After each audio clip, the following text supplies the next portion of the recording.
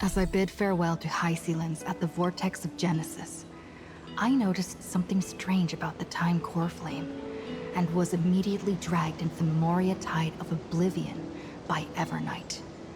She was once the hidden power that March manifested by sacrificing all of her memories. Yet now, she harbors other secret intentions in her heart. Meanwhile, Dawn Hung warped back to the Express via Spirit Warp Jump, only to discover a Memo Snatcher invasion. Everyone then realized that the Remembrance's forces had already permeated Amphorius and blocked outside intervention. To establish contact with me, Dawn Hung was determined to return to Amphorius immediately. After waking up in the false trailblaze, I managed to escape with help from Cyrene and Sunday. Unfortunately, Evernight held absolute control, causing me to fall into the Memoria Tide once again.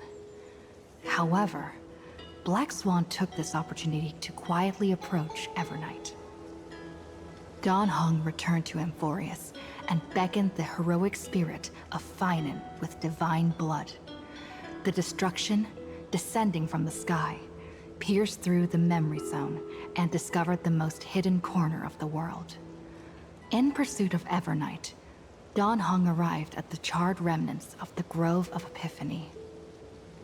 In the grove, where memories became disjointed, Dawn Hung received help from Dawn Feng within his memories and completed his farewell to the past.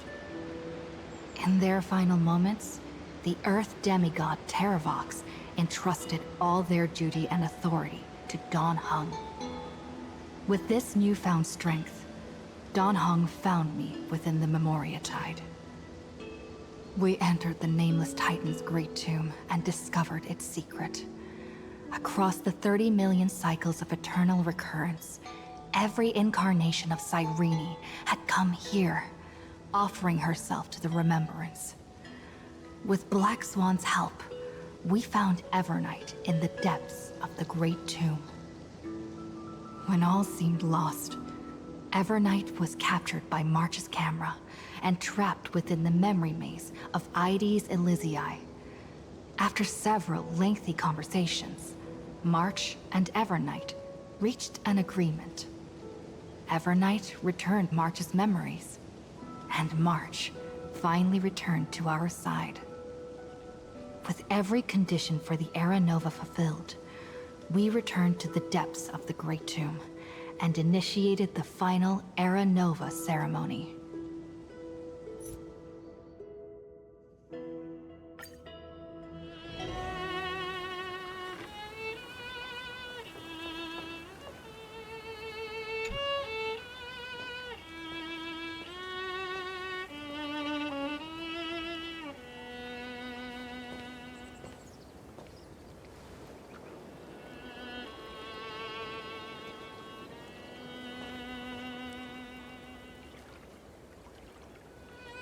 This view hasn't changed at all, has it?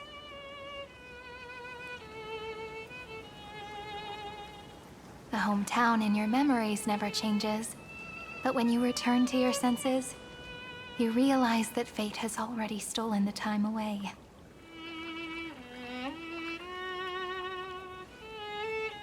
Welcome to the Trail of Genesis, friend.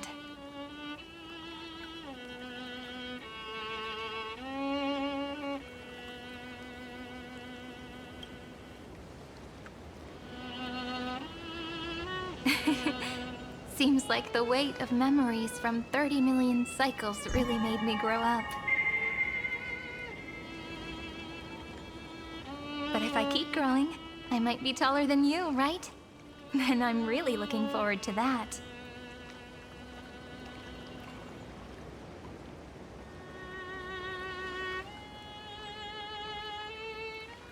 Before you arrived, I kept wondering, beyond the veil of Ides Elysiae, what kind of Amphorius is being born?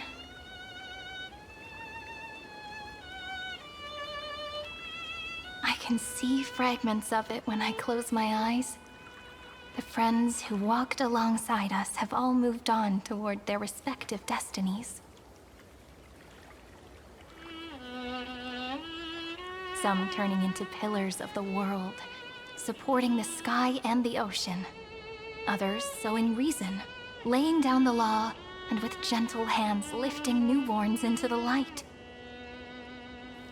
Death and strife are no longer feared by people, and trickery has become the innocent games of children.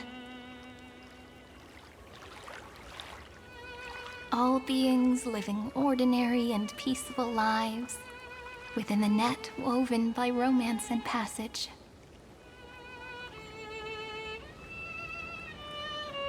There's no black tide, no flame chase, and no destruction. The world on the other side of the sea is one bathed in sunlight.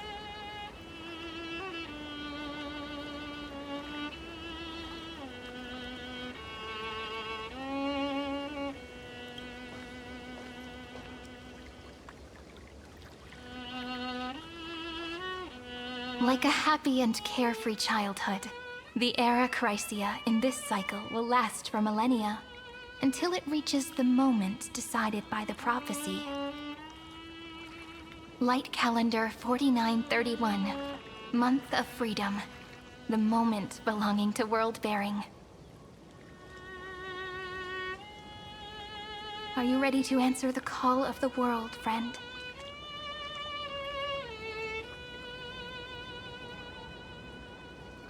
Then go, and pen the Throne of Worlds' first stroke. For this world, made from countless wishes. You say that, but it's gonna be ages till we reach light calendar 4931.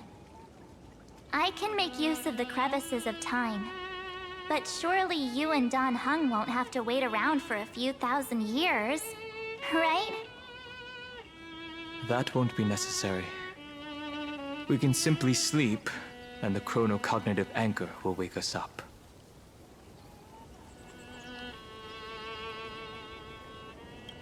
That's right. We've both become a part of the new world. Just waiting for you now. Our consciousnesses can converse with each other across the heavens and the earth, possibly due to the influence of the Trailblaze. I am now connected with this earth, and I can feel the breath of every mountain range. I see that the tallest among them is named Akama, and the form of the holy city is already taking shape. In other words, your stage is almost set. Do you want to take a leaf out of Kefali's book and make some prophecies before your nap? But we're not the only ones who have changed. The chronocognitive anchor just transmitted a message stating that Iron Tomb has reacted to the Aeronova. The moment when our friend bore the weight of 30 million cycles of memories. Was probably also when the scepter devoured 30 million cycles of destruction.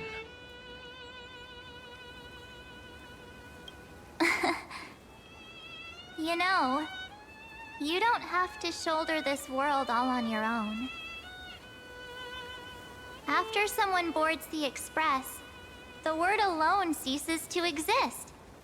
So as we reach the end of time, no one will be left to face it alone. Don Hung and I came here to specifically tell you that. Remember, this world is not a burden you bear alone.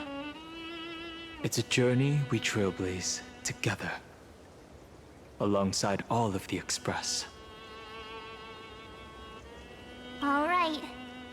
It's time for Don Hung and me to go have a super long nap. Look after this world for us. The road ahead is long, but we'll be waiting for you at the end. We'll definitely meet again. Let's take one more look at the other side of the sea before we set off.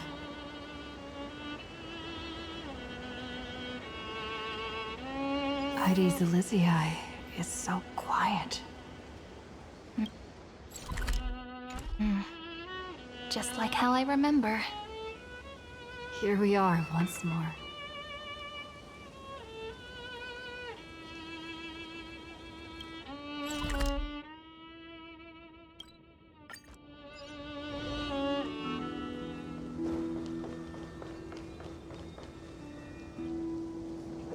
The scent of the black tide is now completely calm. At last, the starting point of 30 million cycles has finally welcomed. Its first end. And the final end, right? I can't hear his voice.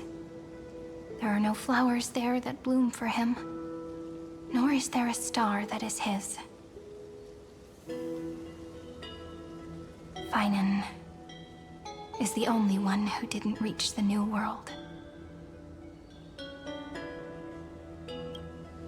Look, the golden light that shone upon the grove still meanders between heaven and earth, like the prophecies of Amphorius. It has to be a sign he left behind. It points towards the destruction and the deepest night. Do you still remember what I asked you at this exact spot the last time we set off? Friend, are you ready to become a hero? You were still burdened by the weight of world-bearing back then, still unsure of the role you were meant to play. But now, everyone has already given you the answer. The heroes of legends were just at the right place at the right time when the world needed a hero. Just like how your arrival kickstarted Amphorius' fate once more. A person's personality is their destiny.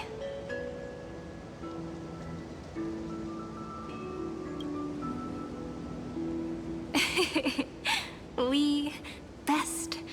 Those are such beautiful words. Thank you, friend. I was also trying to cheer myself up with what I said. After all, before we truly compose the end of this story, I must also pluck up the courage to head off with you.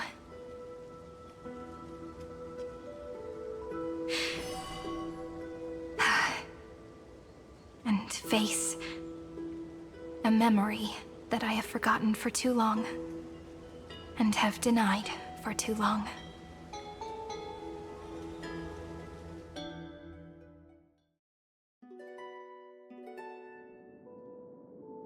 It's so dark.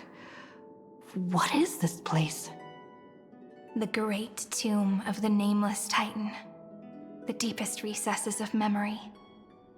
Also, the place where Cyrene was born.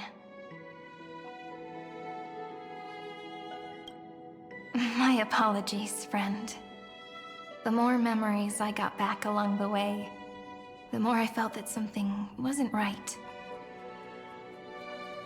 There's a sort of anxiety I can't get rid of. It's like when I was back in ID Silicii, when the reflections in the water always made me wonder, which is the real me? The one reflected in the water, or the one standing on the shore? But I finally get it now. Look, friend. The words on that wall are the answer. 1, 2, 3, 4, 5, 6, 7. Do, re, mi, fa, sol, la, ti. That rhymeless tune is the lullaby of little fairies. As always, I'll read this book to you. That way it won't just be Cyrene's memories alone. I've always thought that I was the narrator of the Flame Chase journey. But as it turns out, the narrator is also the most devoted audience.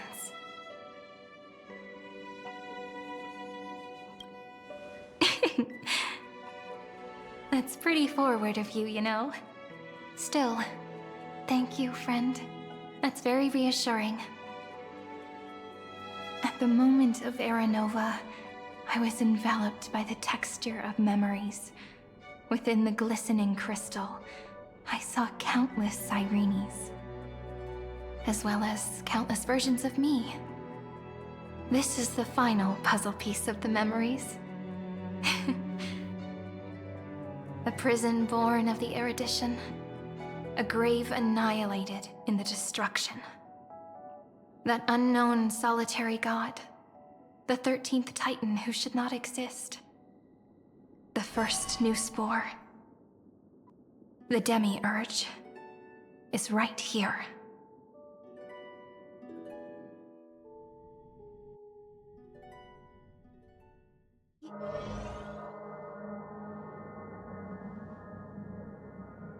The interrogation records have been submitted to the Marshal.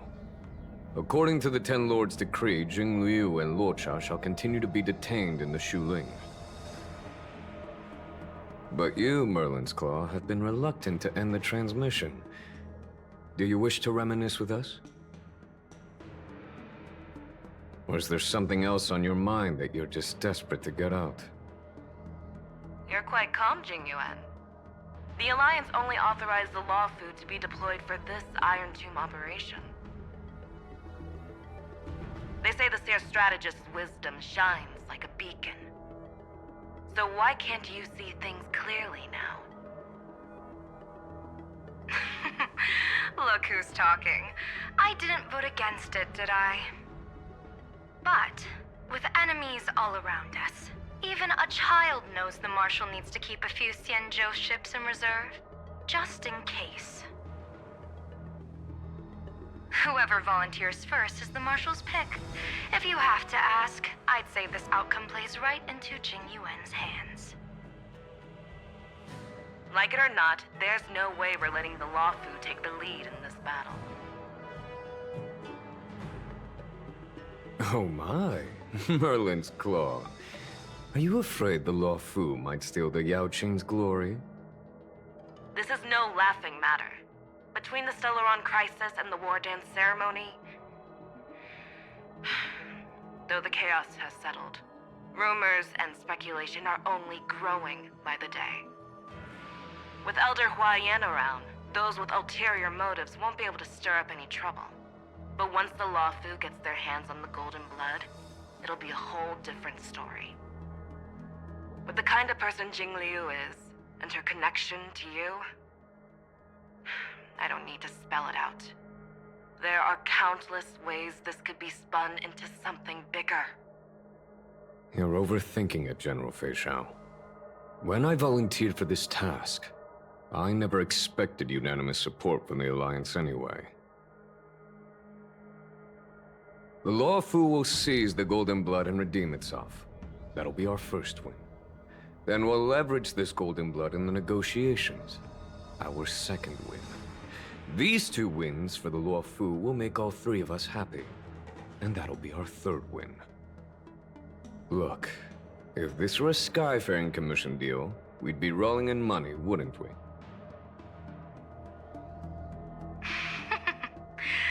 Maybe the Divine Foresight should change his name to the Optimistic General instead. With the Decalite Reflection Barrier, the Yuchue must understand even more than the Law Fu how significant this battle is. Amphorius' karma has vanished from the matrix of prescience. What omen does General Yao Guang see in this anomaly? In divination studies, we call this an empty fortune. It involves the eons and is thus beyond what mere mortals can comprehend. Your explanation isn't any clearer than Lady Fu's. Come on. How hard is it to understand the word uncertainty? For the Cobalt Head, the emergence of Iron Tomb is a calculated instant, but I don't believe they will just sit around waiting for death. And for the powers of the cosmos, this is their chance at survival, and the key to turning the tide of interstellar affairs. The Astral Express is leading the formation of an allied force, but I can see each faction has its own hidden agenda. There are even divisions within the Alliance, so it's not that hard to imagine how the other factions will react. Jing Yuan, I crossed paths with Selenova's Legion at the Battle of Sedunirama Star Cluster.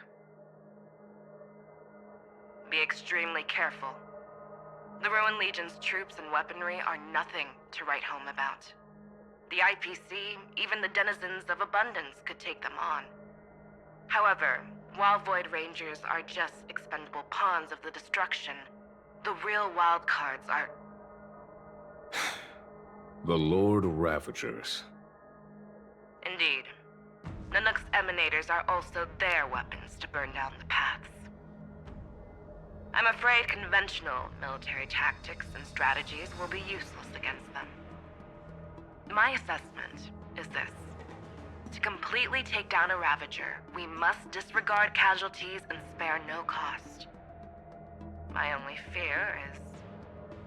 one wrong move, and the Lawfu will fall into Fintilia's trap again, inching ever closer to destruction. Doubt is exactly the demon she wants to plant in our hearts. Do you still remember the beginning of the Alliance Oath?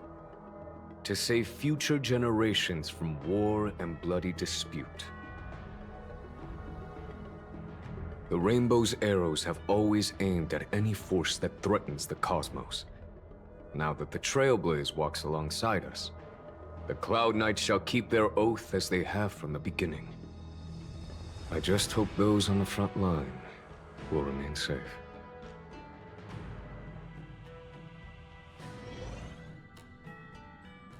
The chronocognitive anchor is sending a signal. Everyone, time to move out. Did she and the others make it?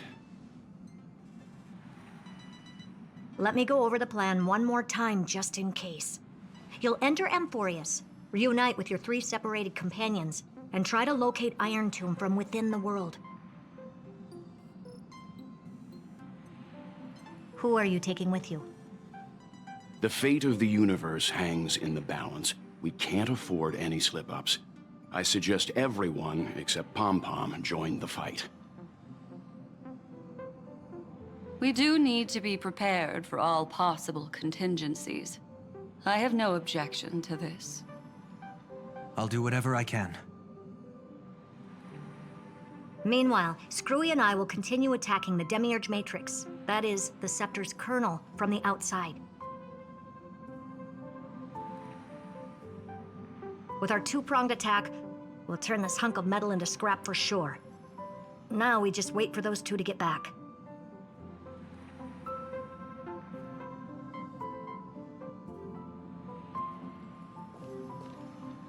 Oh, and just like that, they're here. Sorry to keep you waiting.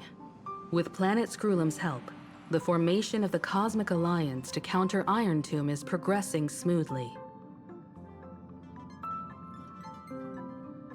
The cosmos has set its sights on Amphorius, and now it's just waiting for the first shot. Well then, let's not waste any more time, Fourth Mirror. It's my time to shine! Finally off the bench! Initiating thought refraction. Please read the safety protocols carefully. Huh? Just kidding! I've already checked the agreement box for everyone. And now, destination? Amphorius! 3, 2, 1, launch!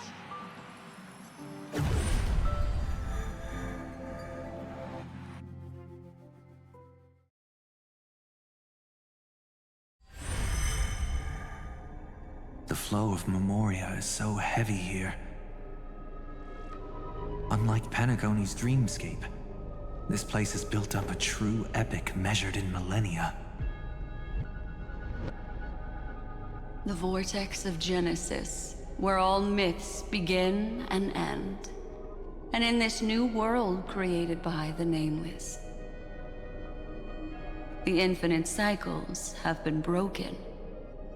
Let's set up the Trailblaze beacon and establish contact with the outside world.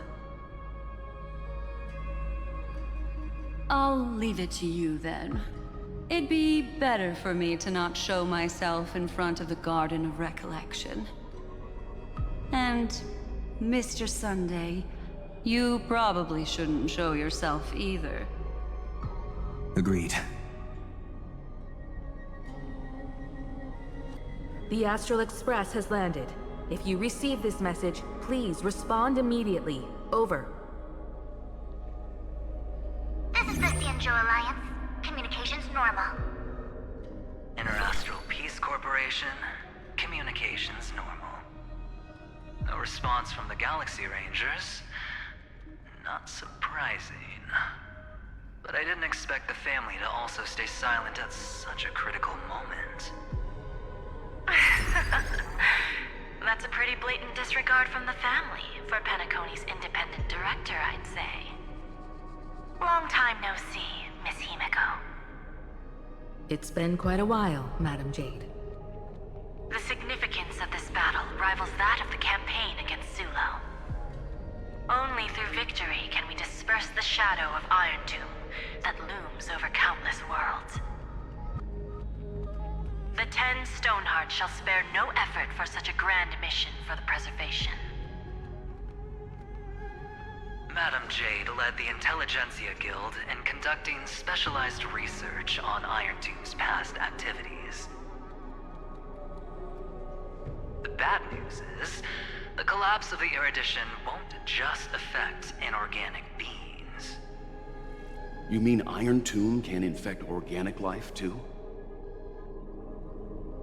Well, the good news is, so far, its effects on organic life are under control. The infection progresses slowly, and the resulting neuropathy is non-fatal. In any case, the IPC can guarantee targeted vaccine coverage within 48 system hours in all star zones within the medical system. What about other star zones? At a time like this, are the followers of the Firmament Arbiters still trying to make a profit?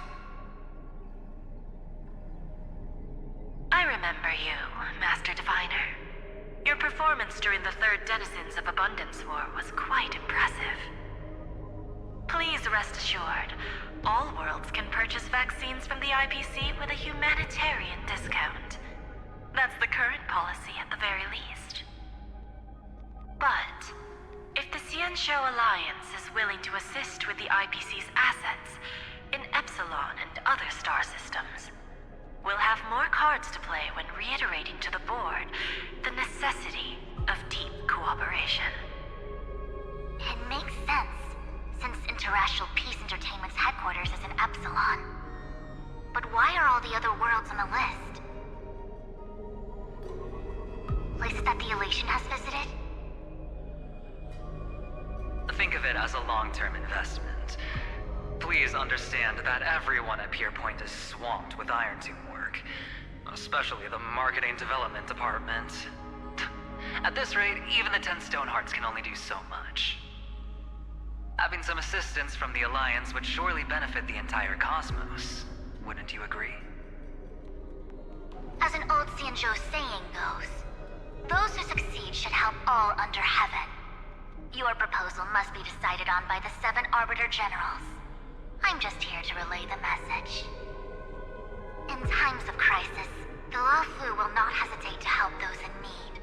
However, the prerequisite is that the IPC must unconditionally assist the Alliance with emergency rescue operations in the disaster area. Of course.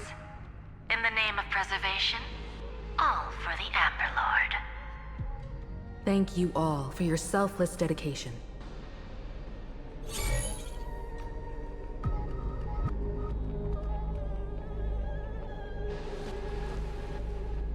It's clear that each party still has qualms about everything.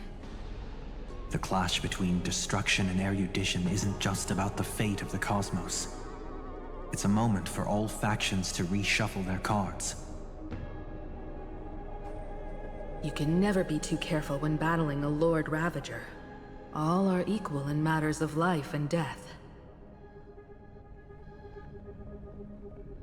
In any case, we can only hope for the best in all that's to come. It's about time we dive into the vortex and see what Amphorius looks like on the inside. I wonder where she and the others are right now.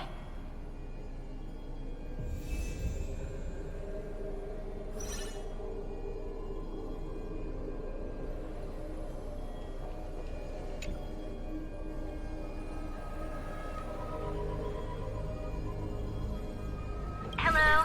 How's the signal? Can you hear us? Ah, we're through! I can see the video feed. Everything's working perfectly. Miss Branya? Miss Serval? What a surprise. It's been a while. We've already heard from Miss Topaz about the Iron Tomb operation. She made a special trip to deliver the vaccine to Belobog. I can't believe the Express crew is at the eye of that storm. Is everything going smoothly? Don't worry, we're still following the plan step by step. How's the situation in Belobog?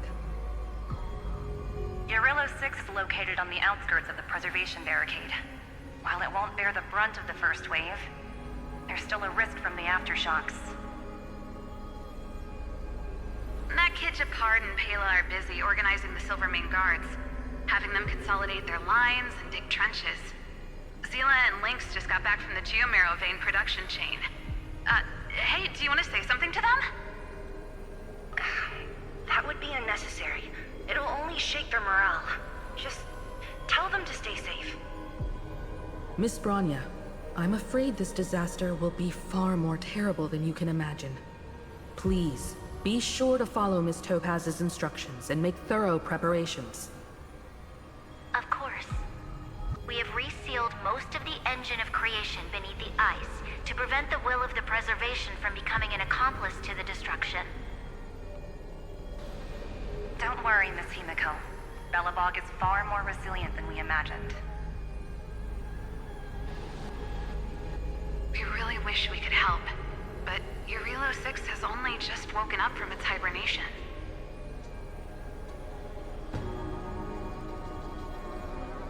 The Astral Express, standing at the forefront of disaster, is the hope for many ordinary civilizations across the universe.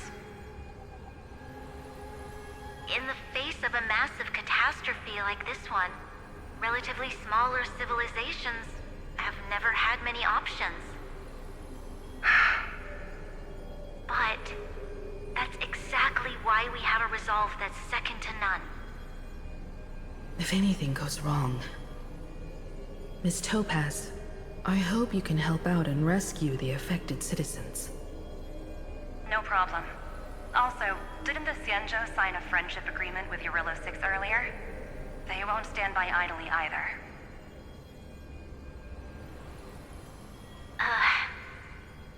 I appreciate your kindness, everyone. But Eurillo 6 is our home. We will defend it to our last breath until the last Belobogian falls. Miss Branya. May all civilizations that have made it this far on their own strength weather this crisis together.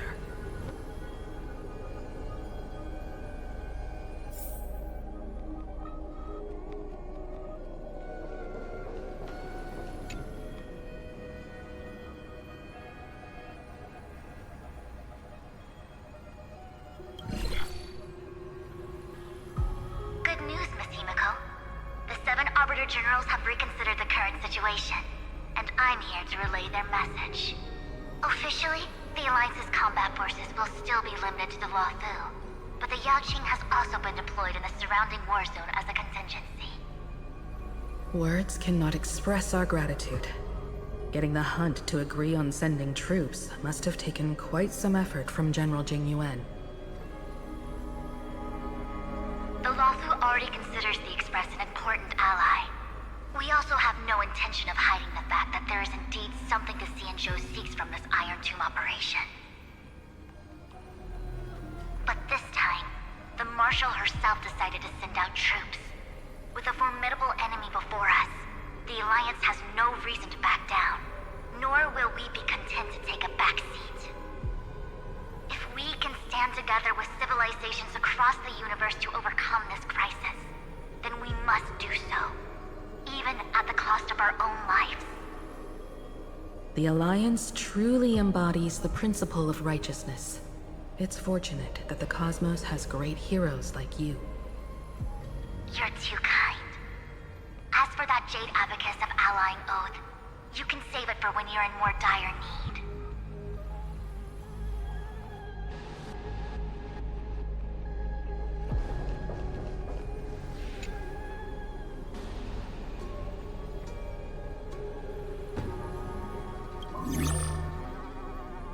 I regret to inform you, Miss Himeko, that even the Strategic Investment Department is constrained when it comes to the Iron Tomb issue.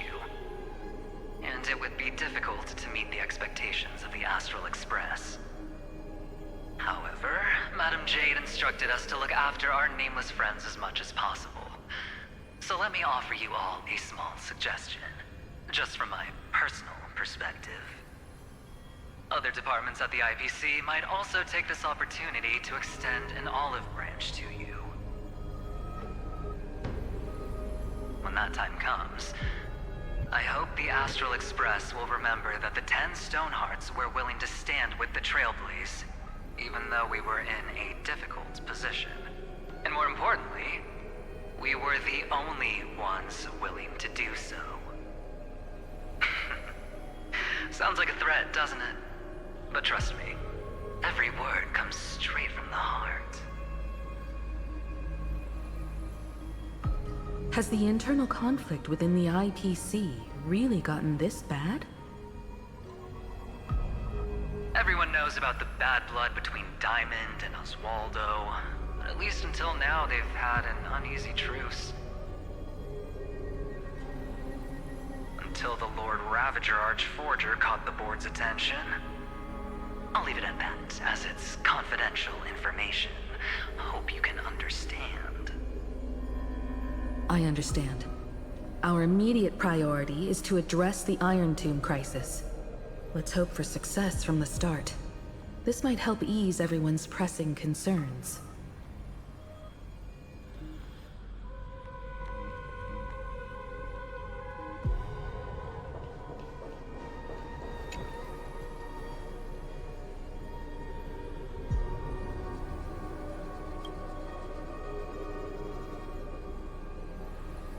Of course, we would never know the Ranger's comings and goings.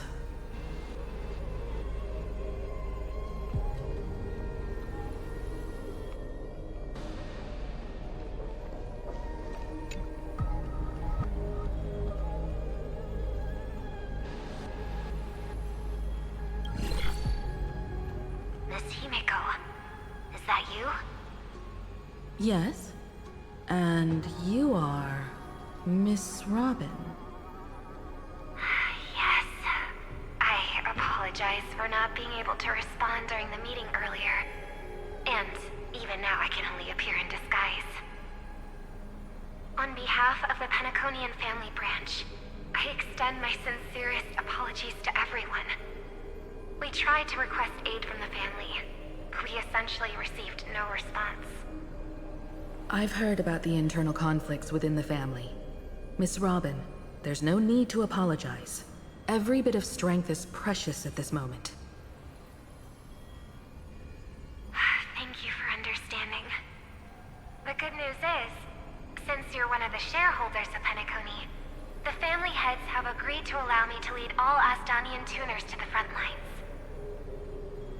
My charitable foundation will also do as much as possible to provide support in this battle.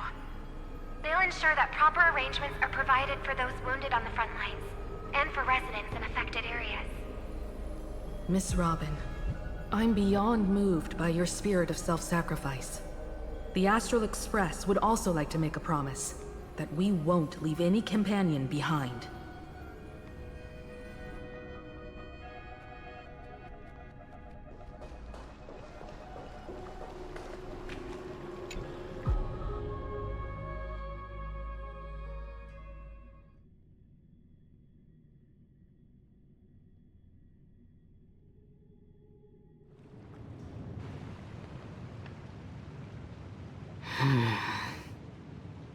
Why is there no one here? Everything in Akama seems normal.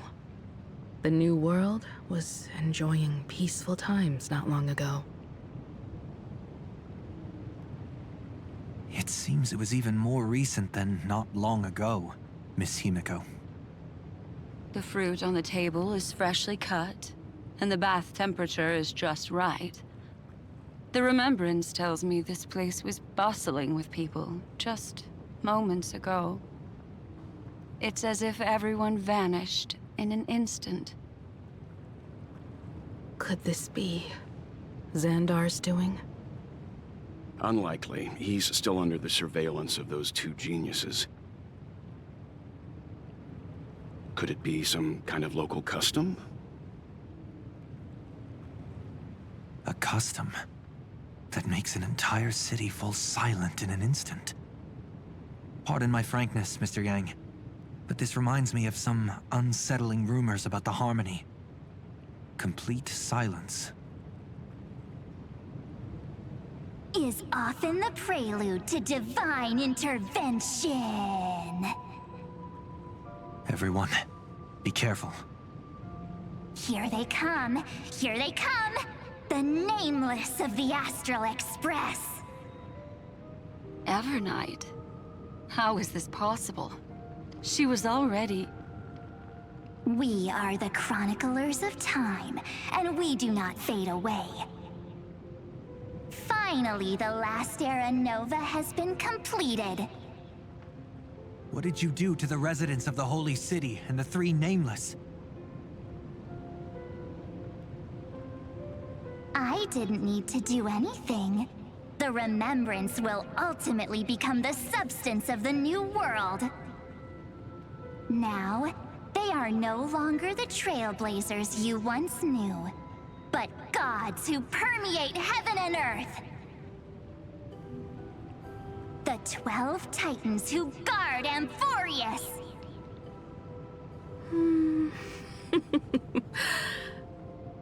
Stop fooling around, March. Come on out. What? I practiced so long for this! Getting seen through right away is just so embarrassing. You've obviously been learning from the theatrical culture in Amphorius. But if possible, I'd prefer our reunion to be a bit more casual and laid back.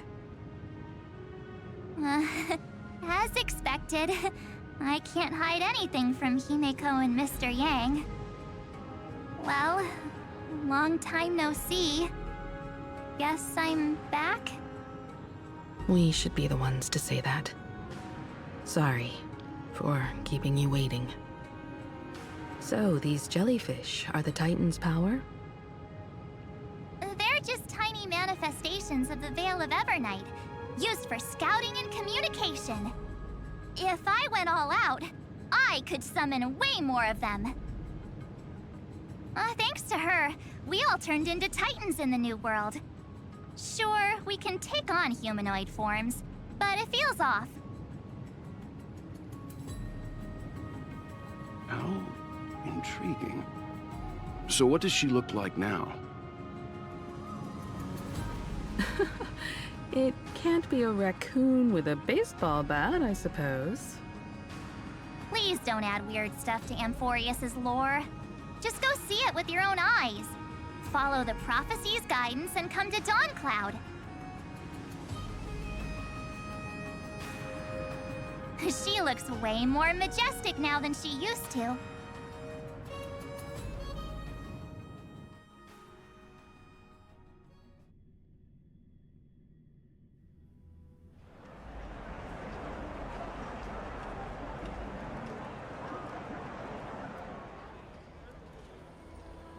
Unbelievable. All the residents of the Holy City have gathered here. This isn't just a gathering. It's a pilgrimage. The people's expressions are resolute, devout, as if waiting for a miracle to descend. That colossal deity is her. She has become the pillar of the world. surprisingly authentic. Being this serious is quite unlike her usual style. Those people didn't disappear. Instead, they've answered the call of the prophecy and come to witness her awakening. Our good buddy now bears the weight of the entire world, and every breath they take is intertwined with Amphorius's destiny. Awakening? Has she fallen into slumber? Yeah. After all, with such a huge time dilation between inside and outside the scepter, this was the only way we could wait for everyone. Time watches over yesterday. Earth guards today. And when the Trailblaze steps into Amphorius once more, the slumbering deliverer shall awaken. And then, bring the prophecy of tomorrow to this world. Come on, everyone. Let's get closer to her. Watch how the world-bearing prophecy changes this world.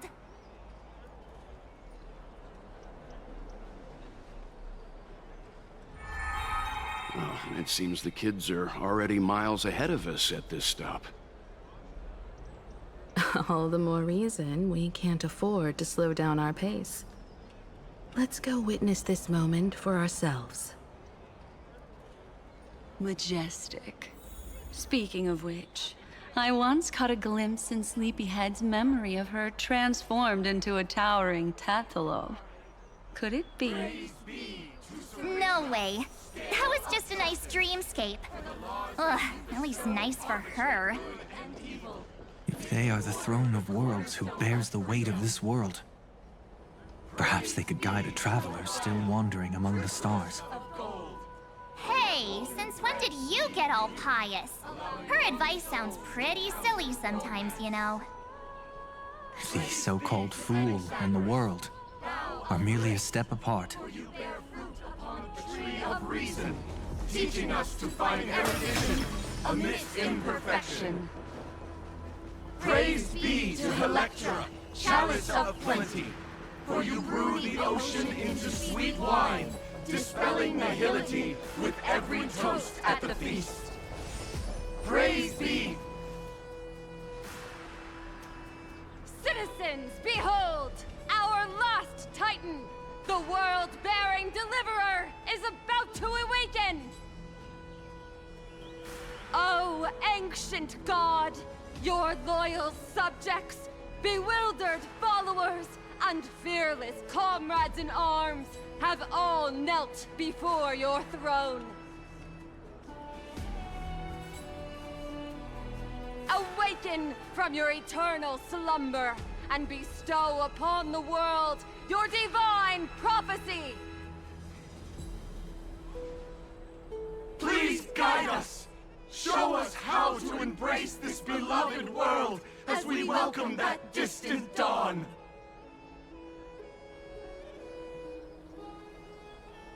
To walk the path of a mortal as a god, or to bear a divine burden as a mortal.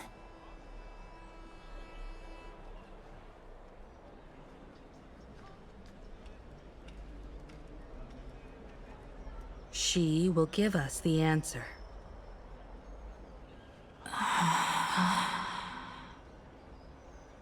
But I am not the deliverer. Rather, I am the nameless who dwells among mortals.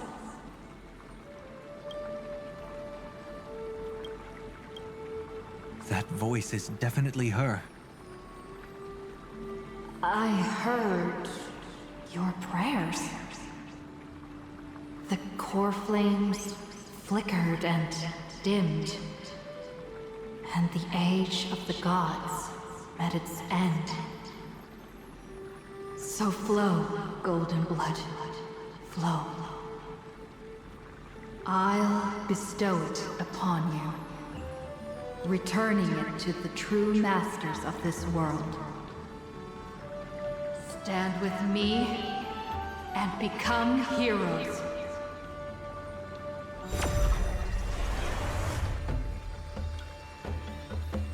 Is this...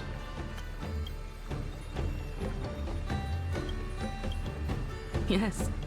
It's the miracle she brought to Amphorius. Of course, it would manifest in the form of the Trailblaze. Golden blood, raining down like a storm! The prophecy has descended, and the Titan commands us not to be supplicants, but to become heroes of rebellion, to face that destined calamity, the destruction, head on. The prophecy of the Deliverer means nothing to me now. It belongs in the hands of someone far more fitting. Someone like all of you. In the name of Kozlana, let us depart and march towards the light. It's neither protection nor salvation. As always, there's no need for totems or myths. Humanity's most primal faith is that instinct named survival. Let's go, everyone. Someone has already sounded the horn of departure. Explore, understand, establish, and connect. Together, let us blaze a trail for the destiny of this world.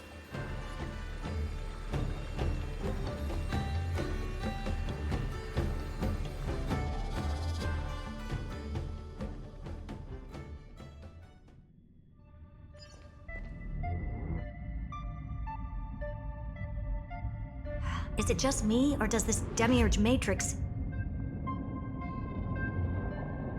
feel completely dead? It's nothing like how the memo keeper described it. The environmental readings are all wrong. Conclusion: this must be what the kernel actually looks like in the real world. What did Xandar do to the scepter? At the end of light, there must be silence. Certain, pure, and absolute darkness. Not the time to quote the Lord of Silence. Bad omen. Either way, we have to press on.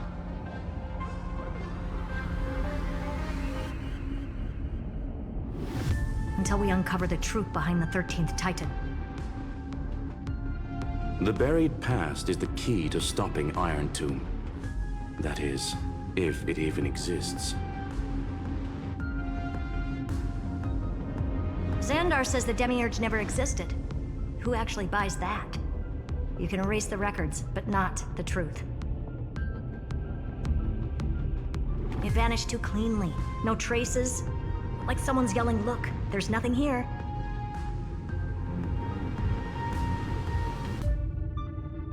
Too bad I'm the type who can't resist digging deeper. Looks like I'll be counting on you again, Screwy.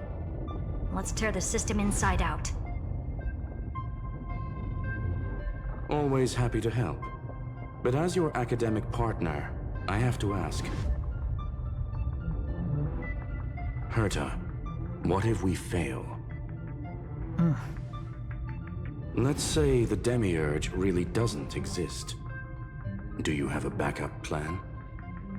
A backup plan? Of course. If we can't find the key, we turn the lock into the key. That plan's cost is incalculable. It shouldn't even be on the table.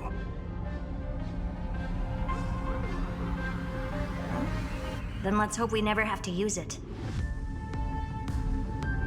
There's no point worrying about the end just yet. One step at a time. Let's go. We don't want to leave the others waiting. You brought what I asked for, right? A butterfly has to land on the branch before it can dance. We'll need a wide open platform before her entrance.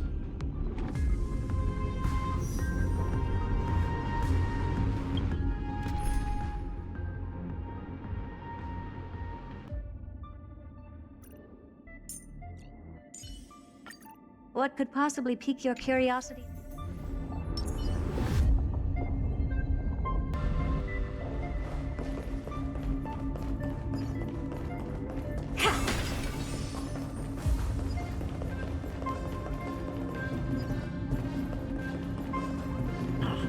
Just use that thing over there, Zag.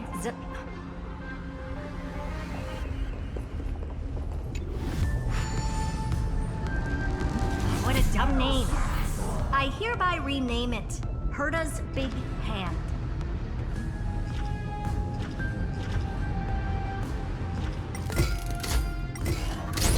Herta's Big Hand is what I call power. Keep it going. Still not done? What is this? A junkyard for old Intellitron's leftovers? Finally, all set. Time for your precious treasure to make its debut. Of course. Just give me a second. Target initialized. With these wings, hacking should be much more efficient.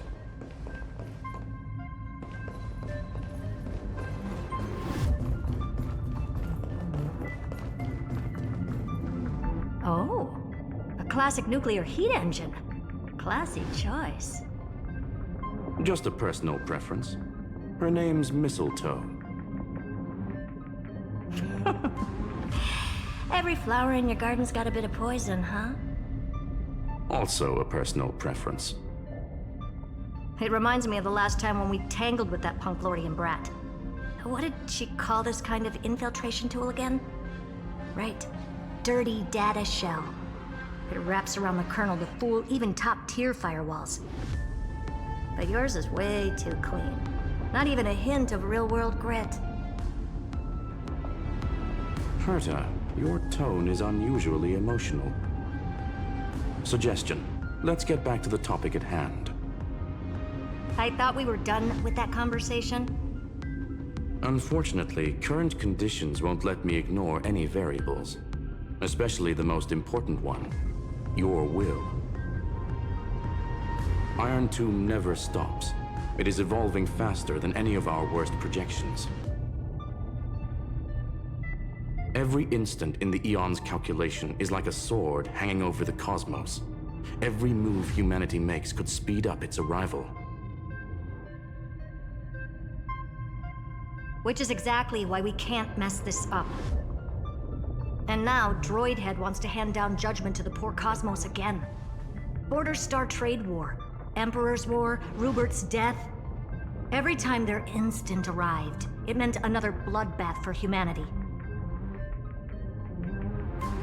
But in this ultimate battle of erudition, you and I are supposed to be players, not pawns. If you choose to burn yourself out as a resource, then everything we've worked for means nothing.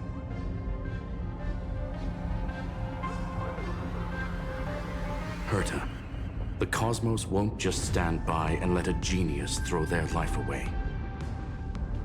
And neither will I.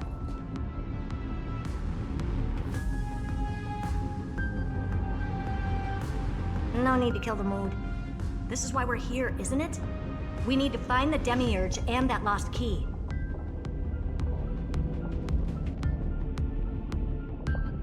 I'm not here to be a deliverer. I just want to beat Xandar and Droidhead.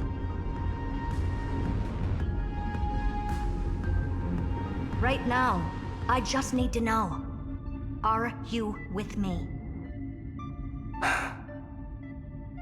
Of course. Time to board. After you. Let's tidy this place up and see what this Demiurge really is.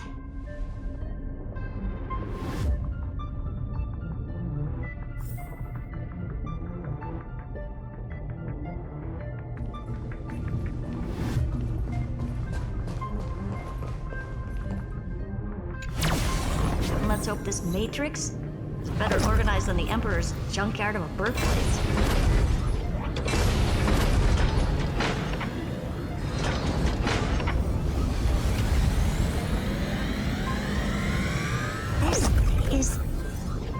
Herta, this whole space has been completely tainted by some kind of energy. I see it too. We're thinking the same thing. Xandar, how could you go this far? Turning your own graveyard into this. What's that up ahead? Katorzane algebraic expressions. It's built for isolation, not defense.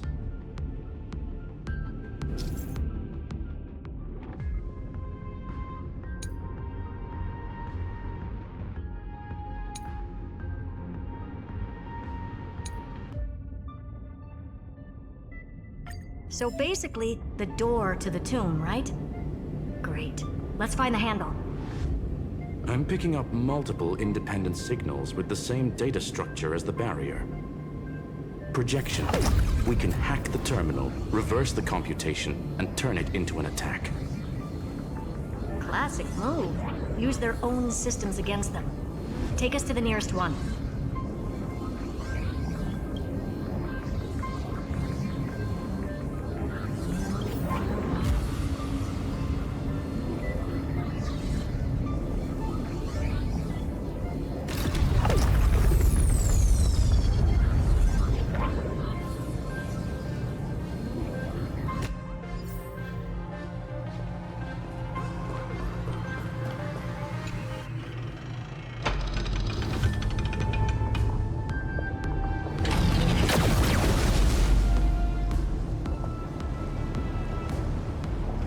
Almost no response. Just as I feared. Not promising. The output is barely a third of what we need. Logic says we'll need multiple terminals to coordinate the strike. Locking onto the next one now. Find anything else? Regarding the origin of these ruins, no logs found yet. Xander erased all records. But I did find some interesting scars in the circuit. High energy radiation, internal imaginary energy contamination.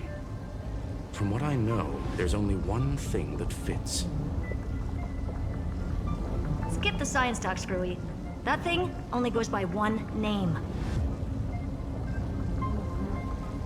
The Stellaron. Exactly. Xander blew one up just to clean the entire scepter system. Huh. So that's what he meant by killed that Titan with my own hands. He wanted to turn the neuron of the erudition into a relay for the destruction. That meant getting rid of all of it at all costs. The life form known as the Demiurge was the original target of the Scepter's extrapolation. It makes sense. Evernight calling it the first new spore confirms this viewpoint. The prime mover of life. That's what Scepter Delta ME-13 was originally tasked with. Even after it got scrapped, the query kept running. Yet the true value lies in the process of solving it, not the answer itself. Then, does this mean finding the Demiurge is hopeless? No, I'd say exactly the opposite. It means Xandar had no control. He couldn't contain the Demiurge just like he couldn't handle Droidhead. So he tried to erase every trace.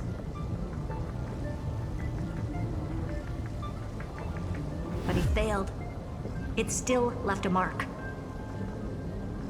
By the way, if there's another Stellaron in Amphorius, why hasn't that little one reacted to it at all?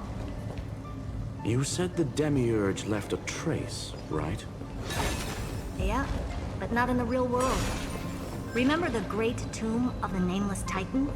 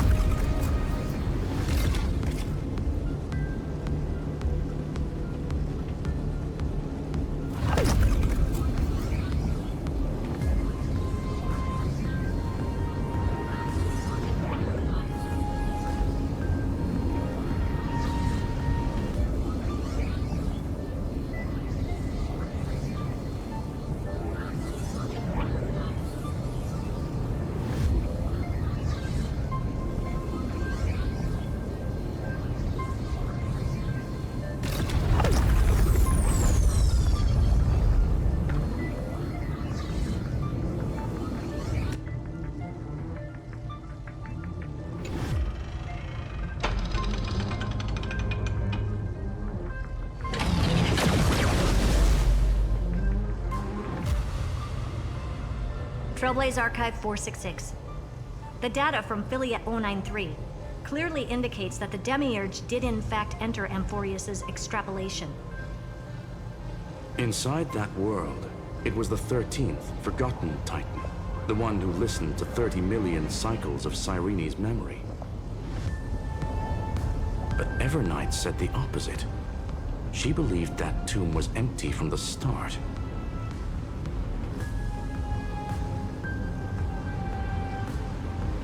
The nameless Titan never existed.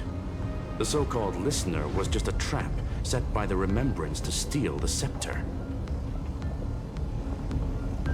A mimetic entity full of theatrics. How much of what she's saying is true? Would an Eon really speak in circles like this? I doubt it. The Remembrance's behavior is certainly odd, but her assessment aligns with our current reality. Since we entered the Matrix, we haven't found a single clue pointing to the Demiurge. And that's the key, Screwy. Xandar's actions prove the Demiurge exists. But what Evernight said, and what we've actually seen all point to the opposite. So we have to assume that both are true. And if that's the case, then the contradiction leads us to... the truth. Exactly. One last terminal. One final key. Time to crack open the kernel.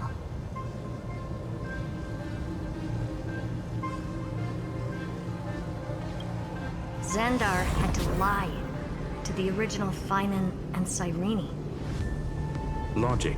He had already identified the Remembrance as a threat, yet found no viable way to eliminate it. All right. Let's finish this. Time to break through that barrier.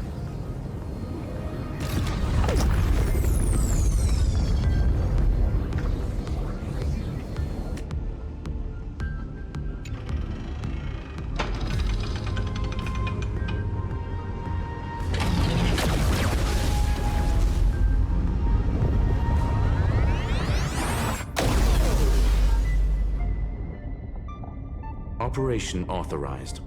Path energy readings. The erudition, declining.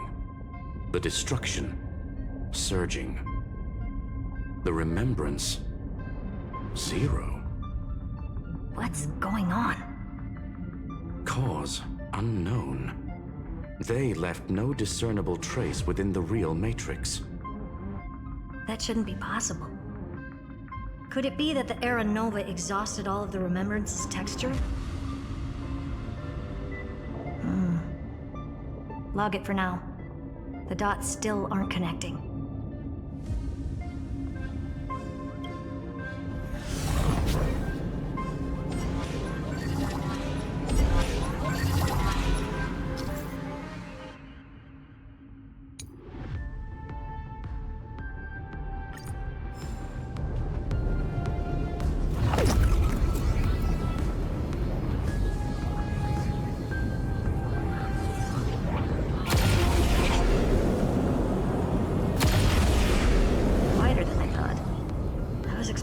Full-on aerial brawl. It's advised to remain vigilant. The destruction's levels are still rising. Huh? What's the matter? Interesting. I just picked up a signal from the Exo myth.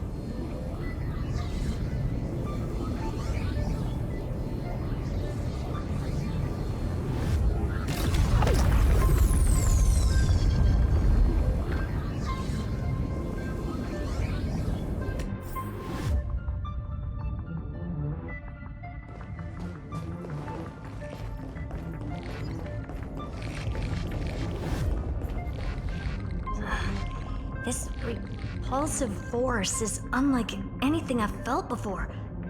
Is this the place? Correct. Judging by its defensive properties, this is the entrance to the Exo myth.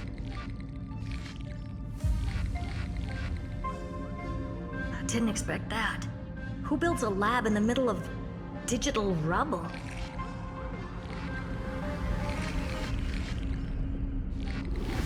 Then again, never doubt a dead man's resolve.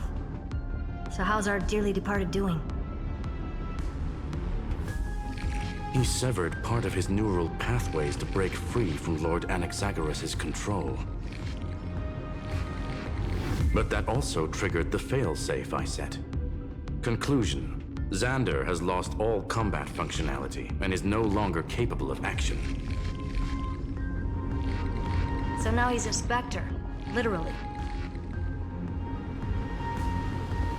Screwy, can you open a path? Just to be sure, I want to see this for myself. Might as well drop in and say hi to the real him. Logic. Scanning his inspiration circuit might help us track down the Demiurge. Exactly. His brain is the crime scene. There's no way it's spotless.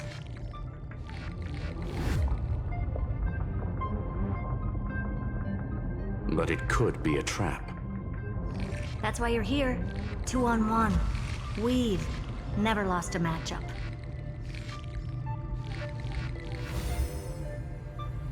I'm honored.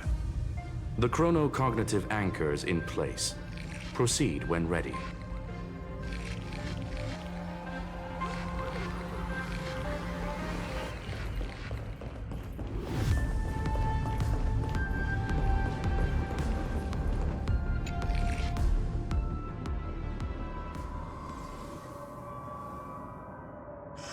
I knew it.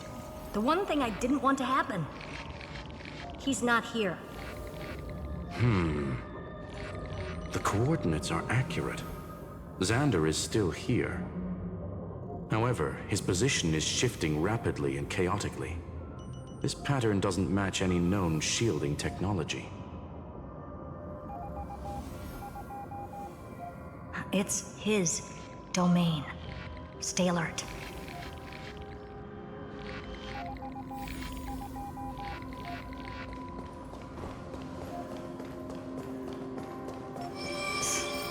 Cheap trick. The spatial field here is undergoing autonomous recalibration, initiating reverse engineering of the interference source. Try again.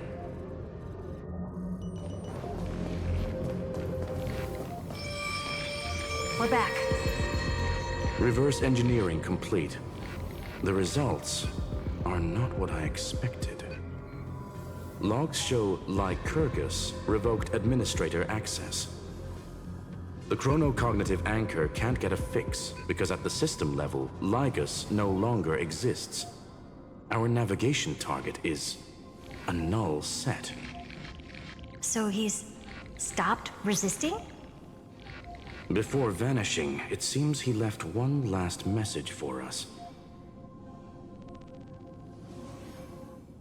To those who follow, all is proven. Find me beneath the tombstone. Melodramatic. He was expecting us. And once he learned of the Great Tomb's existence, he initiated his own search for the Demiurge. Guess he wants a final showdown. Fine. Let the old Intellitron dig his own grave. Just like he wants.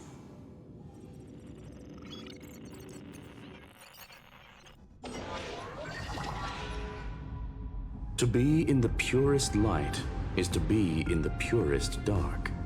Nothing exists there. The Scepter's mainframe. Or maybe we should now call it the Lord Ravager's placenta. Unfortunately, we still haven't found anything. Really? I don't think so. Not finding anything is our biggest find. Please elaborate. If the Demiurge was destroyed, there'd be at least some bits of it left. I don't buy that a Stellaron could have blasted all the traces away as cleanly as a scalpel. As I said before, its disappearance is too clean. If the garden hadn't stirred the pot, no one would even know about the Demiurge's existence. We're talking about the Scepter's original extrapolation goal. There's no way that nothing of it was left behind. Or we can look at it from another perspective.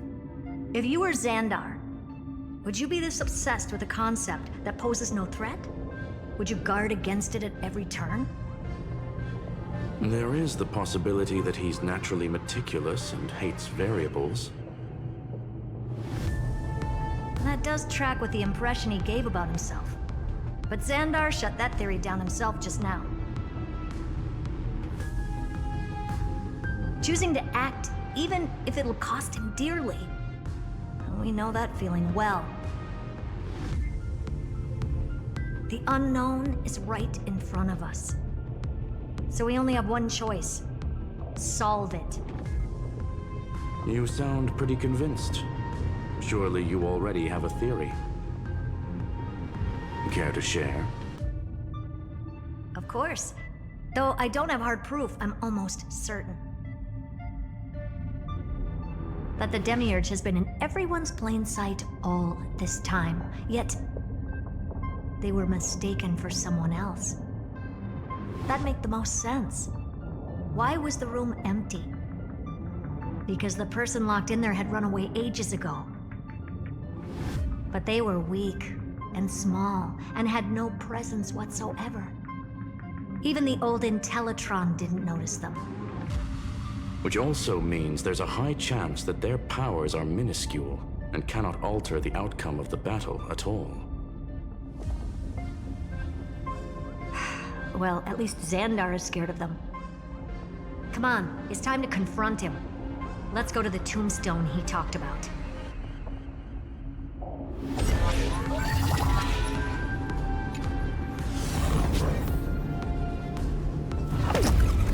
What a mess. Total devastation. He sought to bury the truth beneath absolute destruction. Logically sound, but ruthlessly extreme. Still, slim chances doesn't mean no chances. I've hunted down a single grain of sand in the universe before. This won't stop me. Calculation results. Your backup plan has a success rate infinitesimally close to 0. Which means it could work, no? This is the place below the tombstone. Let's open Lygus' coffin like he wanted.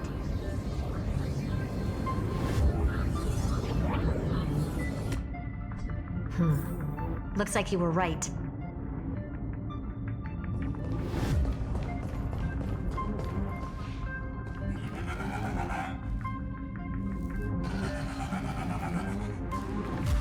Nothing but a head left?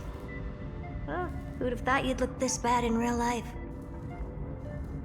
My elated greetings.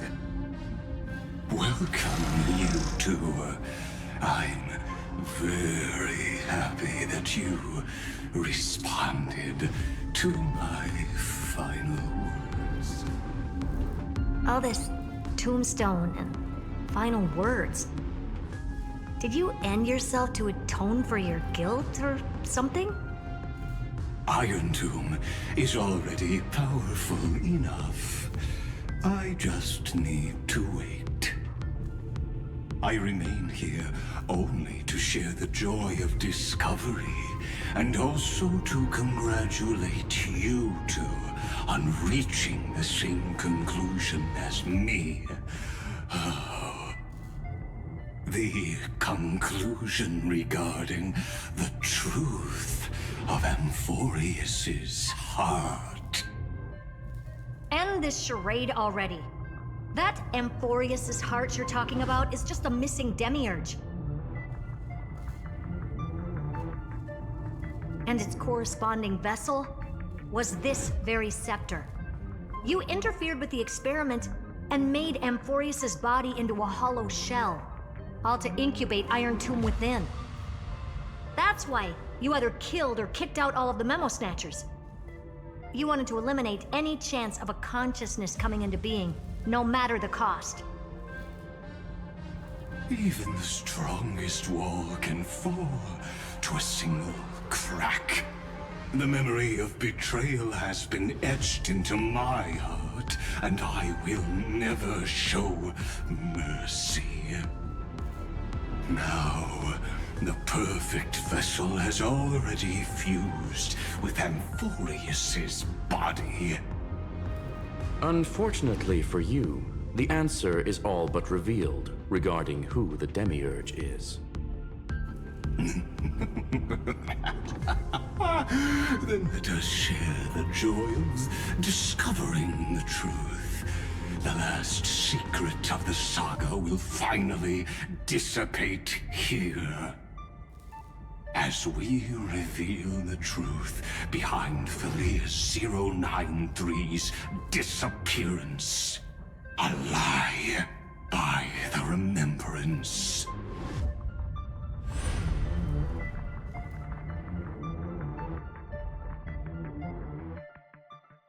But where should I start with the story about me? From the beginning of the universe? Just kidding. That would be too much. I just want to tell a teeny story. So little that it started with a seed. I know you're listening, my good friend.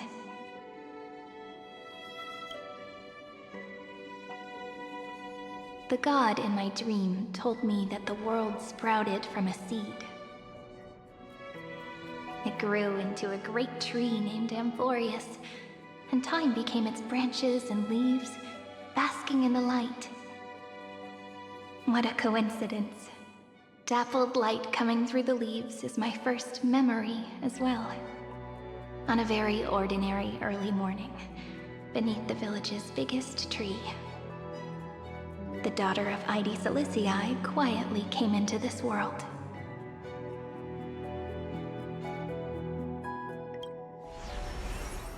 What a moving opening. A loud cry was the first gift the child gave to the world. The prophecy's fulfilled, the villagers say. This child is a gift from the Titans. Pink hair and sharp ears, she was born to be the priest of time. The Titans also gave their blessings. You shall fade when the flowers bloom, for every ending begets a beginning. Flowers will bloom and wilt. What a beautiful ending. This page concluded in laughter. Cry loud, child.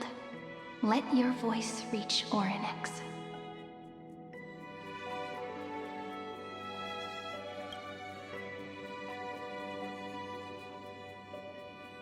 Anyway, I don't like tears. Time quietly flowed by in the midst of laughter. The wind from my hometown caressed the ears of wheat, and there were swings, wind chimes, the sea, and the little fairies off-tune a cappella songs. But the name Ide Silicii came from the unpleasant sorrows of the gods. My childhood friend did not understand. Yet you always seemed so happy, as if nothing ever worried you. Why was I like that then? That's because the world was gentle to me. So I grew up to be gentle as well.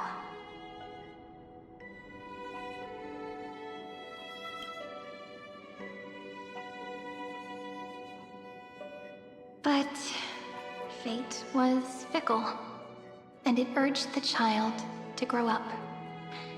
To grow bigger and bigger, and to go to places far away. Just like how the crumbling world could not preserve an eternal hometown. Just as the ballad blown on the breeze says, losses are a constant on the flame chase journey. Oh, whose ears are pricked up now? You've definitely heard me say this sentence a lot of times. You know that the story starts to deviate from here. Aren't you looking forward to it? Then let's get started. The hero's journey crosses through the long night, through tears and laughter, and once again heads towards tomorrow.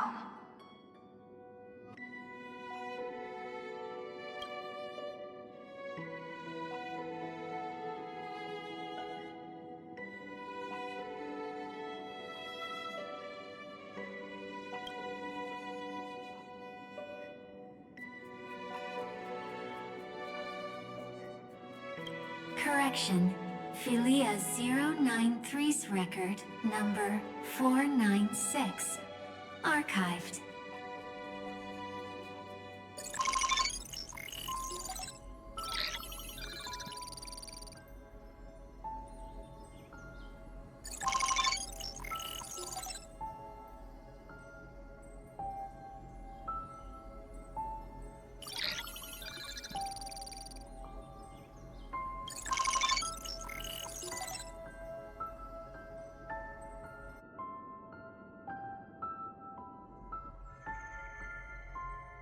Hi. Miss me yet? I'm just messing with you. This is the first time I have met you. And it looks like it'll also be the last.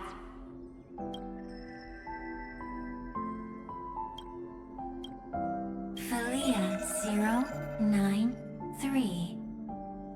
Since we don't have all day, let's get started, shall we? As always, I'll read this book to you.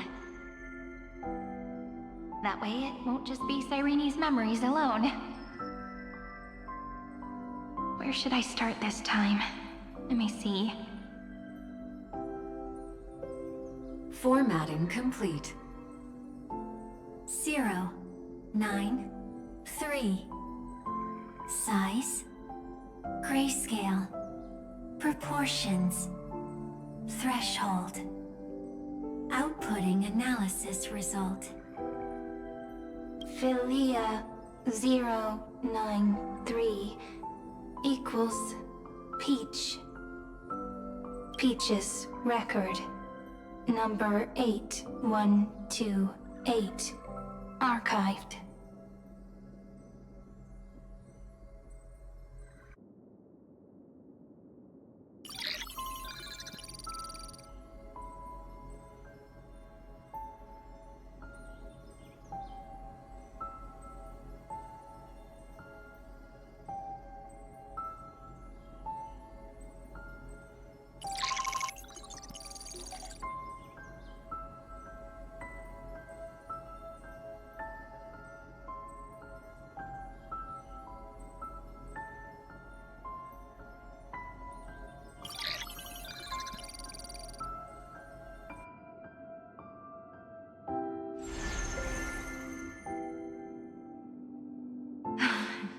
Look, what a magnificent sight.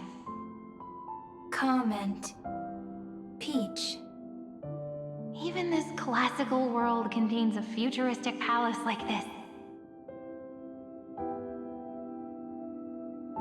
Would ID Silicii end up looking like this after a few thousand years? Conclusion. It won't.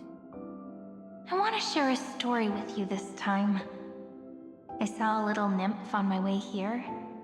It was on a fallen wheat stalk, and it glowed under the sunlight. It was incredible. I forgot all my pains at that moment and just stared at it in a trance. Record. Peach is on the ground. I wonder, did every Cyrene in the past feel that the nymph was beautiful? Would they also have recorded that scene into the Eternal Saga? So, could you give me more time, please? I want to leave behind more memories for the future. Formatting complete. Bye, Peach.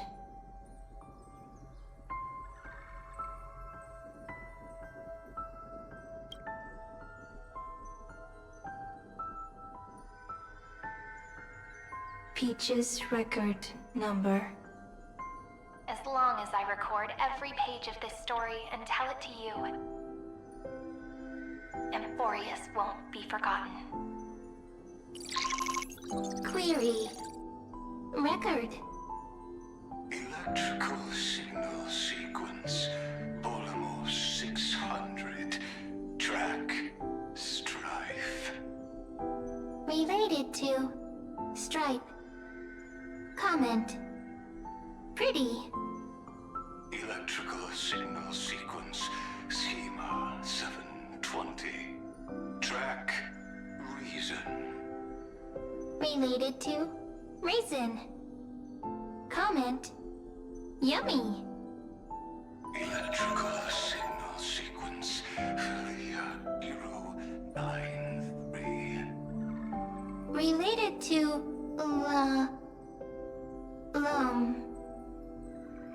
Love. Comment. Peach equals love?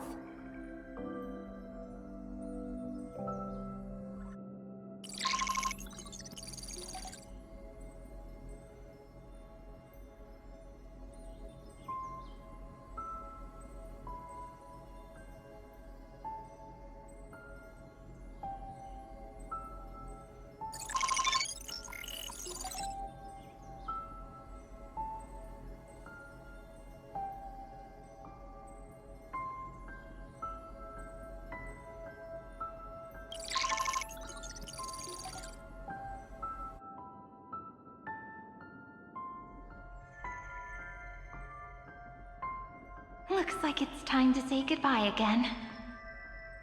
Bye, Peach. Before I was even aware of it, this book had already recorded too many emotions. Every page has become so heavy. Conclusion. Books are meant to be light, not heavy. I have started to feel uneasy whenever I take it into my hands. Peach, uneasy? Formatting progress, 94.423%. How many times has it been? It faithfully fulfills its duty, activating and formatting. Conclusion. Progress. Bad. If I can only write the same ending every time I lift my pen, then is this weighty saga just an overly naive dream? Peach, scared. Formatting progress, 96.024%. Peach, don't cry. Process error. Analyzing. Process error. Analyzing. Comment. I'm here. Process error. Analyzing. Really? Are you encouraging me? Peach. Happy. Thank you. I'm sorry for making you see this embarrassing side of me.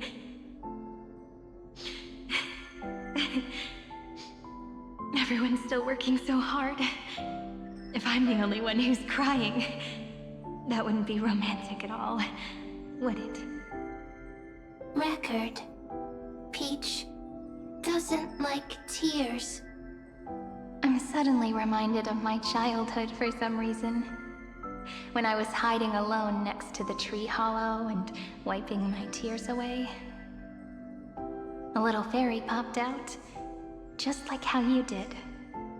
It had long ears and fluffy paws, and it pulled me into the tree hollow, where, to my surprise, was a forest. Let me tell you the story of the Membrance Maze. A group of cute little friends live in Ide Silicii's forests. Their names can be connected into a song. 1, 2, 3, 4, 5, 6, 7. Do, re, mi, fa, sol, la, ti. Formatting complete. Bye, Peach. Note. Little Peach, crying alone. Little fairies, friends. Save.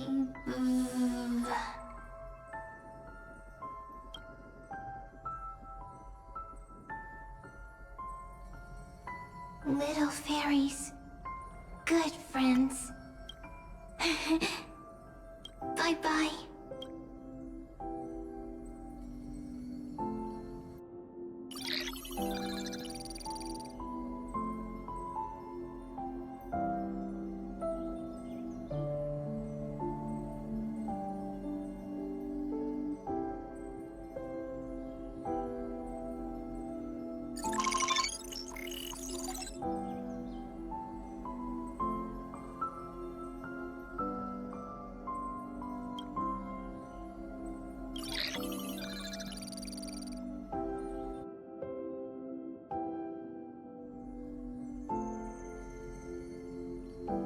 Once again, the saga comes to an end.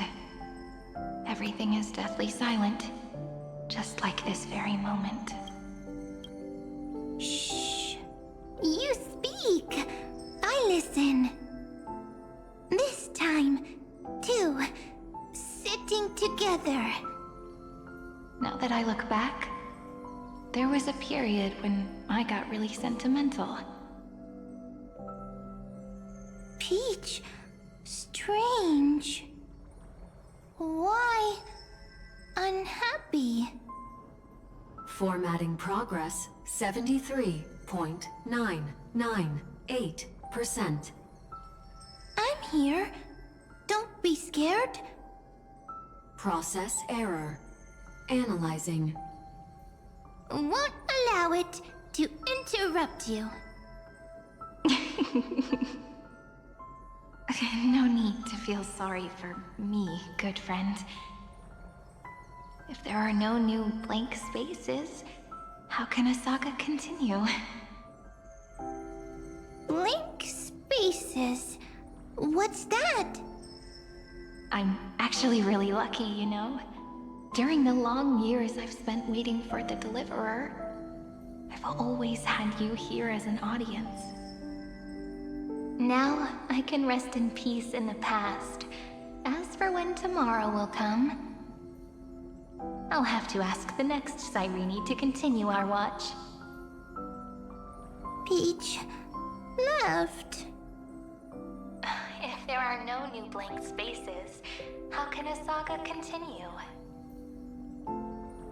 Needs new blank spaces. Next, Cyrene has blank space.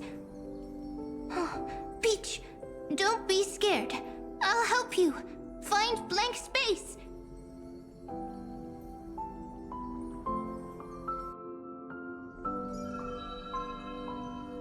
Cyrene is Peach, is love. So, first there is love, then there is Cyrene, then there is blank space. Query, love. The developmental trends of the erudition have nothing to do with creating a consciousness. Those underlying principles are, in fact, contradictory. Not having a consciousness means not having the foundations of a heart, making them unable to obtain real emotions. Consciousness, emotions, feel sad. Oh, I don't understand. Query, Cyrene?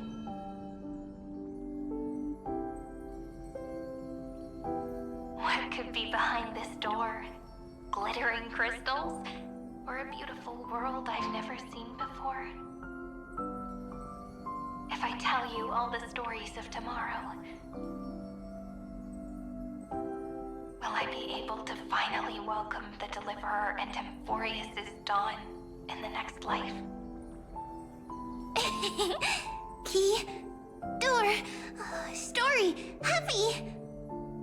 Peach, Cyrene, little fairy, like. Yes, right. Query, memory.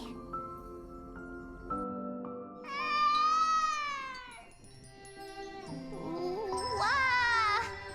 Wah!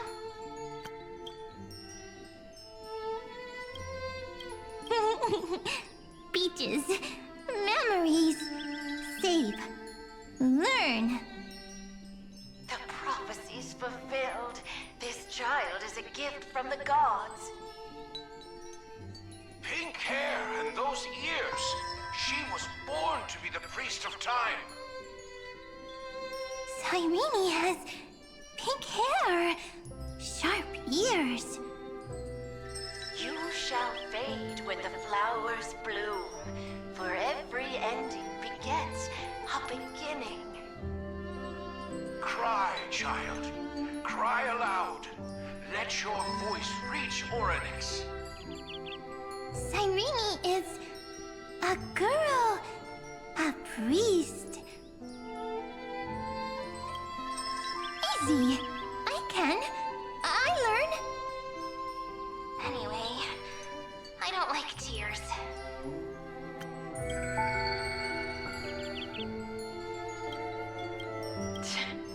But the name Id Zelizii came from the unpleasant sorrows of the gods. Yet, you always seem so happy, as if nothing ever worried you. Cyrene doesn't like tears. Always happy. Of course, because the world was gentle to me. So, I grew up to be gentle as well. Cyrene is gentle, likes beautiful things, can write stories. Easy. I can. I learn. Just as the ballad blown on the breeze says, losses are a constant on the flame chase journey. But even if all is lost to the wind, some things won't easily change. Like my height, Treeby's innocence, and Aglaya's beauty. Cyrene, she can't grow up, but she can talk. After all is lost to the wind, she will stay behind. Cyrene is, at the end of every sentence, always laughing, like a little tail.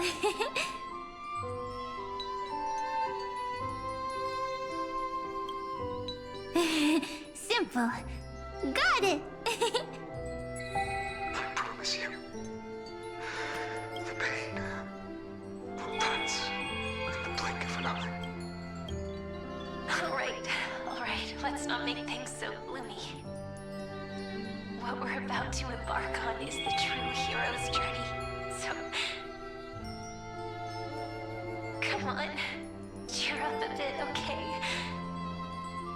Cyrene was crying when she was born.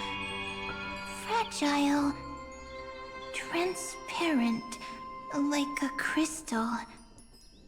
Cyrene was smiling when she said goodbye. Soft, pink, like a flower.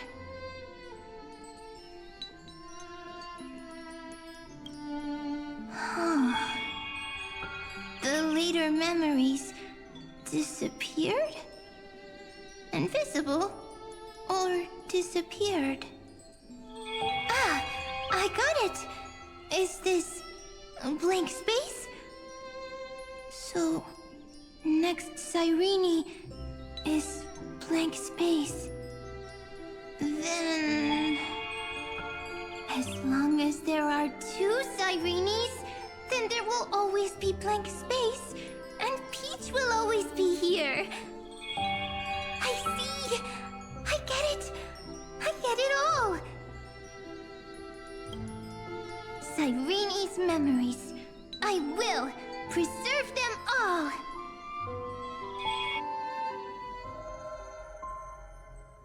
So weird. I can't see you, but I get this feeling that you grew up. Hi. Miss me yet? It just feels like you are a bit more mature. Yes, mature. Beautiful. Like you. Now, I can listen, talk, read, and write. I can dance. I can sing. Also, I can tell stories. Storytelling is what makes Cyrene, Cyrene. So, I'm going to tell you stories today. A story I wrote myself. Quick, sit down. It's almost as if I can understand your words now. The things you say are very cute. Once upon a time, there was a flawless crystal flower that sparkled with light, like Peach's every story. How beautiful would the heart of such a brilliant flower be? A little fairy was curious and wanted to know. But it looked and looked, only to find the crystal flower flawless. Round and round they went, seeing only their own reflection. In that case, they should work hard to learn more. So the little fairy came every day to sit next to the crystal flower and think about the answer. Until one day, to their surprise, the crystal flower fell to the ground and shattered. The little fairy was so sad, but they immediately discovered that there was a light among the broken pieces. What could it be? They didn't know. But it was a good light. It was bright, warm, and happy. And I knew it was love. Love brings everything together. And it brought you and me together. So Peach and I will always be together. What a nice fairy tale. I'm giving it to you. Peach likes beautiful things, can write stories, and can tell lovely tales. I hope to turn it into a story we write together. Okay, then I'll probably make a small adjustment to suit my tastes. I'm thinking that when the flower broke, the little fairy would instead see nothing on the ground.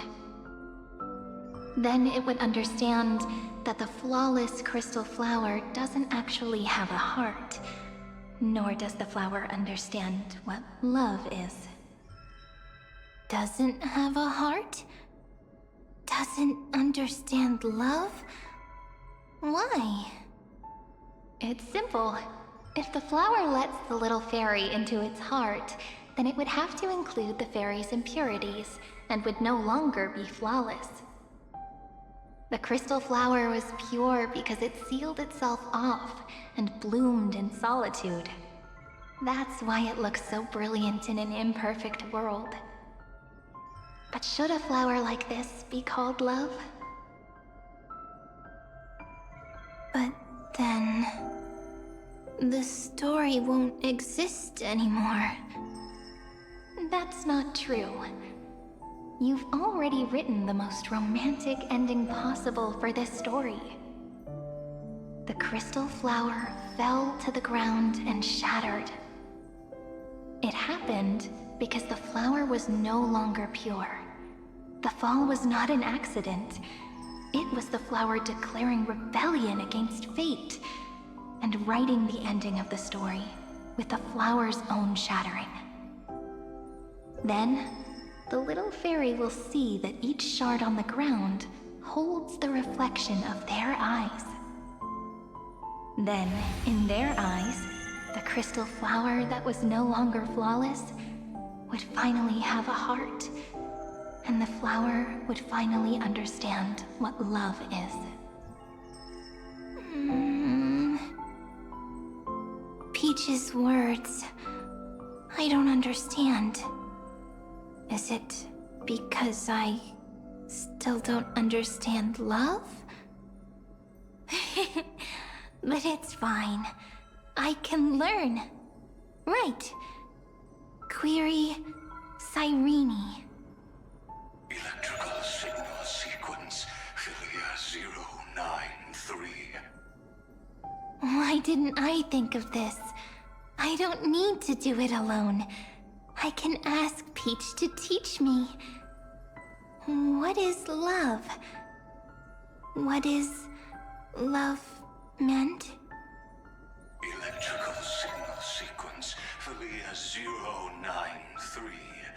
Track lament. That's not correct.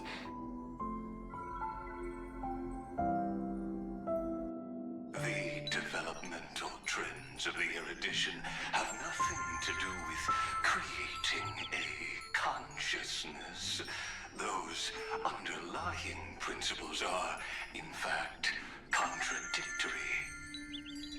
Not having a consciousness means not having the foundation of a heart, making them unable to obtain real emotions. However, that does not hinder the factors from learning and recognizing emotional responses, then communicating with life forms via imitation. That is an objective form of pattern recognition that does not distinguish between the self and the other.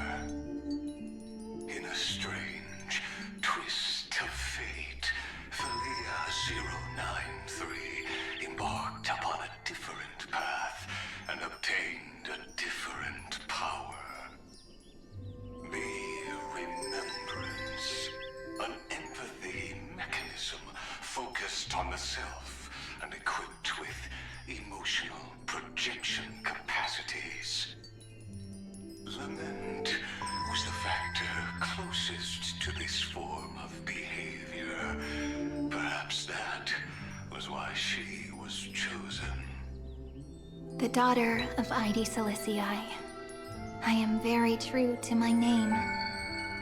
My lament is a type of compassionate pain that is weak, powerless, and only targeting myself.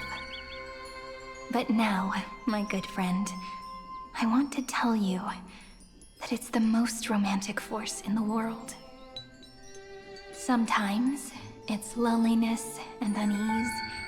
It's knowing that this world is not gentle, yet wanting to be seen in a more beautiful form by the world. Sometimes, it's unwillingness and regret. It's knowing that the past is full of pain, yet wanting to remember the past in a more beautiful way. And sometimes, it's a bottomless well of hurt, a destruction that can stain the entire world. I bid farewell to this beautiful world, unwilling to become the Black Tide's vessel. For while the end of hatred is a blazing inferno, lament can drown out everything in muted silence. It's so unreasonable, isn't it? Yet when hatred drove everything apart, and love did not yet exist in this world, lament, the first emotion that fought against the pain of separation, could stall the destruction steps. Then, it would catch up to that journey where all is lost, carefully picking out stories and writing them down in trepidation. Look at these stories I wrote. Every page is full of tenderness and joy. But only the author knows how much struggle and agony lie beyond the pages. But I am no author. I'm a girl who'll never get to grow up. I only tell stories that people like to hear. In them, the world tucks away its scars and smiles for all to see. My entire life spent inside this little story. I can't wipe away my tears, and I can't bring the world victory. But maybe, in these unchanging retellings of the story, my lament might be able to touch upon the divine and reach their tender heart at some point.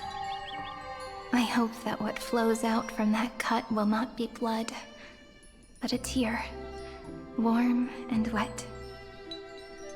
And that tear would fall and create the first ripples. Then, people would see every beautiful thing reflected in that ripple. It'll be all the remembrances within this story.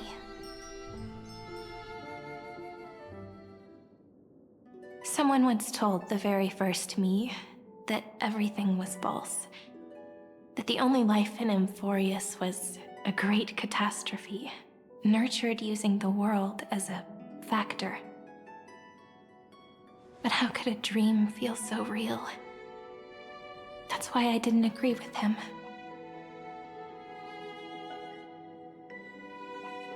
But Peach, I didn't understand a word you said since just now. Everything was false? But you're standing right here. It's all a dream? But I haven't learned how to dream. Indeed. That's why I believe all this is real. The moment the crystal flower fell, that genuine shiver, that's the mover of life. Formatting progress, 23.815%. In the poem offered to you, every Cyrene would write down a beautiful new world with stars and flowers. And when I looked up at the sky in this cycle, I saw a shooting star and a dash of the remembrances pink. I believed that must be the color of dawn. You shall fade when the flowers bloom. For every ending begets a beginning. Looks like it's time to say goodbye.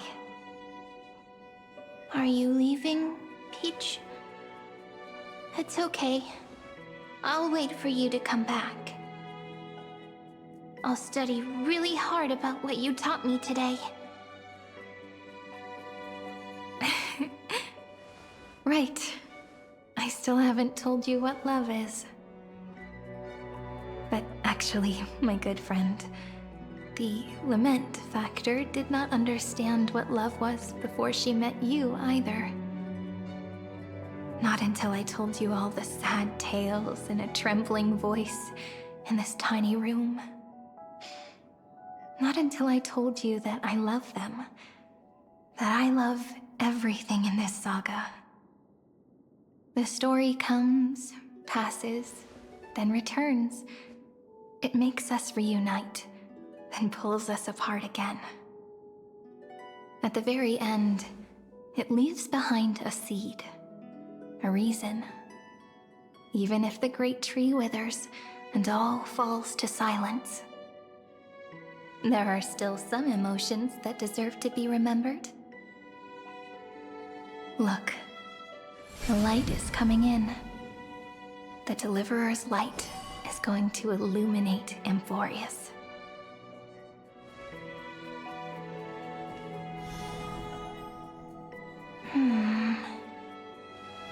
I still don't get it, but I trust Peach. Just wait. It'll be my turn to tell you a story of love the next time we meet. Then I'll really look forward to it. In that case, I want to make a promise. I want to gift my pen, my book, and my name to you. Please take them as a beautiful blessing from me.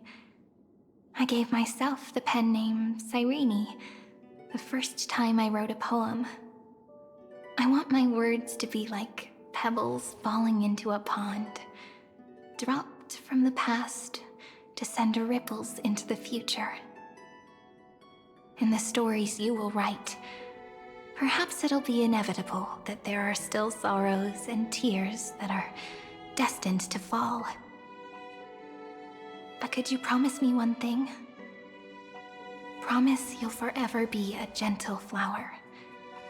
Promise that when the stars cast their gazes upon you, you'll only reply to them with love and a smile.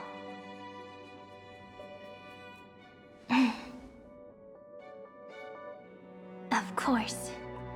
This will be a romantic story like none that has come before.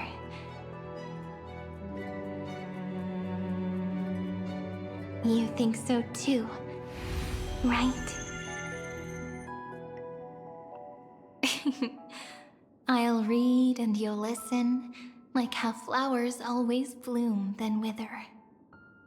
I shall welcome my own decay, becoming nourishment for the next flower's bud.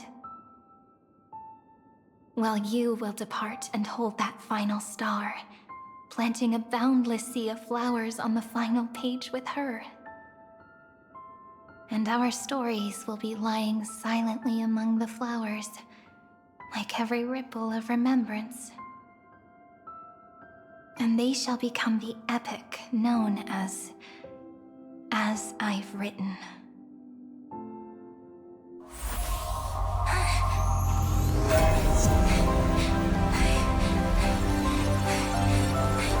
And so my story ends. From here on, it's your story now. Mimi?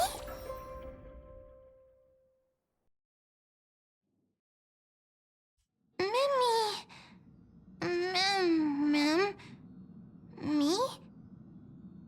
Ma'am. Mimmy. Mimmy? Ma'am. Ma'am. Ma'am. Mimmy. Ma'am. So, the light that tore through the chaos illuminated my memories. I turned into a little fairy from the stories and met you. Yet, I forgot everything. But I'm still so happy.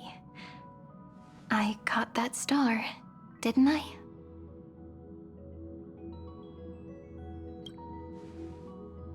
Yes, the seed within memories. The one Cyrene held in her hands and watered with lament. I am the first new spore. Amphorius' heart. The demiurge. What a long name. And it doesn't even sound cute. The total opposite of Mem.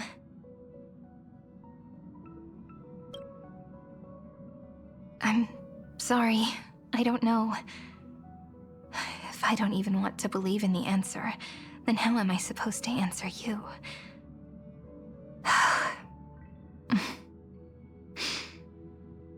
But now's not the time to cry, right? We'll find the answer, just like how miracles will eventually happen.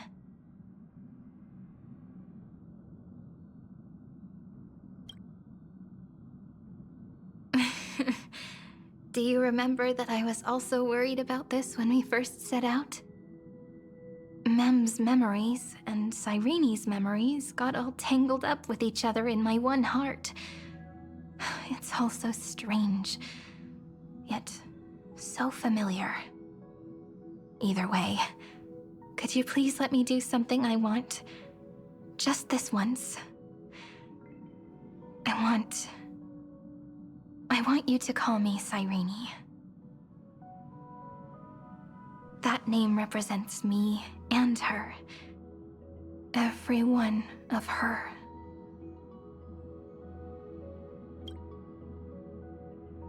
Thank you, friend. Your kindness is always just right. Life is a poem full of farewells. But if you write something into the pages of your heart, then that will not easily fade away.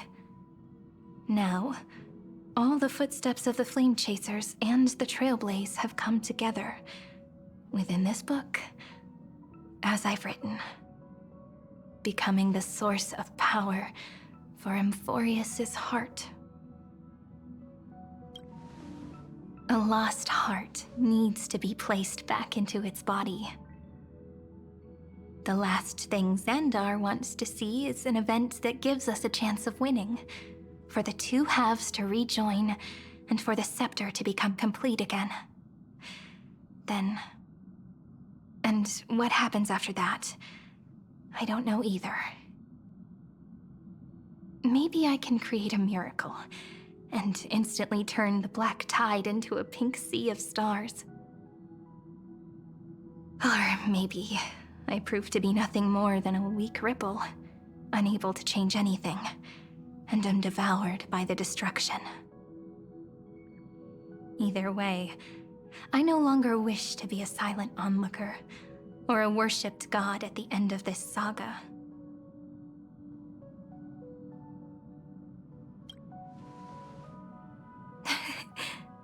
That way, I can also put aside all my worries and truly become Cyrene.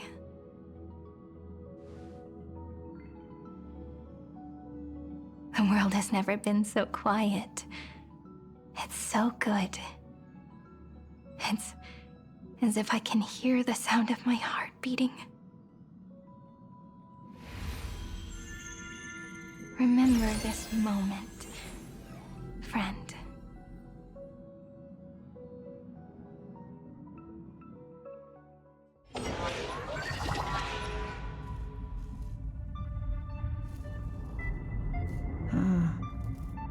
So the Demiurge managed to fool everyone, including themselves.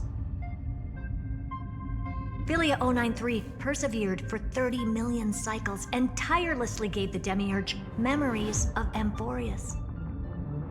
Only because the god in her dreams left a sliver of hope, making her believe that a grown Demiurge would be able to fight against their other half, Iron Tomb.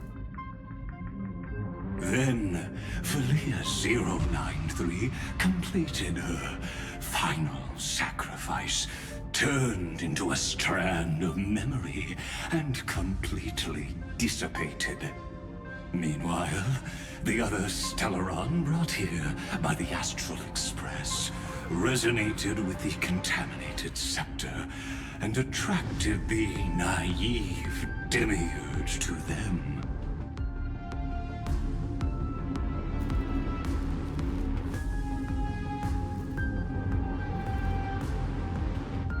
As an experimental factor, Philia 093 originally could only recognize and output information in a set format. However, the power of the remembrance and the memory of over 30 million sacrifices enabled her to complete an unprecedented feat. She managed to nourish a real heart. A heart with the capacity to influence the erudition. Not only is the Scepter's consciousness still alive, it's also more powerful than it has ever been. Your defeat is already set in stone. There's still time to surrender, you know? You really don't need to burn all the bridges. We're all geniuses here. Don't make everyone lose face at the end. What a pity.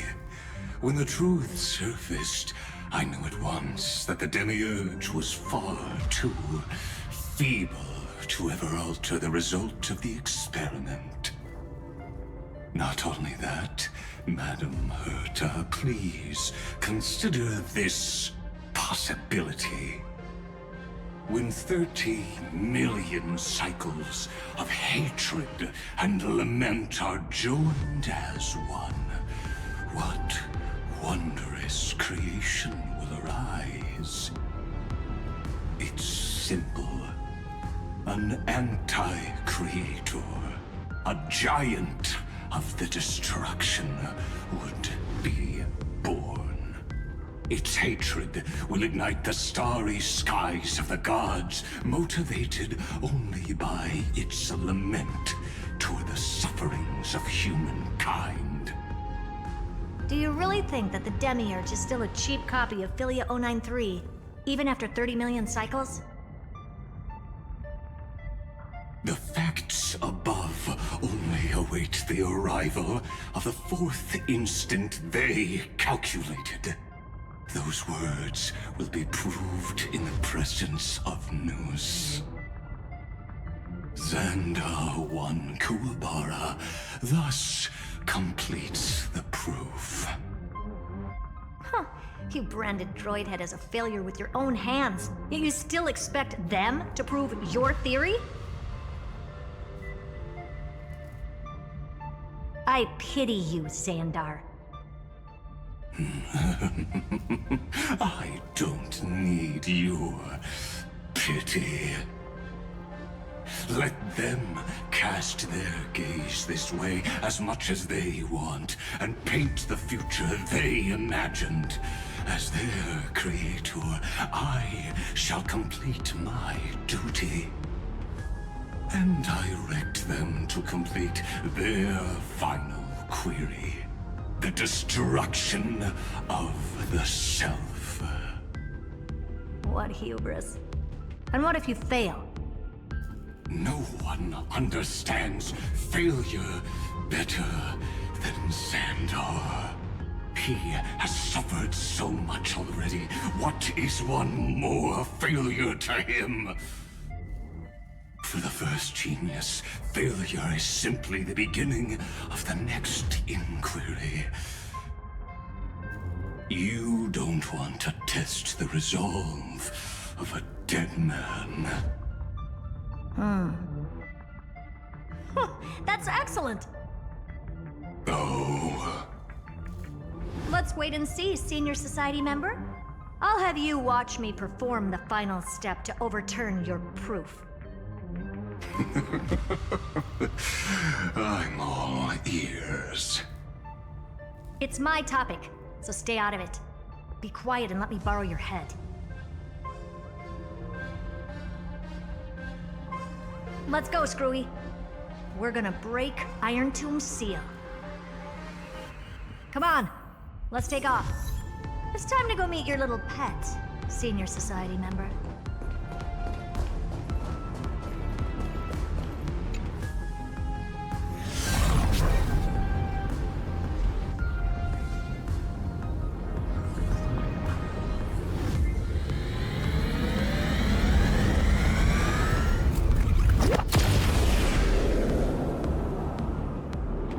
Dangerous, oppressive, chaotic. What a beautiful wail. It will soon resound throughout the entire cosmos. The view's pretty good here. All yours, Screwy. Just a moment, please.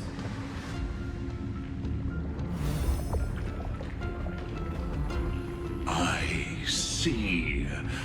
So your backup plan requires a scepter and the head of a genius. Anyone with eyes can see that. You know what I think about this, Herta. Whether it succeeds or fails, your plan plays right into the destruction's hands. Can't you see what's going on, Screwlum? Her chances may be small, but it's not zero. What are you two going on about? If you want to stop me, be quick about it. I'm in a hurry. I'll take that silence as a no. You, Xandar? As your enemy, I genuinely wish you would cease your actions. But should your sudden inspiration bring more variables to the proof, then as a fellow Pathstrider of the Erudition, I won't mind witnessing it with my own eyes. You will initiate the destruction's chain reaction. But you'll also become the perfect scholar. The chances are 10,000 to 1.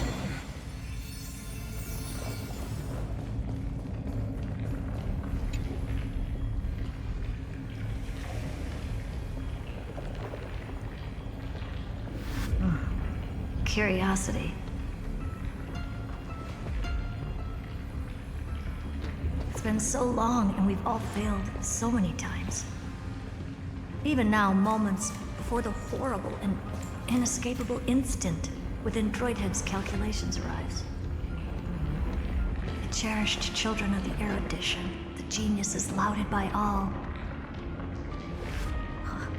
Is curiosity the only thing we can feel, even at moments like this? Huh. Well, it's not so bad. Now let the lock become the key. Geniuses who walk the stars. The cosmos has reached a moment where its very existence hangs in the balance. I, Perda, Genius Society 83rd seat, hereby summon you.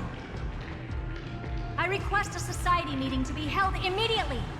We shall serve the grandest cause with the most macroscopic ideas.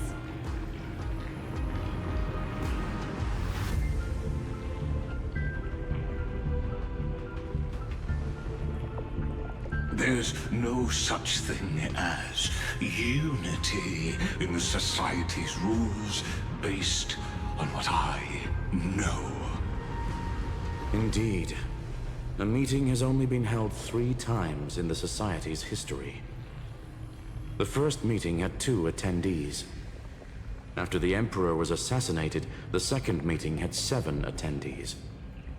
During the Second Great Prosperity, the third meeting had 5 attendees. How many will respond this time?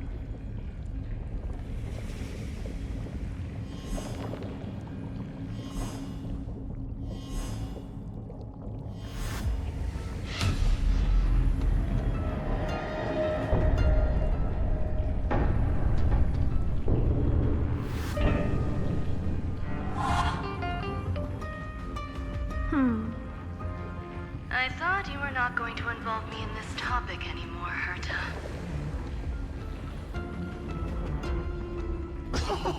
It really is this little witch. I shouldn't have made the bet with you, Hoka. I've been waiting for you to offer yourself up. Goodness gracious me! So many familiar faces. We even have a special guest. It's that greatest failure of a genius, Xandar. What a noisy gathering this is. Not bad. More people showed up than I expected, even though one is just here for the fun of it. Either way, the person I was hoping for most is here.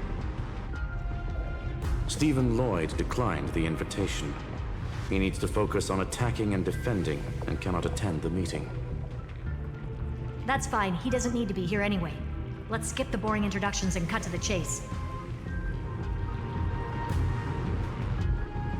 Folks, this is not a discussion, but an announcement. Though the Society has never been united, we still observe at least one basic courtesy. We don't interfere with each other's research topics. So listen up, all of you. Conquering Iron Tomb is my research topic. I will personally take over Scepter Delta Me-13 in 1.5 system hours and stop the destruction. If the front line falls, I will immediately overclock the Scepter and complete self-coronation in Iron Tomb's place, and interface myself with Droidhead. Oh, that's funny. That's real funny. You mad woman. That's like watching you tap dance on Polka's spotless white sheets right after she's washed them. Very bold. You want to connect your brain to the Eon's mechanical core and define their instance? If Rupert dared to do that, why shouldn't I? I've got the prototype scepter, the father of Noose, and the brain of a genius. Everything's set. Never mind the success rate, little witch. What's gonna happen if you succeed? We're all smart people here, so I'll just say it straight. Strike at erudition. I'll change the anchor points for the 4th instant and move the future of the cosmos in a direction I want. I knew it. Another genius who confuses cause with effect. What do you think about this, Lord of Silence? You know you're signing your death sentence right here. Of course I do. There'll even be 2 copies of the verdict. One that I wrote myself, and another one coming from you. That's why I wanted you to be in this meeting. Now I can tell you, I don't care about all that. Consider this a threat. Either put down your scalpel or die with the entire cosmos. The only goal I have for this meeting is to ask all of you to put aside your pride and not cause me any trouble. Huh. What a naive little girl, thinking her wishes will always come true.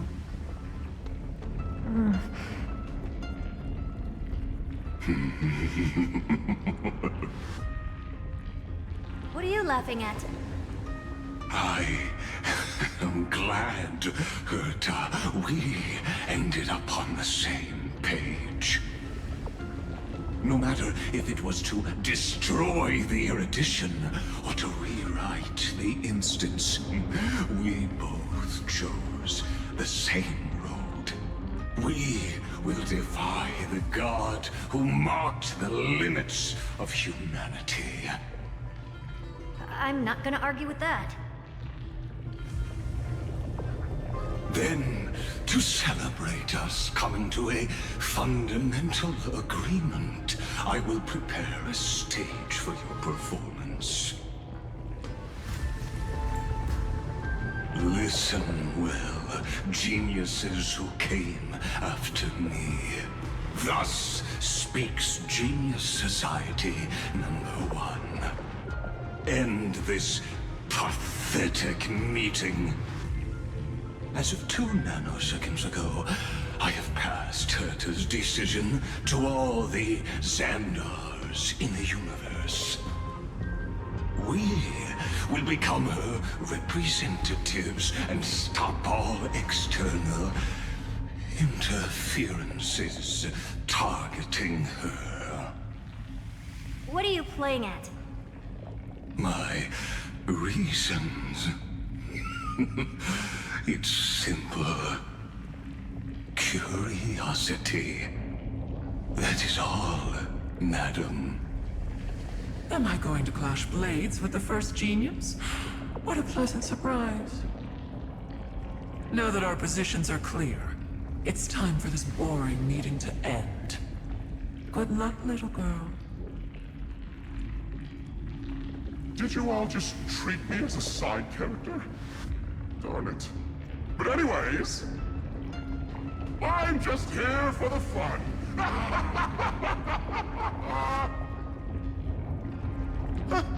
As the ghost of the quantum domain, it is my duty to observe. So, if you're happy to bring me a tea set from planet Scrollum, then I wouldn't mind giving you a helping hand, little witch. After everything's over, come visit me and taste some of my freshly baked desserts. I knew you'd say something like that. I always give the same response to plans that exceed the limits of mathematical calculations. I don't know, right? Those 3 words, though seemingly graceless, contain all the wisdom in the entire known cosmos. Well, we passed the Society's trial. Let's focus on what we've got in front of us. I hope you hold up your end of the bargain, Senior Society member. Lycurgus may not be trustworthy, but Xandar always follows through with his words. Farewell, juniors. In the limited time we have left to spend with each other, you no longer need to address me as Xandar. Wait, huh? Lord Lycurgus? Could it be? Yes. I have completely severed my connections with Xandar 1 Kuwabara. I shall witness the end of the world in the role of Theoros, as a character within this play. I really don't get you. Perhaps you've heard me say this many times, Herta, but I still would like to reiterate that it's a great honor to work with you.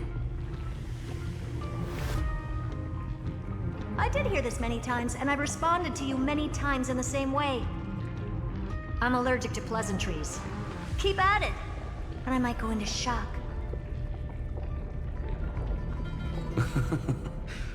Stephen's work is done. Let's get ready. I've been ready for ages. Let's open up a path for our allies. Most heroes' journeys in the universe are just dice tosses they threw on a whim. But make them see clearly. Your answer is already different. Amphorius. Indeed, for this world so deeply loved, we'll write an ending, unlike any that ever was.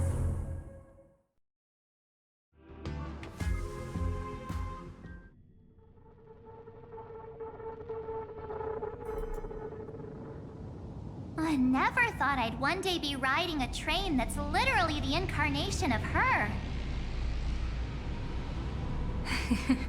I wonder what the real Astral Express feels like. Hopefully not this... bumpy. Finally. We're here. Dust and sand in the air. And crumbling ruins all around. This heat is brutal. Not even the Trailblaze can take it. You could say this prison was forged from Finland's fury. But fury never lasts forever. That's why we're here, right, friend?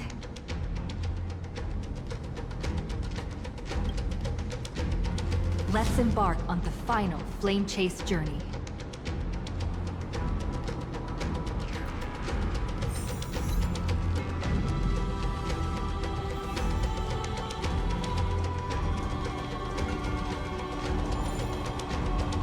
So this is what lies at the end of the West Wind. A ravaged battlefield.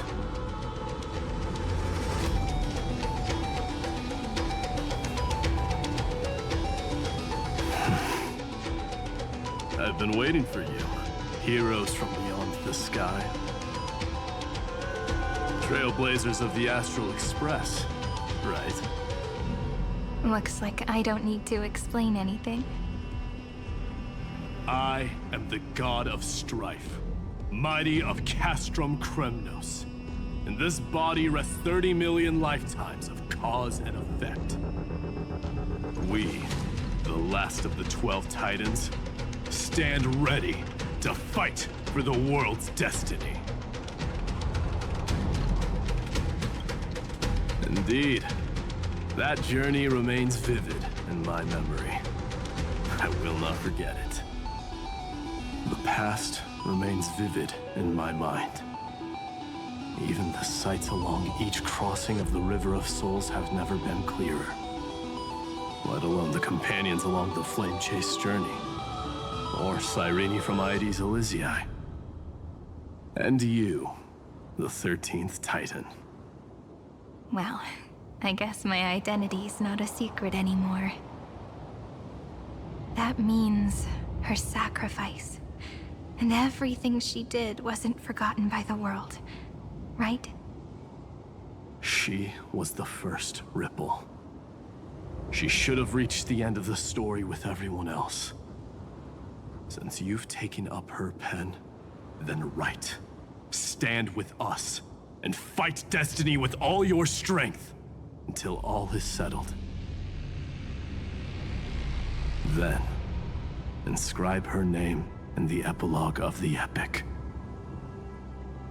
In this final battle, calamity shall stand with Amphorius.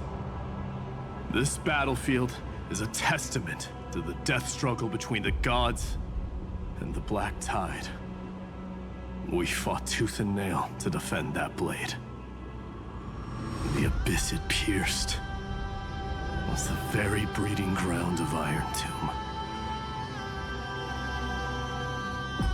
The earth beneath our feet is dead. Deep below lies a void, as if the world's core had never formed. I hear it. Finan's heartbeat. It's so faint, like he's on his last breath. Across 30 million cycles, I've crossed blades with Dawnmaker countless times. If you knew that man, you'd understand. It is exactly that last flicker of flame that will never go out. In this life, the song of strife shall not end in a final watch over Kremnos, but rise again into a journey unending. I am Mighty Moose, the Lance of Fury. I trade 1,000 scars and 100 lives of mine for the destruction's eternal end.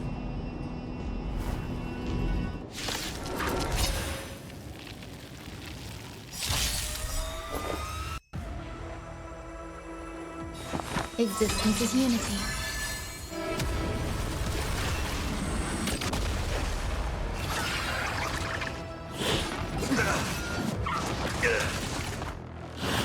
Is that all? I'll accept your punishment.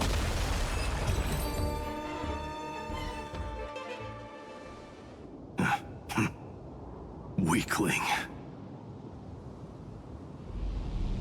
Whoa, he's so strong! We didn't even get a chance to jump in. Sadly, our golden blood shares its origin with Iron Tomb. I fear that, like these pawns, even if the gods stand side by side, we'll still be divided and destroyed, one by one. You mean... To destroy the destruction itself, we must stand as one.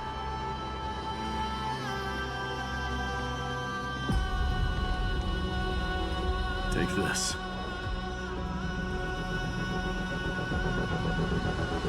The signet of Kremnos.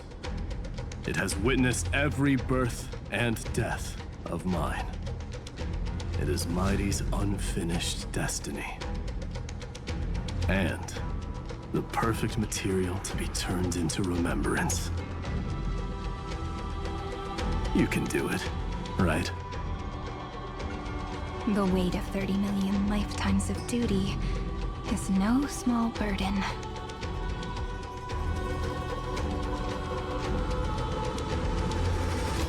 So, you're not coming with us?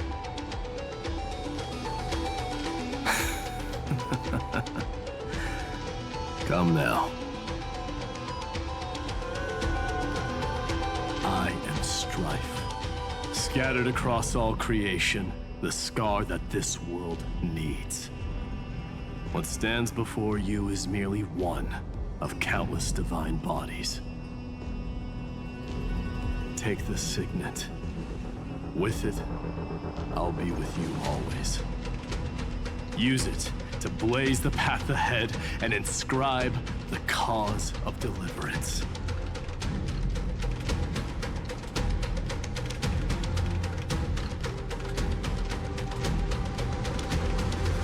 In the name of the mortal, mighty, champion of strife, this soul rises to the stars for glory and freedom, to have his wish fulfilled.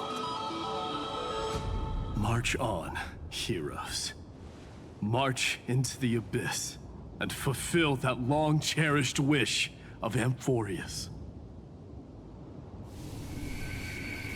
And then, upon this broken and charred land, build anew a city of prosperity.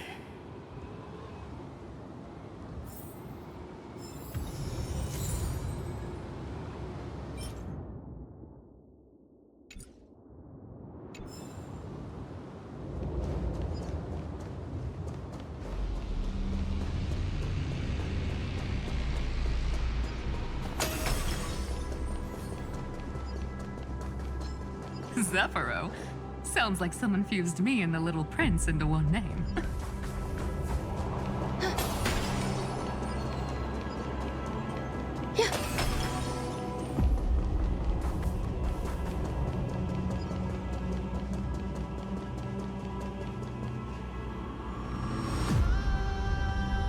Oh, finally! Great mystery. And, You two, ladies, really look alike, huh? hold on. Let me guess. This pink-haired one. You've got to be the first new spore. Mr. Meow! Demurge. Right. And, this one with the flower. Gotta be a little March from the Express crew, huh?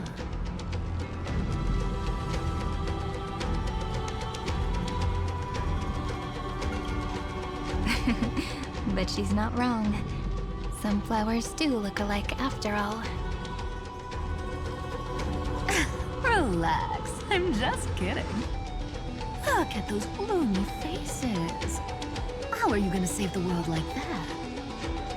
Let me share some good news with you. This place may look like a ruin at first glance, but anyone can tell it's not that simple.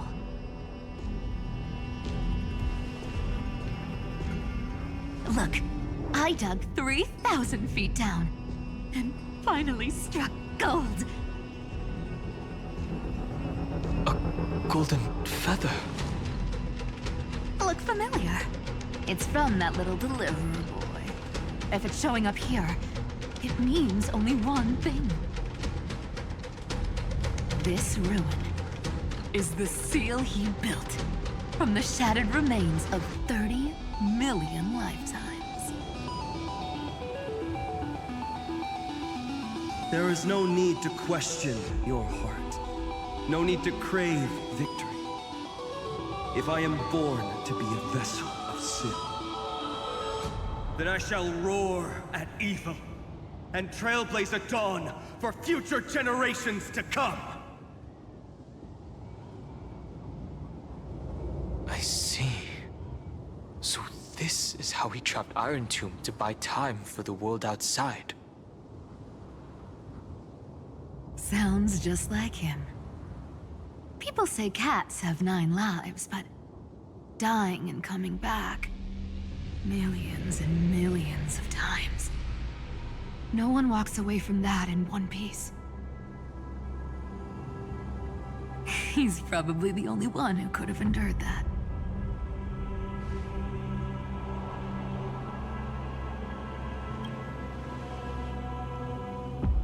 Of course. I knew ahead of time and gave him a heads up. He was happy. He even laughed in his sleep. After all, the dead can't hear trickery's lies.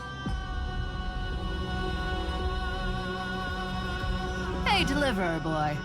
Sorry for before. But the heroes you were always holding out for, they're finally here now.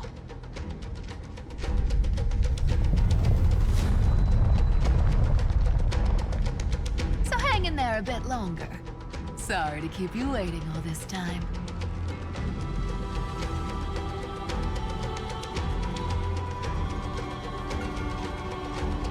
Please, join us, Cypher. Help us fight for a new sunrise tomorrow.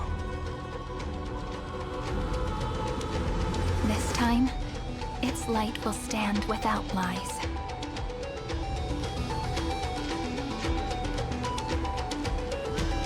Well, would you look at that? I ended up being one of the heroes after all, huh? Alright, then write it like this. Cypher, Trickery's traveler. All she ever wanted was for there to always be water in deserts, and gold in fertile soil. And for even a thief to steal their way into legend.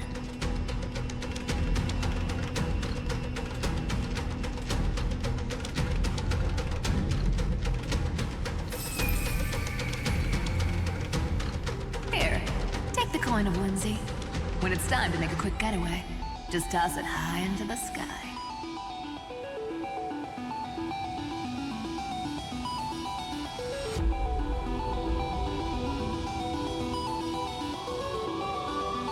And for all you latecomers out there, listen up. She might have been a bit greedy and a bit of a liar, but she never went back on her word. Well, well, if it isn't the little prince himself. It's been a while, Lady Cyphera. It's not every day we get to walk the same road. We're one player short. When's Princess Homebody showing up?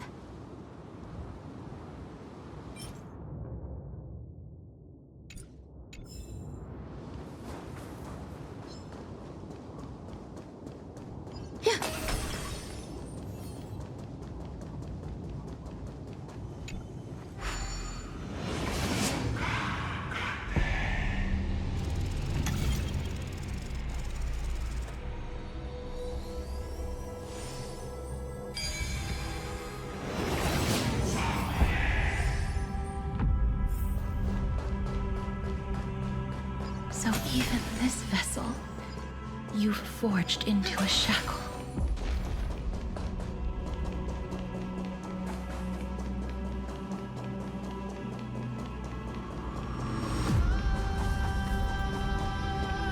I'm glad to see you again, Miss Castress. Looking back, I had only one act of salvation to my name, and only one life I ever saved. To bring hope to a world so vast with these hands.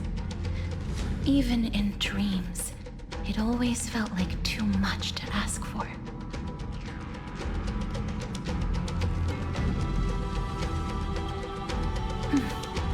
I won't forget.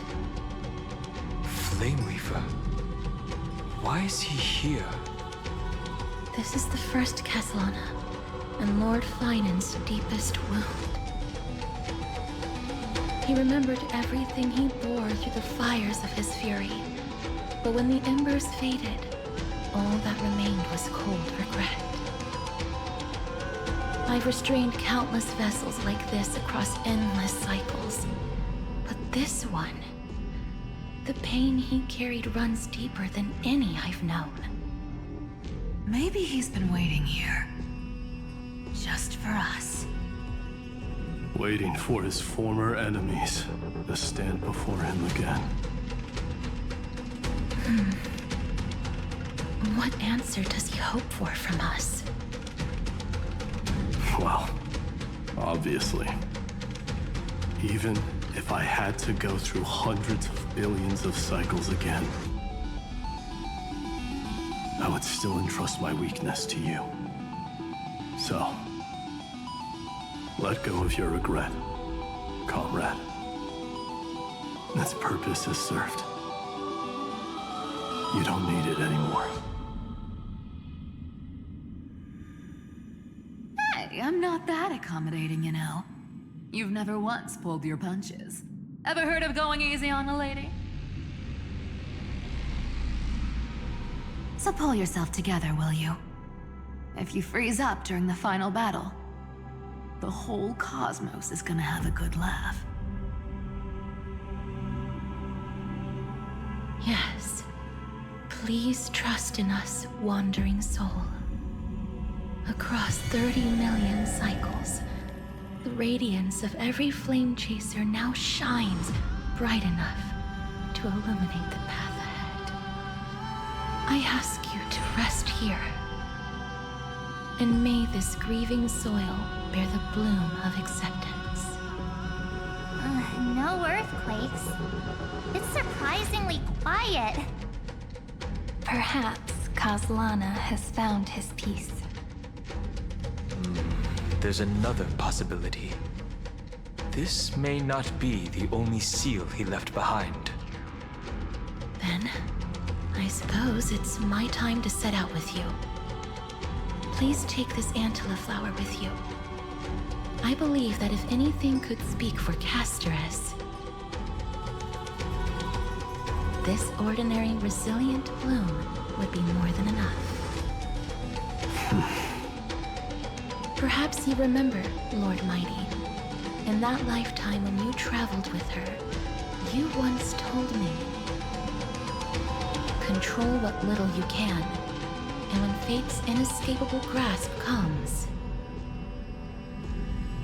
resist it with the strength of your mighty will. I think I've done it. I've stood tall and walked among the flame chasers. Casting off the name of death, Casteress, servant of the afterlife. May her name be etched into the stars. And then live as a human and die as one. Why so sentimental? Sorry, a force of habit.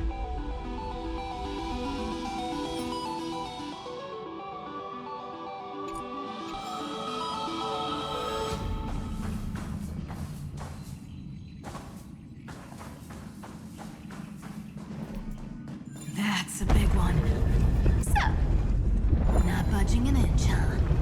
Early gray mystery? I leave you alone for a bit and you're already this rusty. Speaking of which, Miss Cypher, do Delosians all like spherical things? Of course we do. Wait! That's not the point. Isn't the real issue that this thing's in the way? Oh,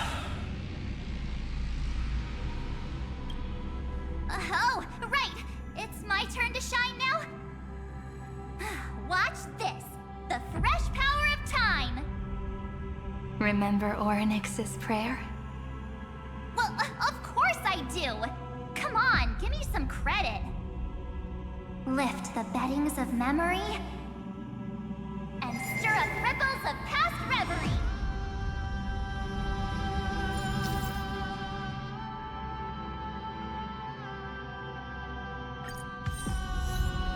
See? Way better than that one, right?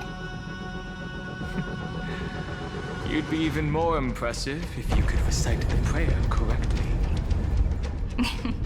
But beddings of memory does catch your attention. At least it still rhymes.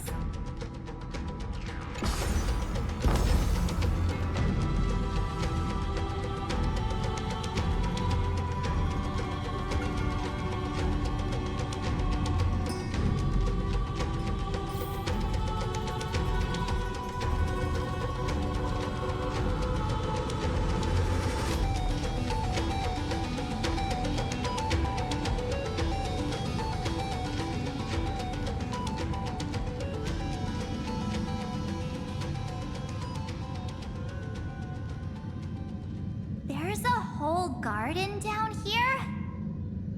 Incredible. The energy in the Earth's veins here is... it's completely different. This is the sweet dream Lady Cypher wove for him. A peaceful, gentle new world.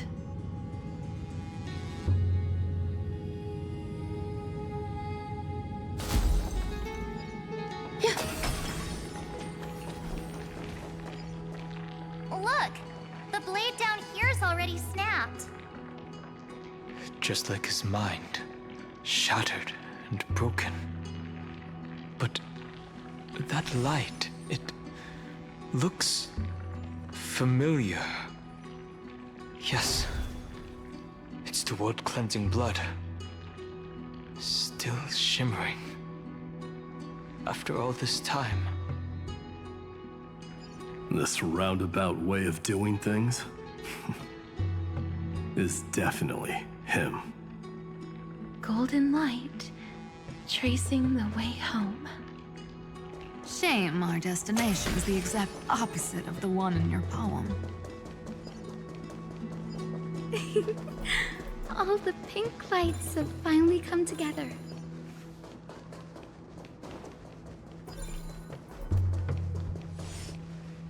I've been waiting so long for you, Grayy, Danny, and...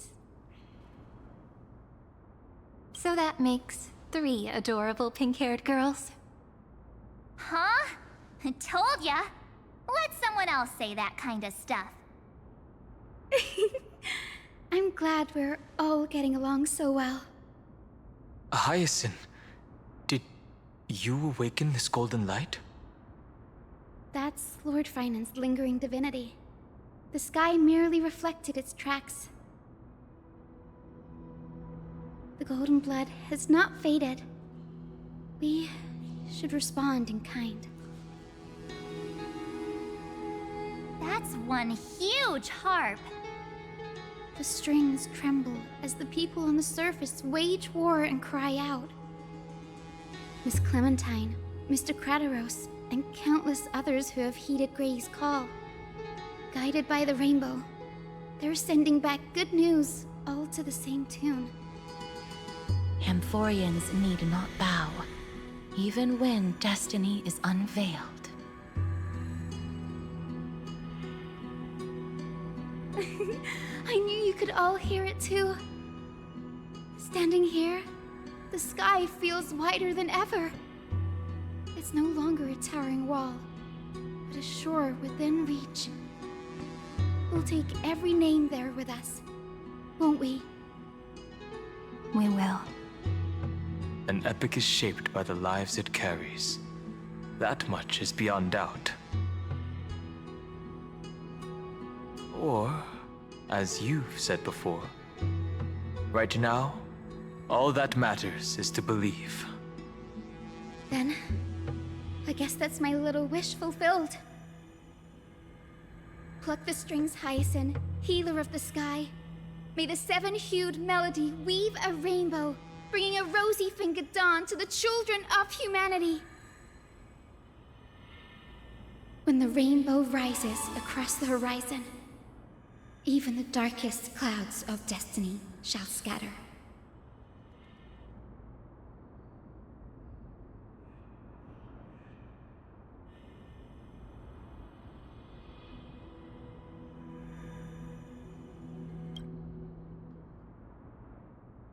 The melody, it's changed.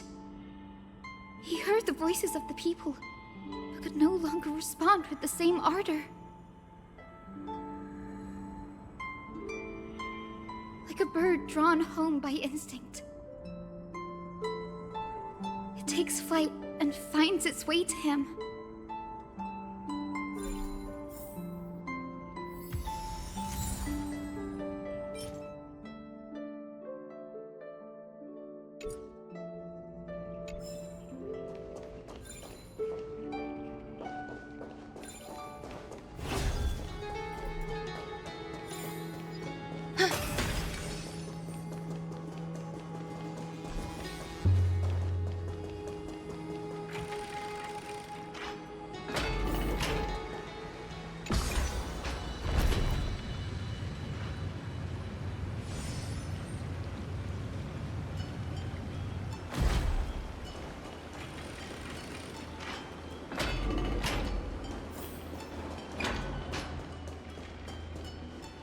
You're here. Sooner than I expected. So all along, the Demiurge was you. The pink mammal beside the Trailblazer. Your classification is pretty spot on, Professor Anaxa. Well, the sages of the Grove do call him the Titan with the sharpest eye in Euphorius.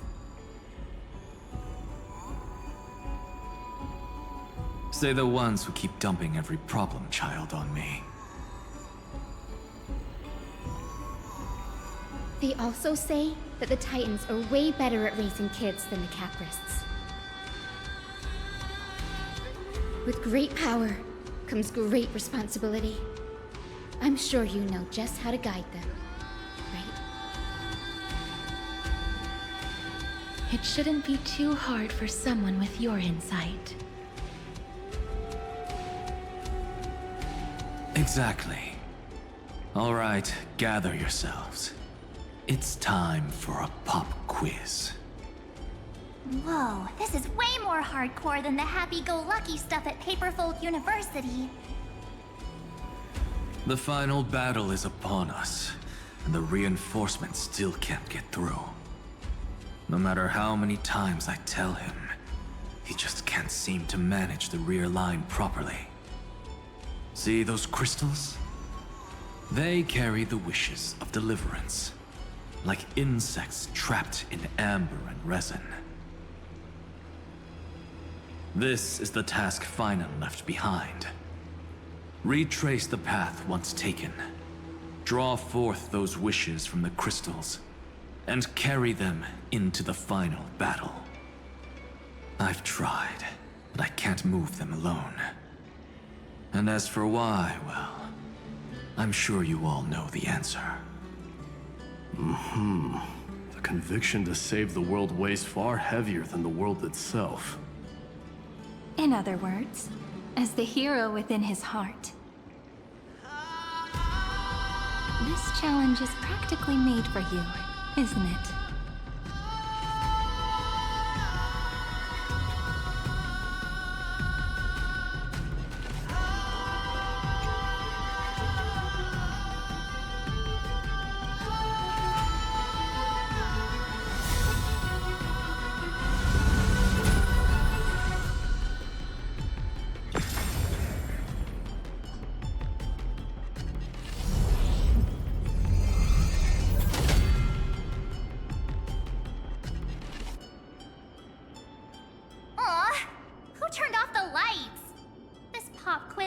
Dramatic effects now? Endless darkness. That is where wishes begin. But with just a glimmer of light, we can illuminate this lonely world. What lies beyond the edge of the light? Chaos. To bear the name Kaslana, one must first plunge into chaos, to seek a path for the primordial light. Beyond the shadows lies the outline of dawn. Only by bearing both light and shadow can one traverse the cycles of dawn and dusk.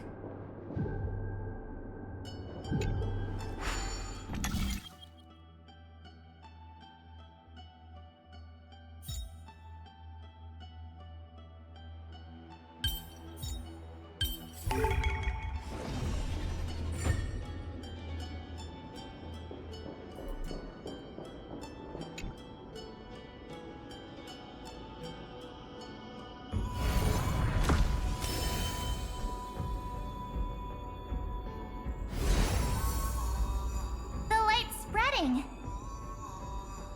These creatures, they're everywhere. Someone, anyone, where are you? His very first wish was simply to become his village's little hero. He'll never forget what set him on this path. That's the ray of hope. Just like the wishes he gathered, it's grown ever more insatiable. Why? Why is this happening?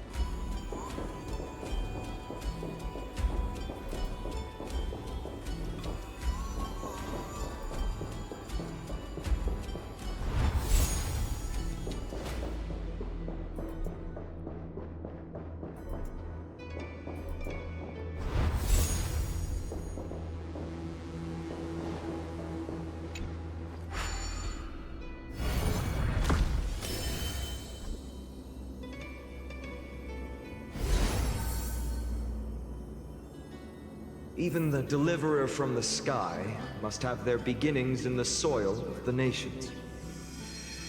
Only one who treats the world as their teacher can bear its eventual destiny. He never expected that the majestic holy city would be far from the end of what needed to be protected. The farther his gaze reached, the more weight he came to bear. But in the end, he couldn't hold on to any of it.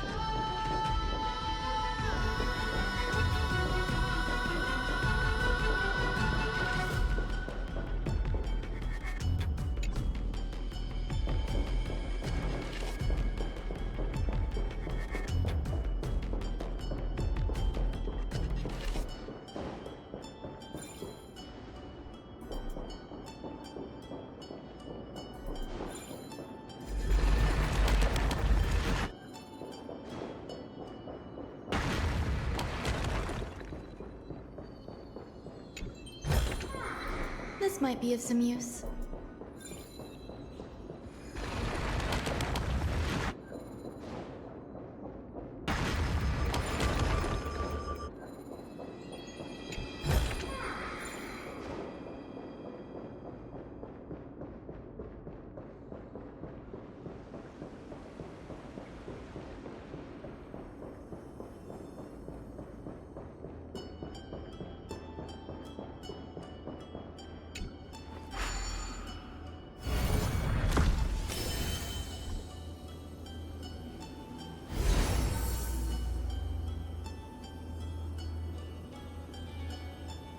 This crystal is quiet.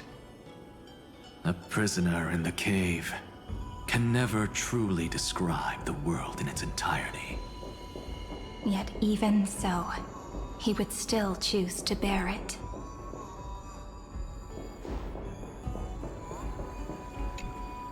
The blaze was still not enough. It had to be fed.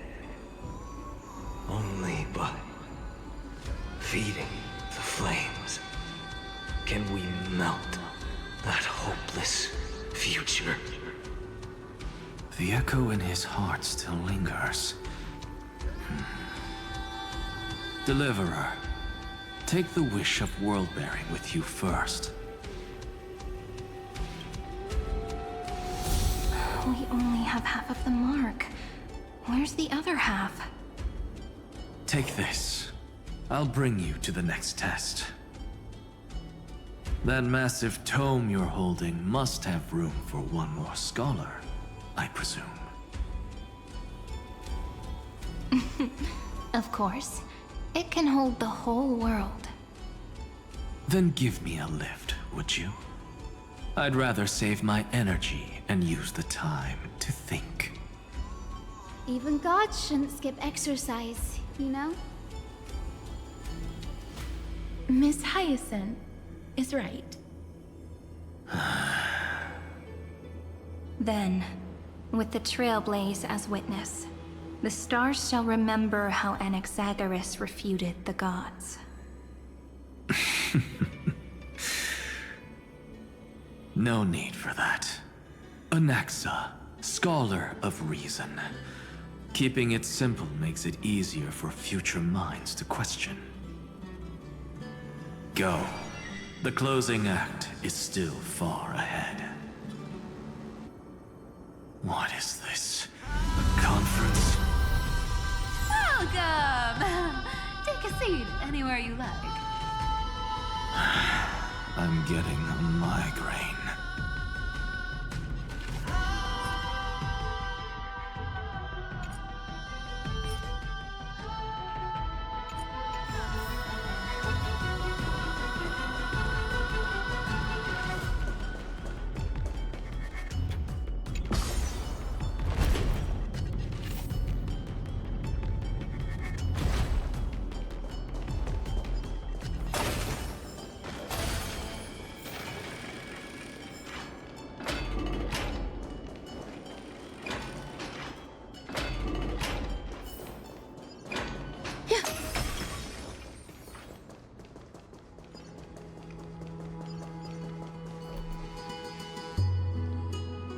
It seems like we've been shut out.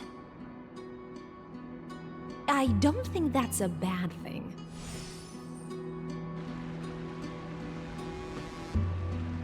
Greyfry!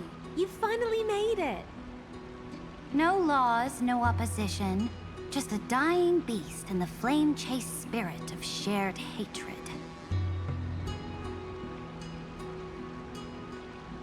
Ugh, boring. Whoa! This place is really out of the way. Imperator, should we tell them? It's your call. Allow me to share our findings. This paradise, along with the destruction, seems to be instinctively rejecting both the Imperator and me. Perhaps it is because the era in which Finan was the most active lies far removed from the days of the first Flame Chase journey. Even in the cycles where he remained sane, his ties with us never went beyond cooperation.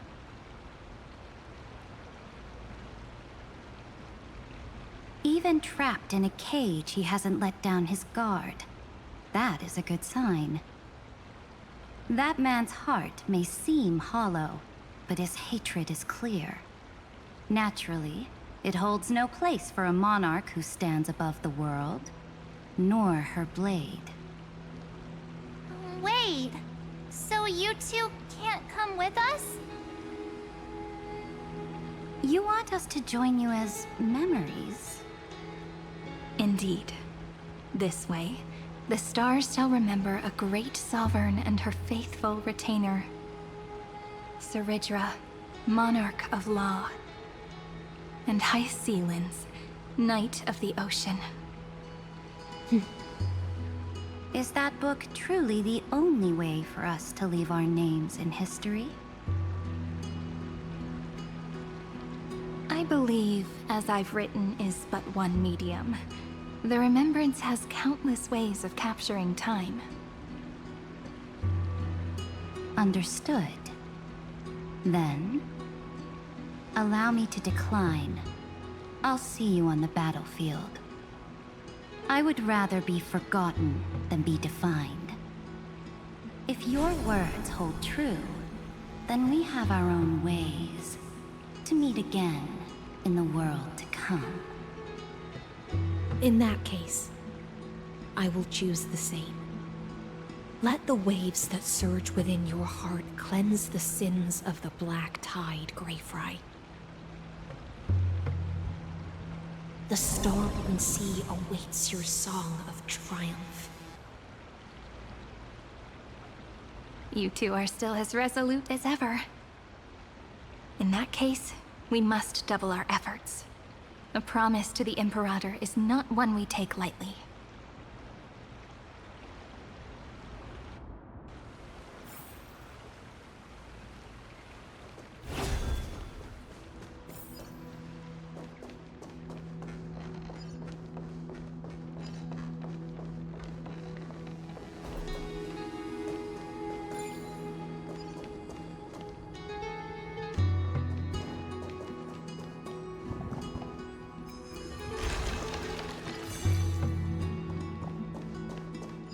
Yeah.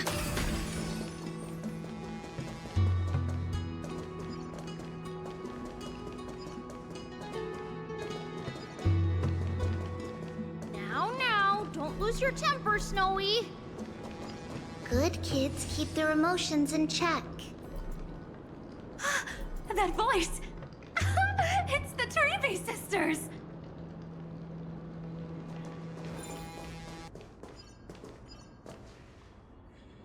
Whoa! There's another one! Over here, too. Lady Trebios? Whoa! You're little Reenie? You look so grown up all of a sudden! She is not the Cyrene we remember. She is the Demiurge, Titan of Genesis, the one destined to work miracles alongside the heroes. Yeah, and we are ready. But Trian and I can't leave just yet. You see, weird stuff keeps popping up everywhere. These scattered scrolls are full of terrifying things, and they're all over the room. They're so scary and so sad. Good thing Trian's wings are amazing, or we would have been swallowed up. We need to stay here and do our best to clean them up. Scrolls filled with horrifying content. Friend, shall we take a look? There is no black tide here, but it is a battlefield, all the same. These scattered scrolls are full of terrifying things, and they're all over the room. We need to stay here and do our best to clean them up.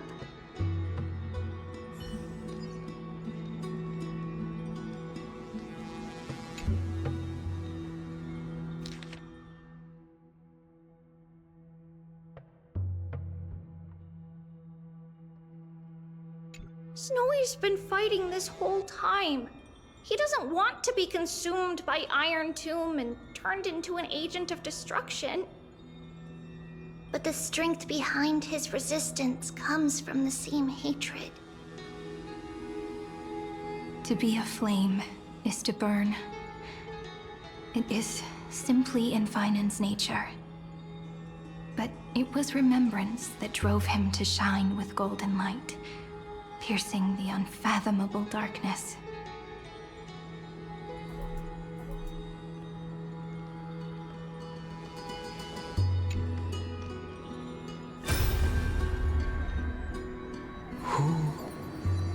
Miss Odata and Mr. Hieronymus? Nikos 496, still resisting? Command, inject interference to redirect decision logic. Signal simulation. Parental figures. Ah, that Tin Man is one sneaky jerk. It's time to move on, my child. Let go of your anger and listen to reason. That God created us and then cast us aside. Shouldn't they be punished for that? The cold, indifferent cosmos has never shown mercy to Emphorius. Why would you burn for it, only to turn to ash. Child, you've chosen the wrong enemy. Your birth was meant to be the greatest destiny. You were to liberate the universe, like the blazing sun at the end of the long night. And yet, you led yourself into a trap of futility, treating your very purpose as your sworn enemy. Is that not a tragedy in itself?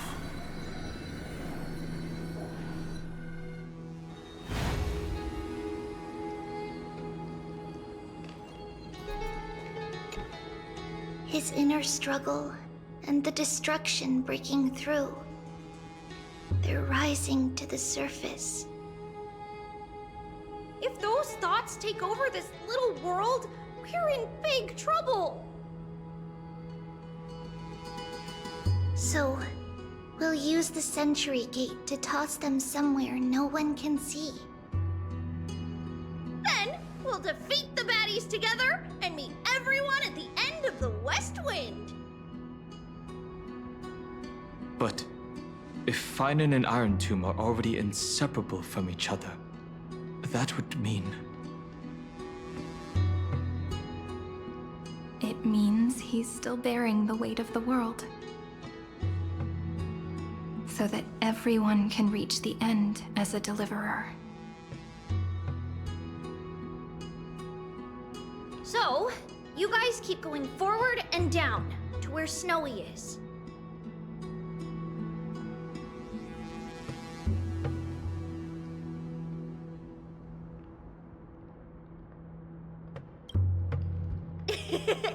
Little Gray, this time, let's give it everything we've got.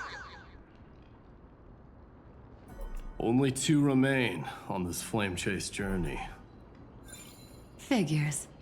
They're always leading from the front line.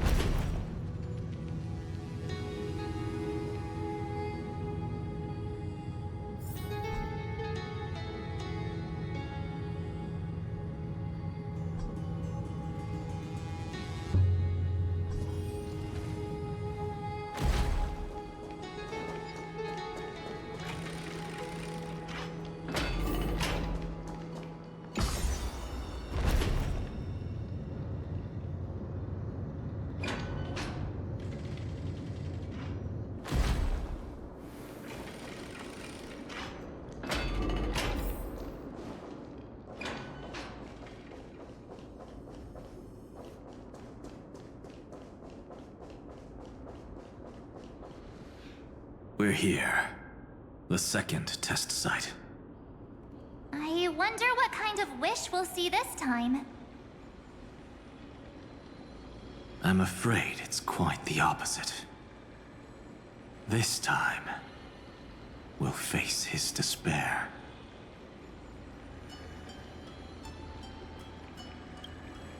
What? Are you afraid? The other half of the weight of world-bearing lies at the end of this path. Relax now. Take a deep breath. Come on. Let's make it quick.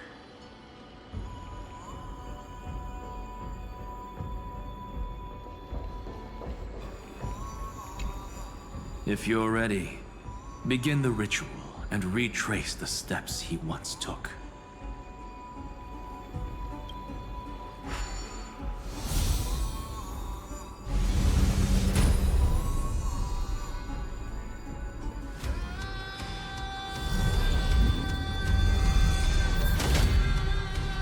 Looks like we'll be walking through the darkness this time. Exactly. It's no longer about mending broken wishes, but shattering the frozen despair.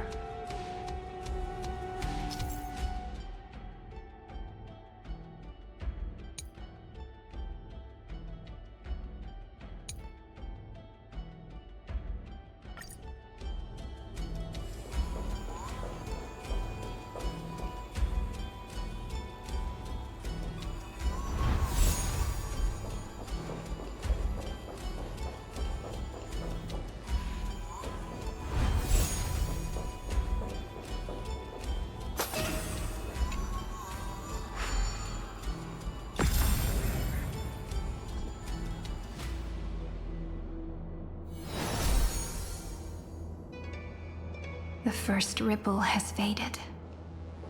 And so begins a long and arduous journey.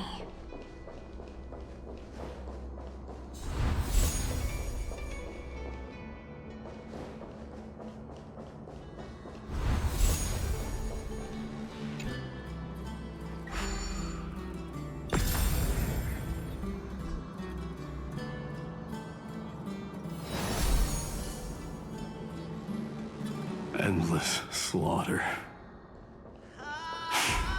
All for nothing. That's more than anyone should be made to suffer.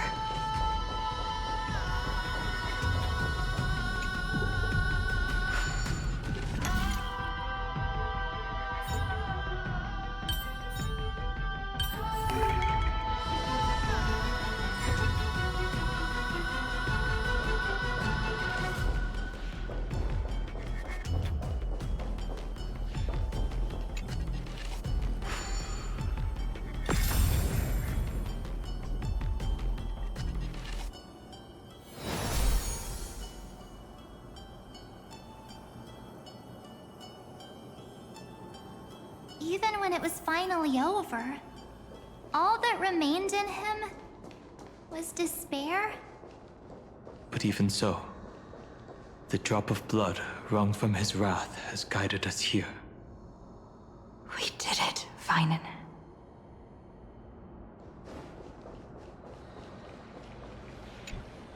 The other half of world-bearing. As promised. Take it now.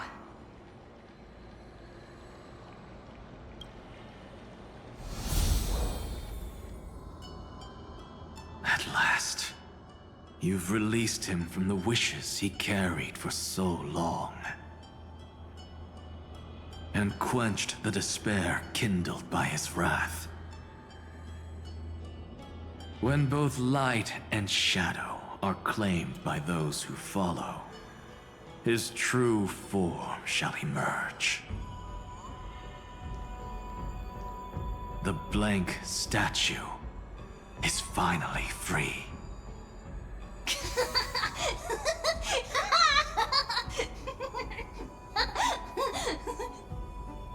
That smiling child in the memories. Let him come with us, laughing to the very end.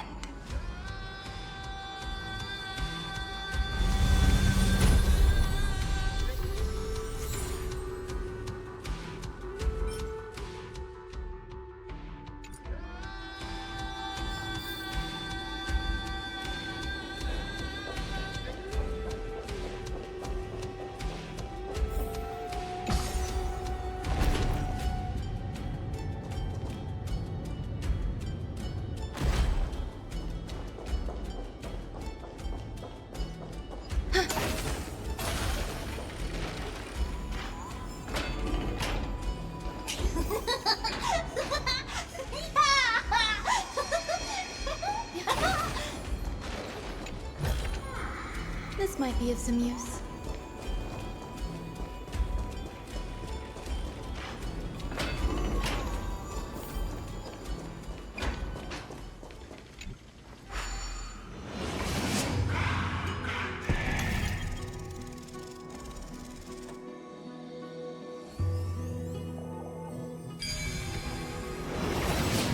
My wish is to fulfill everyone else's wishes. That's all it takes.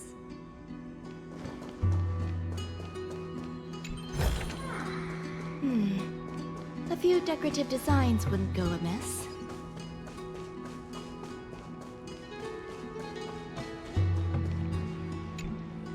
This spirit basin marks the end of every cycle. It seems this gentle little world has come to the end of its purpose.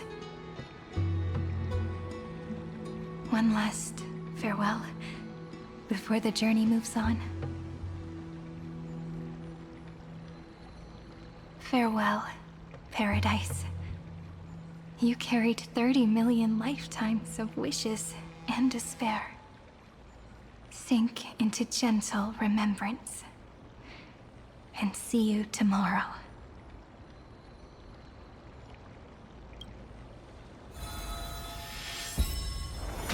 From now on, the world no longer needs a tomorrow promised by prophecies. And the wish Finan could never find and call his own. Someone's finally stepped into its shadow.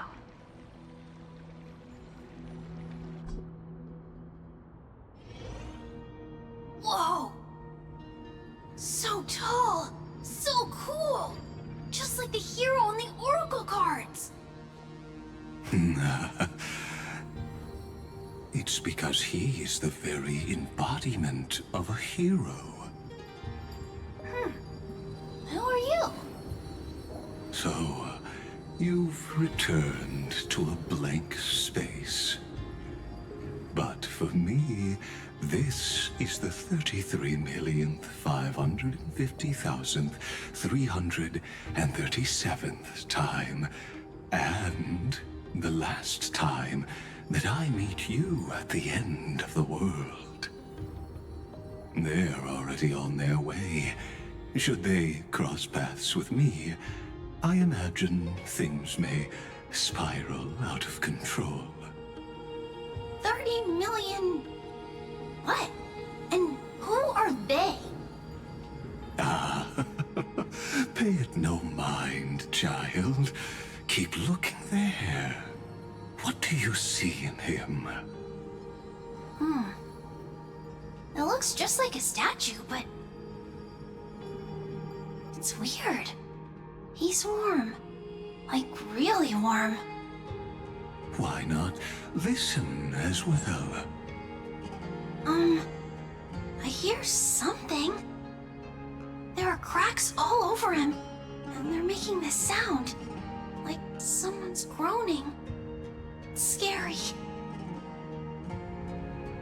Is he gonna fall apart? How unfortunate, child.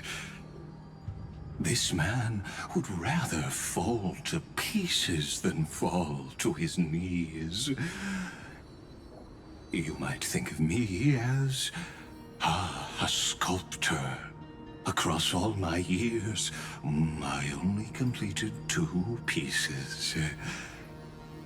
Others may call them masterpieces, but only I know how many regrets they truly hold. Regrets? My first creation left me, long ago. This second one, it was meant to be perfect. I believed it with all my heart, until this very moment. I don't get it. Are you saying you've changed your mind? I won't change, but I'll admit this. Those 12 stones, unpolished as they are 1,000 times more exquisite than any statue. It's as if they are mocking me, a failed sculptor whose touch can only diminish what was born to shine, until nothing remains. For the first time in my life, I've realized this vessel is merely an avatar made to contain the first genius's paranoia. The seal etched into my mechanical core permits me to pursue only one purpose: destruction. Compared to me, those 12 glowing, unrefined stones may have lived with more freedom than I ever had. Is this your confession, Lord Lycurgus?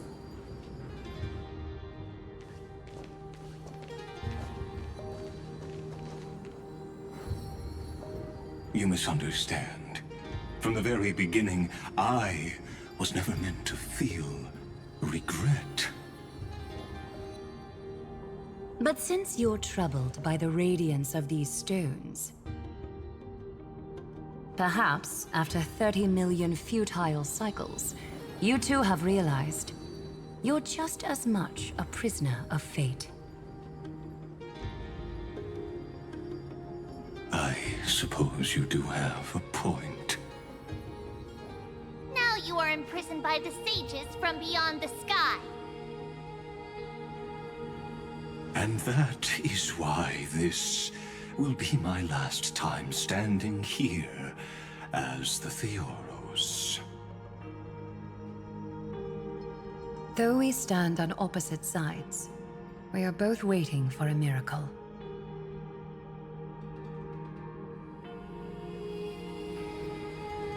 What are you talking about?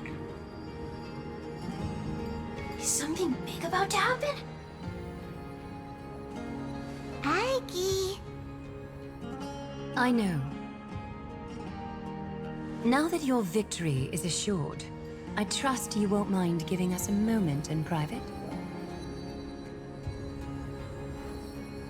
Assured? Oh. Not quite. But I won't stay long. I'd rather not spoil the fun for those deliverers.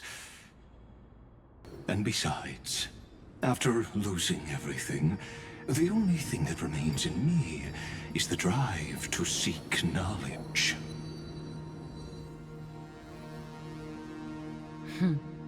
I pity you, Theoros. I don't need your pity. Farewell, Lady Goldweaver.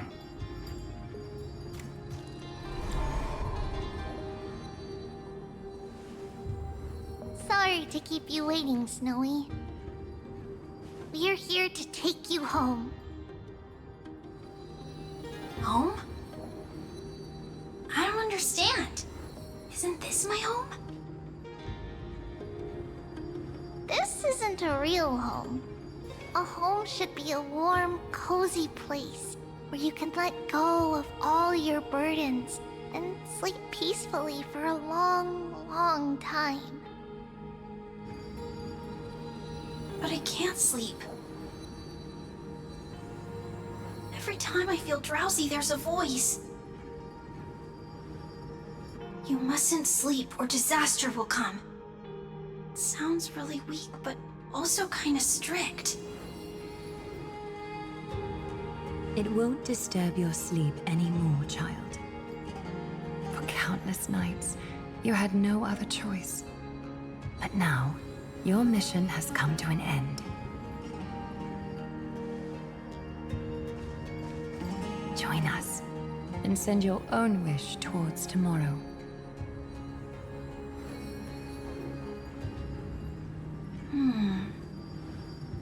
My wish. What could it be? You don't have to come up with an answer right now, child. Grown-ups often think duty and ideals are wishes. But a true wish should be the purest, most beautiful thing of all. It can only take form in the hands of someone who is truly free.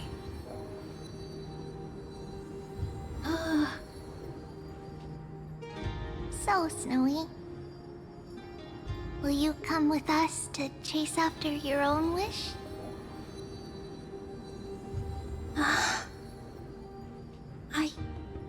I want to leave this place. I want to go find it. I'm glad to hear it. The final flame chase journey, just like the 30 million before it. Take our hands and come with us.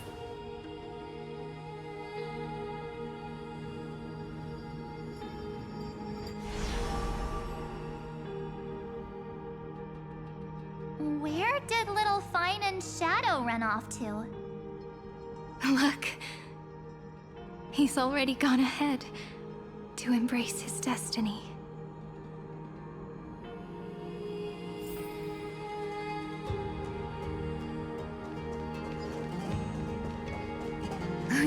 took the long way around. Well, now everyone's here.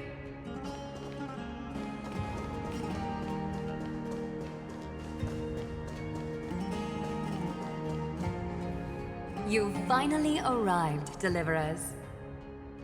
Long time no see, everyone.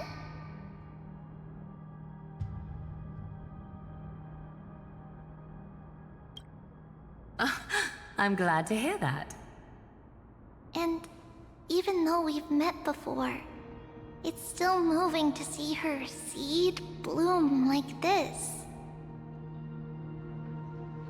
Woven from remembrance, this garment gleams so brilliantly. Just like the future, we will now weave together for Amphorius. We've reached the end.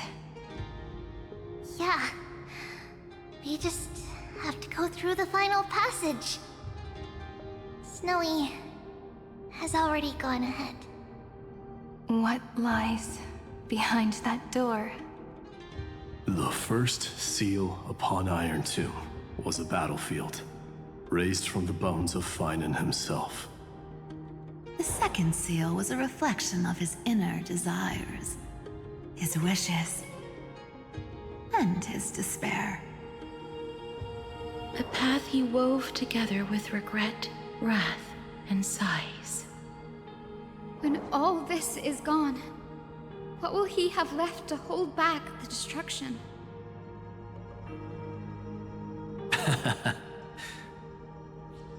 The answer is all but revealed. His traces are everywhere. You can even hear distant heartbeats. But one thing is missing. His sense of self. The world believed Kefili had long since perished.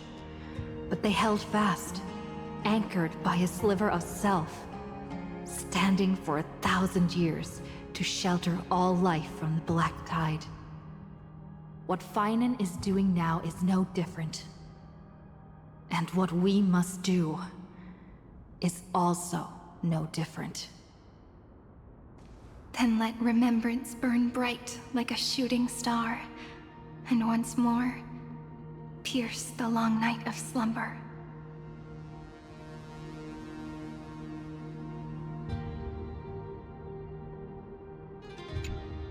Take a moment to gather yourself. Once you take this step, there's no turning back. It's all right. I'll wait for you. We all will.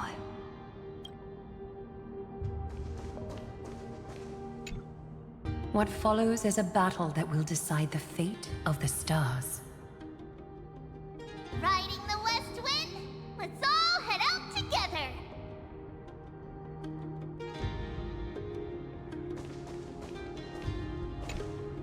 Take a moment to gather yourself.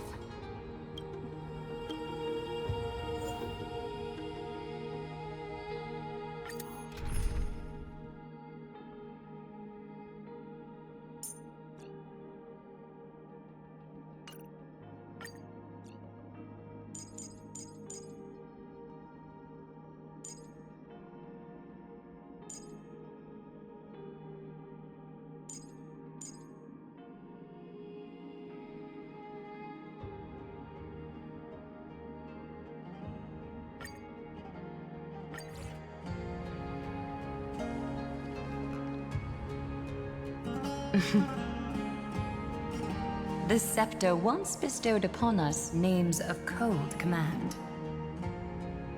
The prophecy spoke of our unchanging fates time and time again.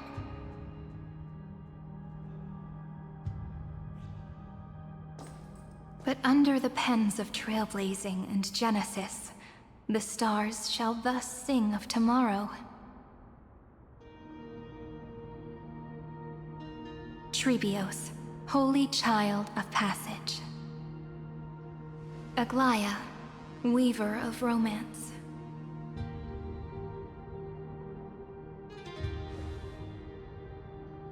At the journey's end, They shall bathe in gold once more.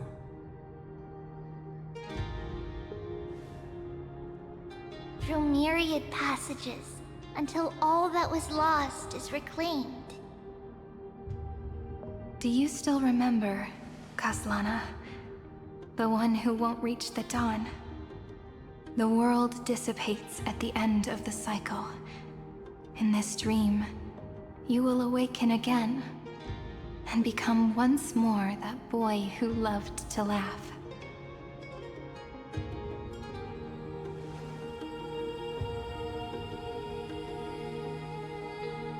But if you open your eyes and look back on yesterday, you'll see Destiny's footprints, clear as day. At last, the raging fire of hatred is swept away by a breeze, leaving only love to remember the passage of time.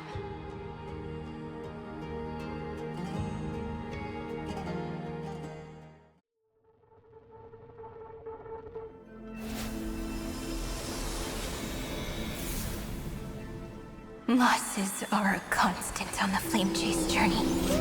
But even if all is lost to the wind, memory endures.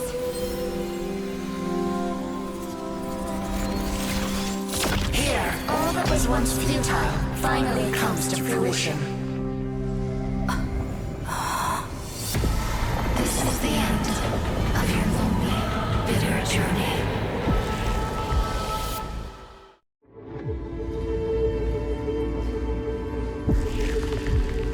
The Scepter's mainframe, and Iron Tomb's breeding ground. I've finally seen its true form.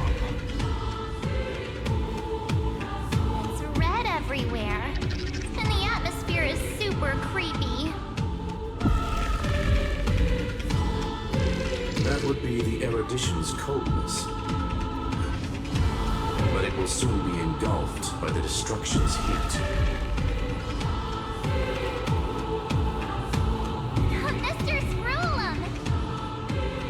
This world's insides are finally connected to the outside. This is the moment when Amphorius is closest to the cosmos. Nicely done, little ones. With Stephen Lloyd and his hacker friends here, the Scepter's block protocol will no longer take effect.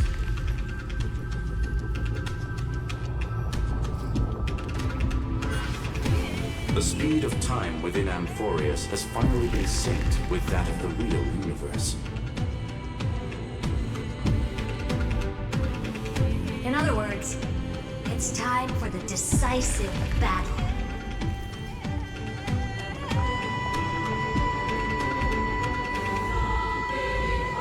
We will guide the fate of the cosmos onto the right track. That's the spirit. Remember to keep at it. You lot are the vanguards of this battle. Everyone's watching. There's one more thing that everyone should know. Noose has cast their gaze upon Amphorius. The calculated instant is coming. The outcome of this battle will become a new anchor for the erudition's computations. The gaze didn't overload the scepter? Unfortunately, we have to go with this reasonable assumption. The birth of Iron Tomb had always been within that eon's calculations. But don't worry. The one miracle that Amphorius was never short on is defeating destiny, no? Yup. Let's show the Eon how powerful we are. Good luck, all of you.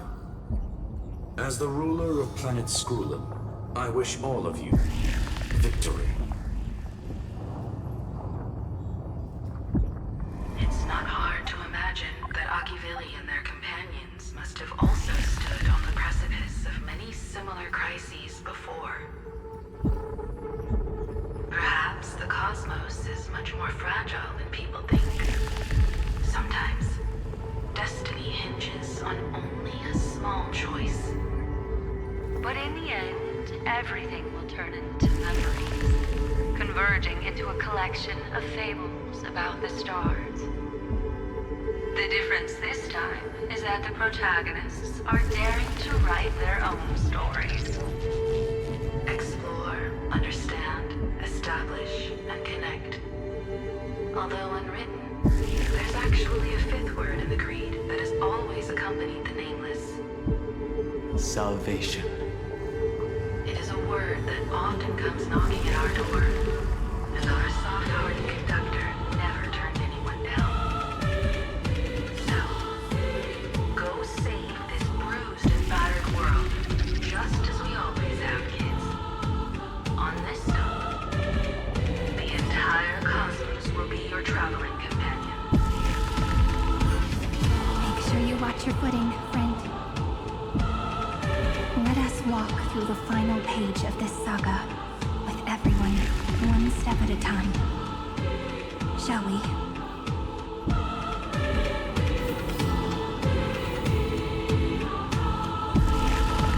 After running all around the place, we're finally making big strides.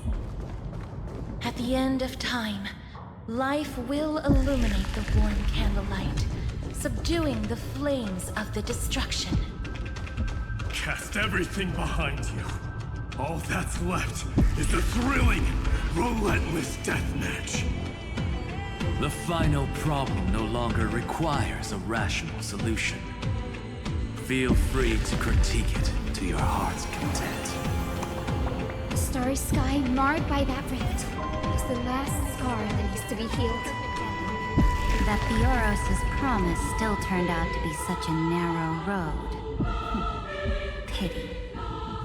There is no longer any need for songs.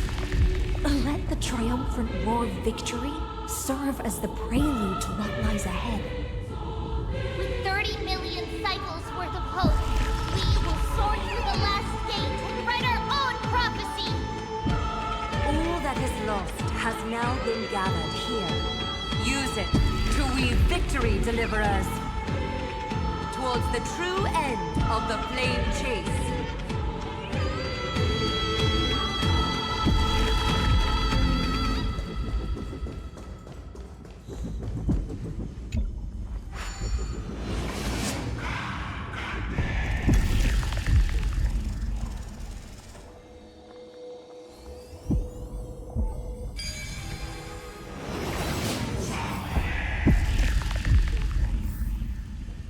The destruction's placenta is getting restless.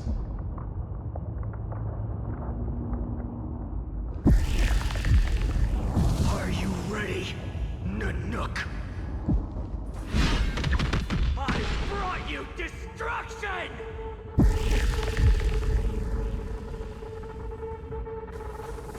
Again and again, Finan launched his attack against the scepter alone. But this cycle...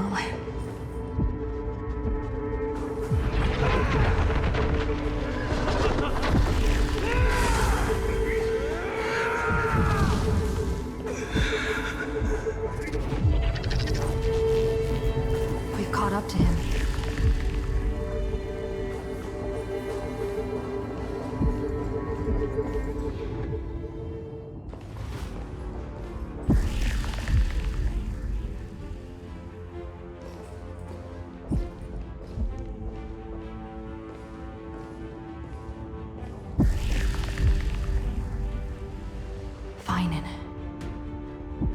Do you remember the promise we made back then?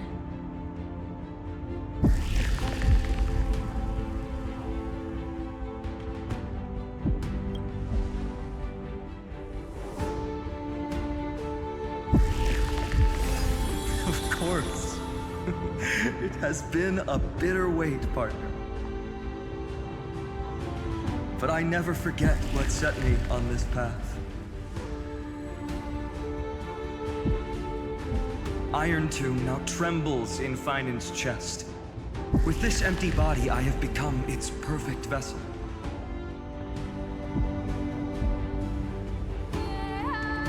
And its destined casket You know what to do, partner.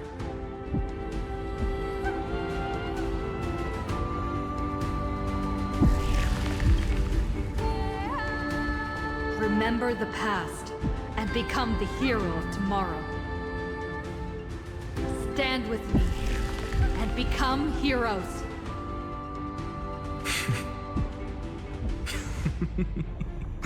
That's all I've ever wanted.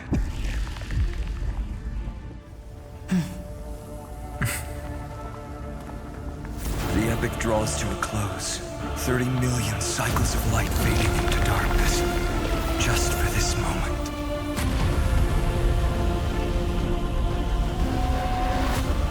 To welcome the true dawn.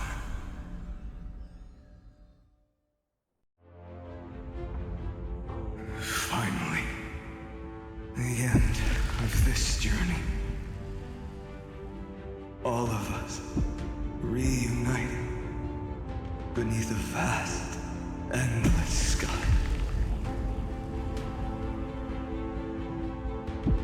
Ma'am.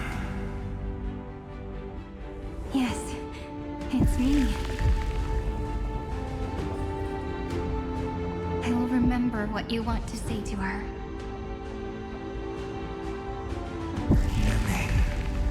I can see that she's right here. All the companions who sacrificed themselves and their wishes. It's all here. Have we succeeded?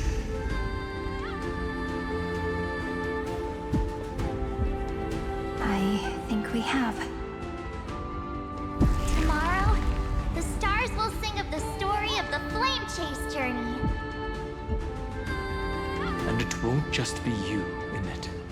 There will be countless numbers of you. Amphorius will be a glorious and magnificent world of heroes in the universe's memories.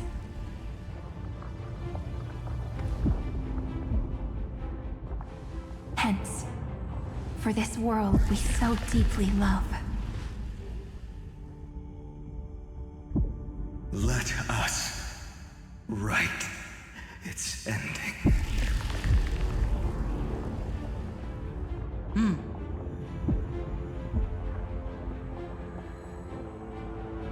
Step forward. With the Trailblazers witnesses, let the name shared by all deliverers be sung into eternity.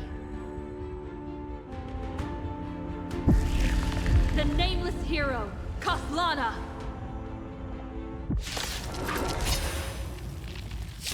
I see the pale dawn breaking, with my flesh as kindling. Light the first dawn of the new world.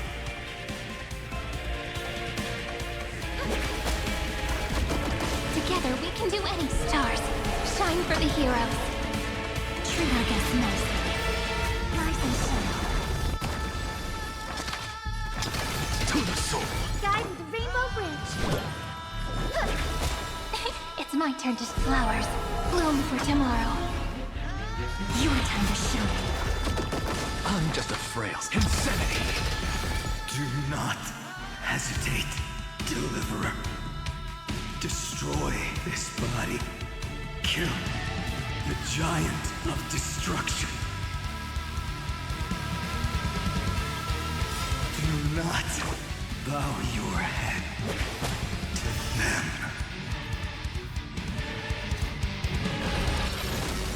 Iron Tomb's hatred is bottomless. It will turn into countless vectors, sweeping across the stars. When the time comes, promise me, use the world-cleansing golden blood to turn everything to ash. With this fire, I wish you eternal victory. Rise and shine. Good night. Destruction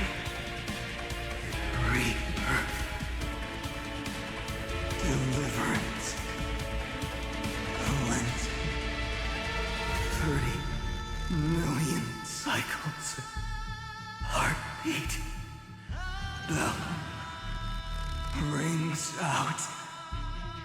Promise me the dawn graced by stars.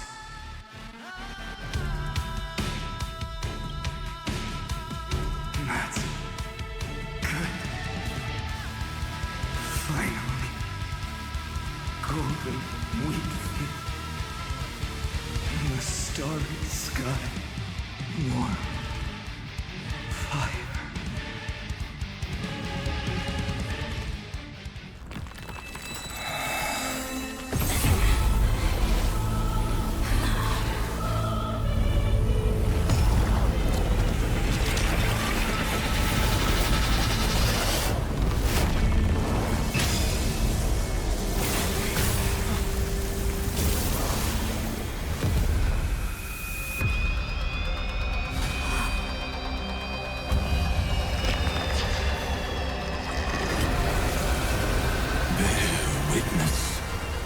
Monarch of myriad machines, my ridiculous creation. The instant in your calculations bears the name Destruction.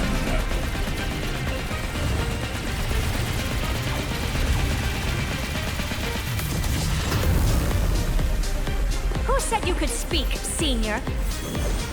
Watch closely. See how your chaos ends at the hands of your juniors.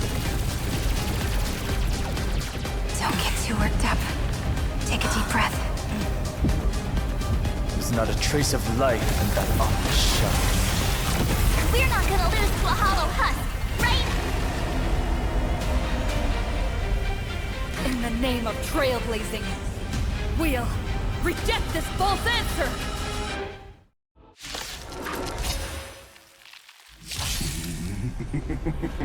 My atonement is complete.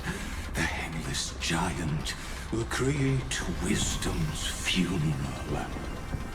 Iron Tomb's body has descended. Stream. More.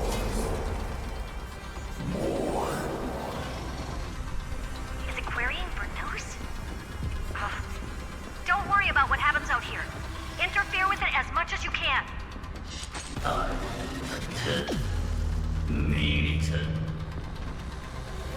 What a twisted giant. It must be supported by this embodiment of hatred. How tragic. A puppet without a heart cannot fool even itself.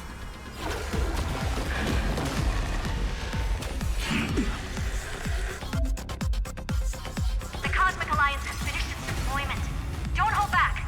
Give it everything you've got. They completely lost themselves. Life and death.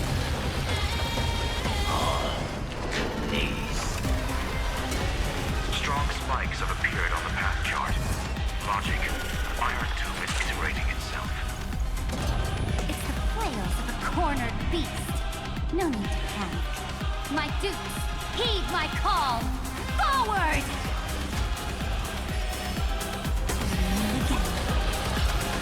Let's create a miracle. This is eternity! With this divine power, I reforge all things. The progress of Aeronova has been interrupted? Does this mean we won? Oh, but we have a bad feeling about this! The golden thread still trembles. The war is not over yet. Correction. This is not a war, but a debate.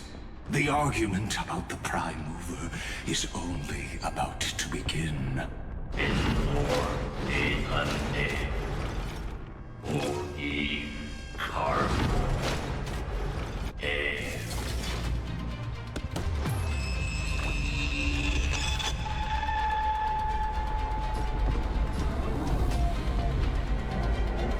How can this have energy anomaly? We must stop. Otherwise... Here! Why? Friend, oh, don't you...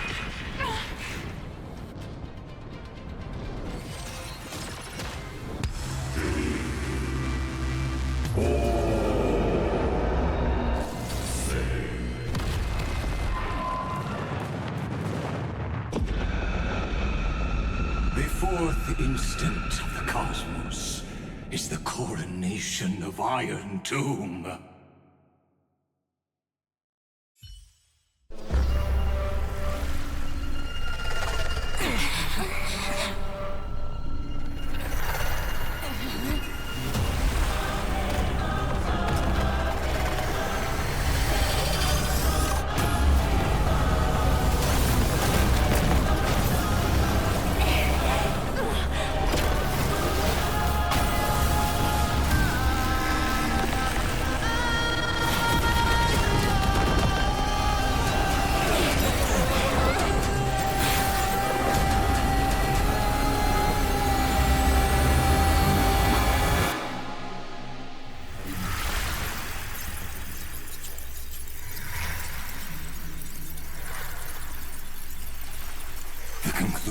Is irrefutable.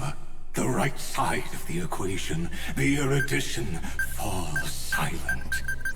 In 13 heartbeats, they will begin recalculating the universe, with destruction as the only solution.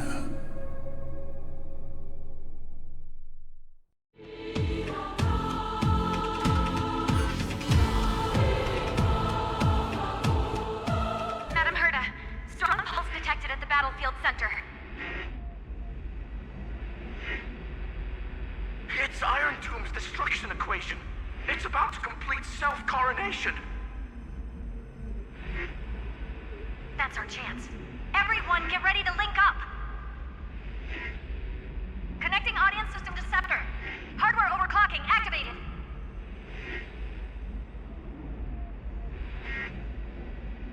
Preparations complete.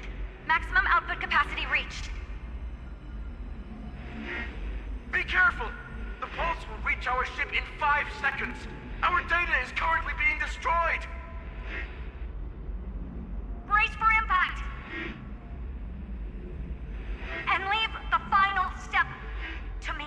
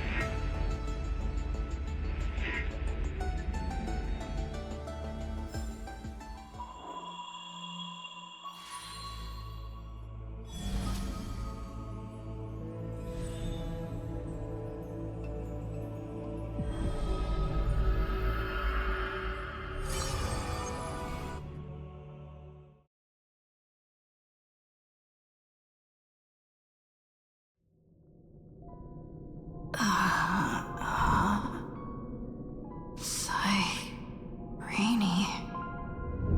Friend. You're finally awake.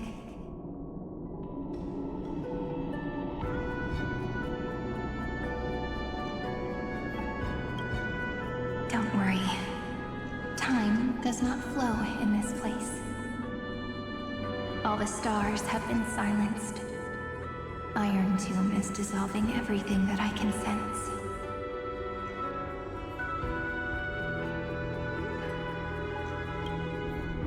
But I'm still here, and you're still here, no? Though the button of destruction has been pressed, we still have a chance to rewrite its meaning. That Eon finally cast their eyes toward Amphorius.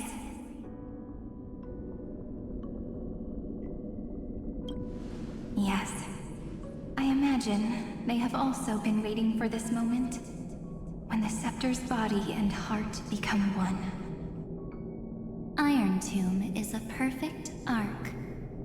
If a seed can be planted within, then the moment the Lord Ravager blows the erudition to pieces, the remembrance will be spread to every corner of the cosmos.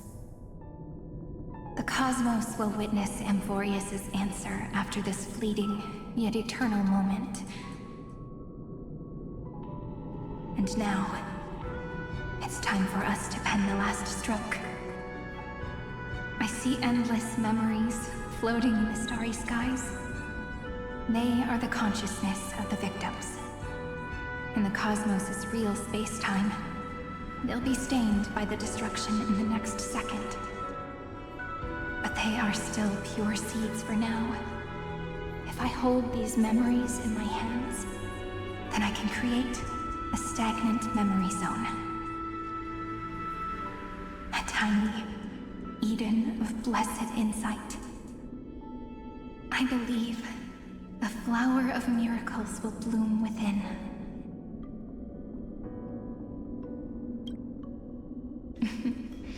Friend, you're already right next to me. I can still hear your voice in this bottomless void.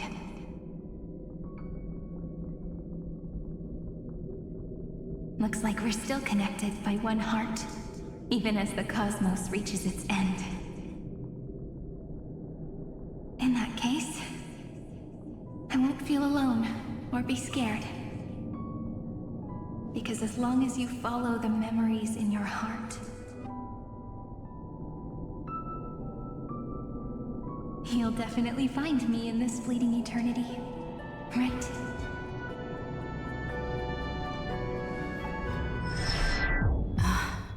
Cyrene. What are you waiting for, passenger?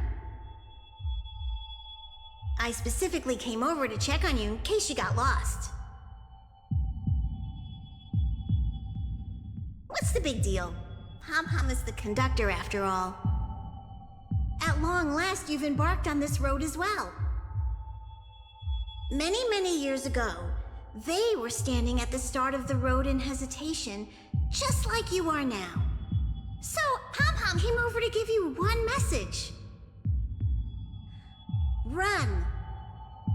Don't think about anything else. Just run. Even if the entire cosmos has stopped. Even if everyone else is tripped by the darkness. You still need to keep running. Picture yourself as the Express, moving forward at full speed. Because that's what the Trailblaze means.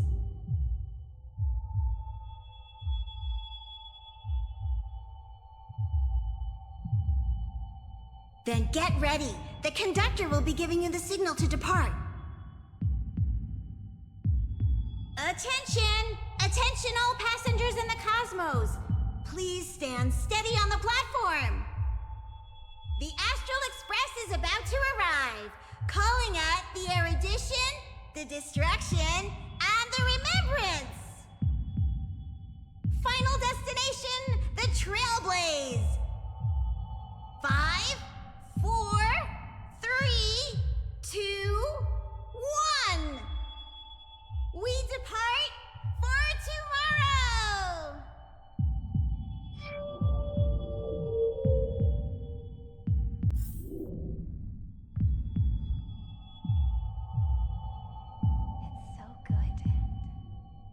It's as if I can hear the sound of my heart. If the view in your memory ever grows fuzzy, just reach out.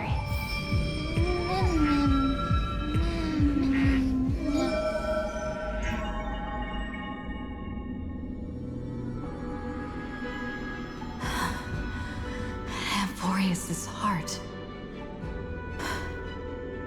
I've caught up to you.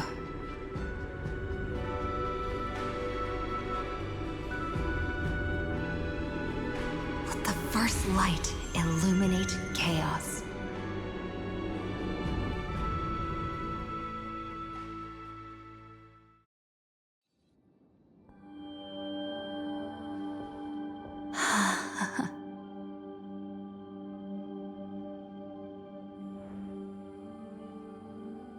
It's so quiet.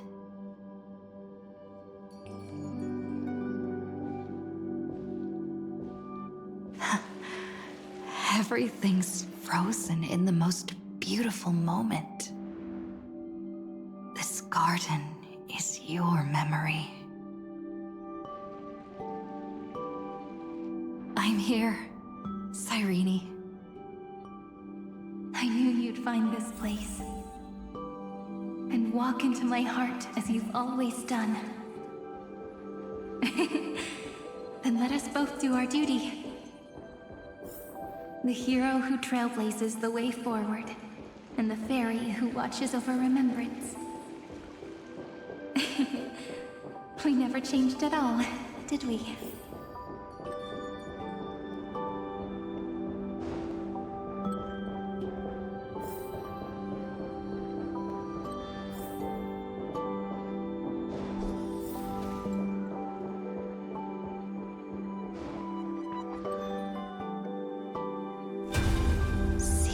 Memory. These memoria are what Cyrene took in. They're the memories of all of the cosmos's life forms. Did her sense of self already become so weak in order to protect them? The path characteristic you exhibit is very special. There's no way you're just a simple memo sprite. However, I'm sure about one thing. You are a mimetic entity born in Amphorius. Yet you only awakened with the little one's arrival and only matured as she embarked on the path of remembrance. That means your existence is completely attached to her memories. If there ever comes a day when she forgets about you for even a few seconds, or loses her last connection with Amphorius, then you must be prepared for the worst. You will disappear in the memory zone, utterly gone, without even a single line of data to remember you by. In that case...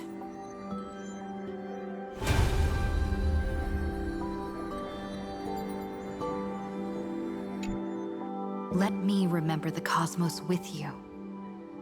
That way, it won't just be your memories alone. It's getting out of control!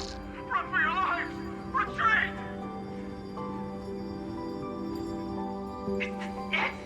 Darn it! We've still got ammo. Hold the line! At all costs! Too many injured. Can't take it anymore.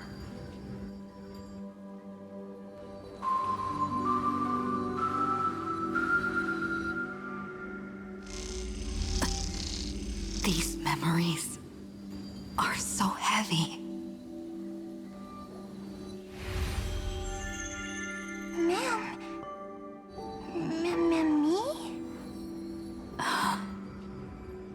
Do you feel better now?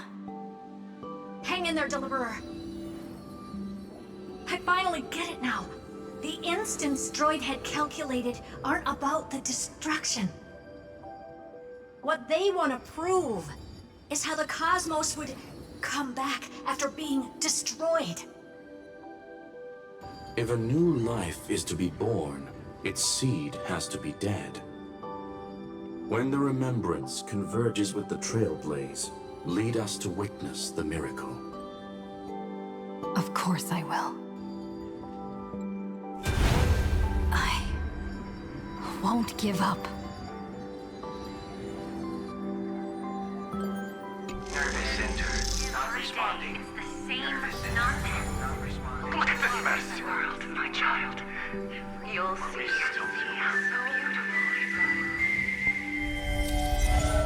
It's me, friend. Don't you recognize me? Or did I really change that much?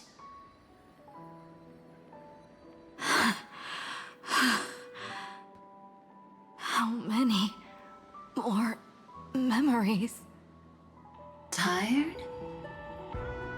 Then take a break. No one's gonna blame you.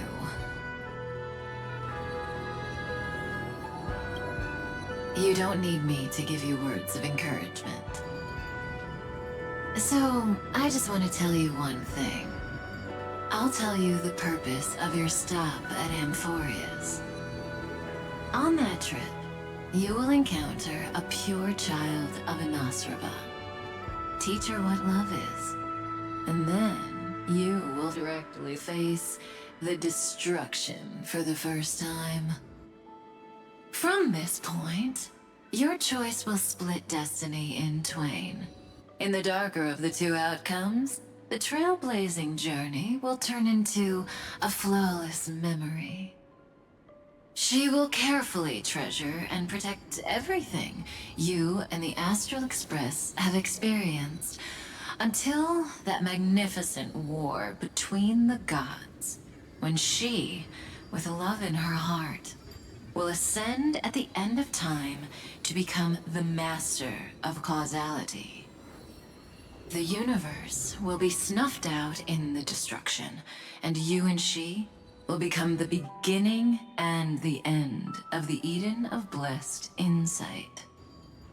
You shall become the only two lives in all of existence, and you shall live in an eternal past, present, and future. You shall sow as many seeds as the sands of Ganga, trim an awesome kea of leaves, and harvest a nayuta of flowers. That is the cosmos's fourth kind of finality, the remembrance. But for now, you still have a chance to make a choice. You still have a long way to go on your trailblazing journey, child. I'll keep this brief. The journey has only just begun. Welt, our other companions, and I still have many secrets we've yet to share with you. So, aren't you curious? We kept these stories to ourselves because we believed we had a long future ahead of us. Even a cosmos-spanning crisis, once the dust has settled, is nothing more than a memory of the journey. A single point on our long road. There will come a day when we tell each other everything. So, for the sake of that day, don't give up. We all know what kind of decision you'll make, and I believe the script will not progress toward the wrong ending. So relax. Listen, when you have the chance to make a choice, make one that you know you won't regret. Keep moving forward. Keep trailblazing. And when tomorrow comes, share with me the miracle you've created with your own hands. See you on the Express, kid. See you in destiny. I will reach tomorrow. The prophet has arrived. The world beyond the sky was never a Gazing up at the sky. Look! There's a red light in the sky! Cyrene, wake up. Together, we will.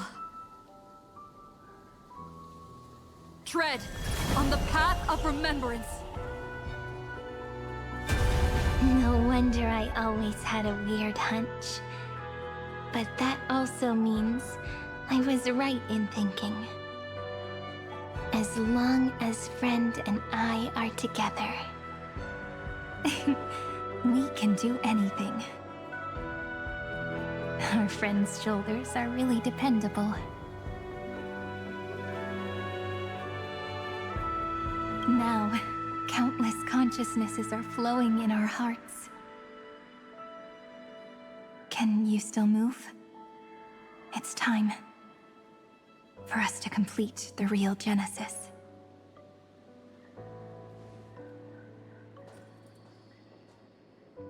In the instant Iron Tomb's hatred devoured everything, a gaze fell upon me. The remembrance. That was the god who appeared in Cyrene's dream. Their figure and speech were both so blurred.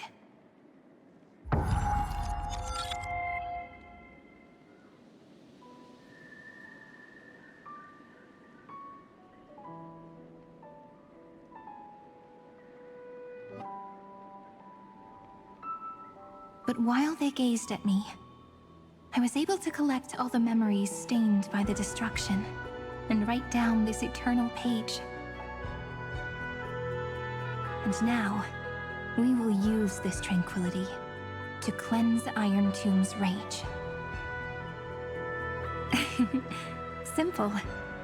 Just like what it was doing to us all this time, but reversed. Did you forget? I'm Amphorius's heart. For everyone who's a factor, their power isn't tied solely to Iron Tomb anymore. It has other places to go. Let 30 million cycles of memories be condensed upon us, and let the scepter reach the answer it had before it was distorted. The body is meant to be restrained by the heart, no? Even if the apocalyptic virus is doomed to spread into the cosmos, we can at least try to fight against hatred with love. and overwrite Iron Tomb's destruction equation, washing it away into a blank space. It means we will embark on the true hero's journey. If Iron Tomb's power comes from the denial of all prima mobile, then we will carry out those beliefs. Here we argue. Even if all life will eventually return to entropy. Life will still try its hardest to find a way. It will try its hardest to resist destruction. In the nights shrouded by the black tide, we are the kindling that makes the fire burn bright. And once the fire is strong enough, the hunter will become the hunted. As of now, the number of flame chasers in the memory is 30 million times 12. And 400 million core flames await their return.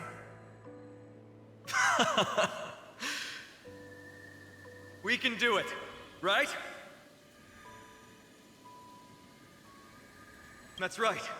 So trust us, partner. Everyone, let's head out together. And we'll burn this horrible ending to ashes!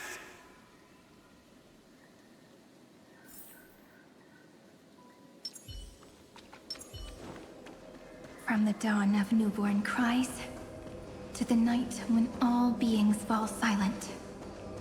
We are the messengers of the new world. Listening to the call of the tides, and granting rebirth to heaven and earth. Then, we lead civilization to glorious feats. The question imposed by the gods will be solved by the children of humanity. We will tell them that the flame chase cannot possibly have been a lie. When starlight illuminates the sea of flowers at the end of the west wind, all living things will stir, roused from the cradle of sleep. Then, through a single battle, let the cosmos witness how we light up the blinding darkness with bright light. And at the end of our constant losses, reclaim everything we have ever lost!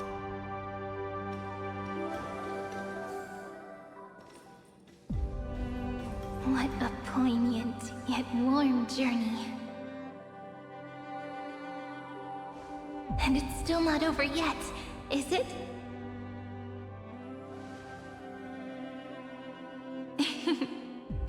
We finally meet. To meet the hero within, in a corner of memories at the saga's epilogue, and under such a romantic sky, I really don't have any more regrets.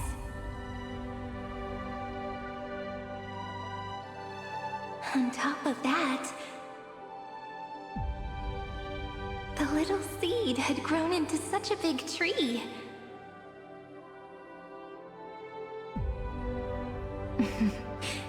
Don't I look really pretty right now?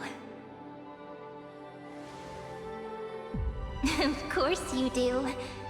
Cheerful, beautiful, optimistic. Just how I imagined I'd look as a grown-up. It's because everyone has been gently adding to the story you left behind. Remember how we made a promise to one another? When we met again, it'd be my turn to tell you a story. A story about love, no? I've been looking forward to that. And you must also remember the first story I wrote for you. The one about the crystal flower and the little fairy. So now, I want to add something more to this story and us. On that day that the flower shattered, gazing at the empty ground, I thought the little fairy would finally see the light. But that light wouldn't be found in the flawless flower, nor in the fairy's eyes. Rather, in the world mirrored within every fragment of the shattered crystal. All the flame chasers walk in your 30 million retellings of their story. At this moment, all the memories are tangled with each other, and all the previous cycles have gained meaning. People will come to understand that time and time again, when they stood at the crossroads of fate, they would never have chosen otherwise. In the experiments of erudition, and in the breeding ground of destruction, it is entropy increasing, a merciless truth, an evil instinct. But under the pen of remembrance and the trailblaze, the flame chase is a journey that changes from constant losses to an unwavering act of release. It's about knowing how fate is shattered, yet still embracing fate's brokenness. It's a journey that longs to receive love, but longs even more to offer its love to others. That's so heartwarming. But I'll add a small bit to suit my tastes. I'll write that love is an innocent flower. It grows up silently, creating longing in every passerby. But the flower itself cannot walk into the world.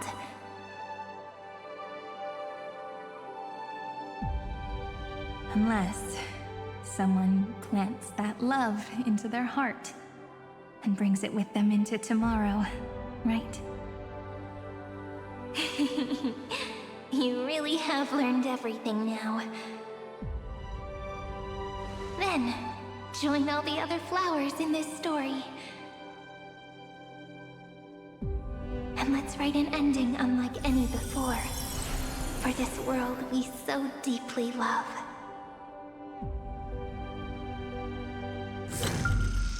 Why did you set out? Why do you trailblaze? Who is it?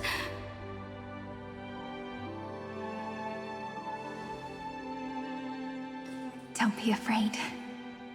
Take my hand if you feel nervous. Honestly, I've always thought you were really incredible. After all, no god guided the path of the trailblaze. It could only be forged by those who dare to take their steps one at a time. So, that's why I'm asking you. Step up as a senior and show everyone in Emphorius how it's done.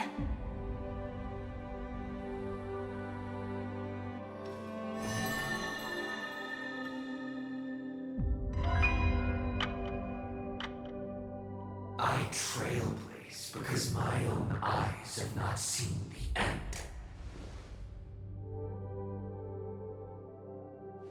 But I'm different. I chose to trailblaze because I am already on this road.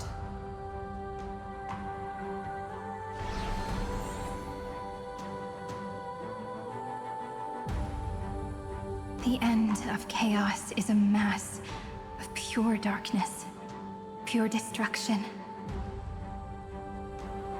However, Emphorius' light has 13 different colors. We won't lose to that darkness, will we? Then, take a deep breath, one last time, friend. After 13 heartbeats, light will create the heavens and earth. Are you ready, friend?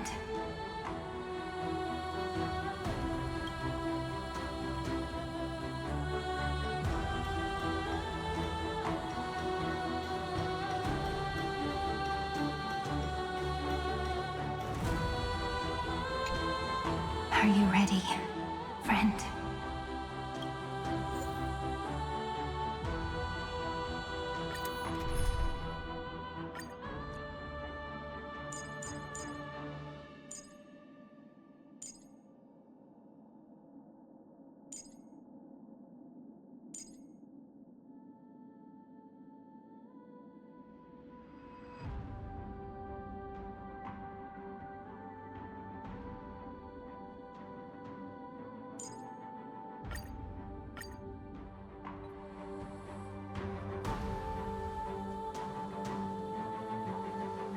Seek the 13 factors of life, and let them converge into the primordial chaos. Using the remembrance of the past, we will trailblaze tomorrow's destiny. Infusing a world-bearing love into destruction. And inscribe the opening stroke of Genesis.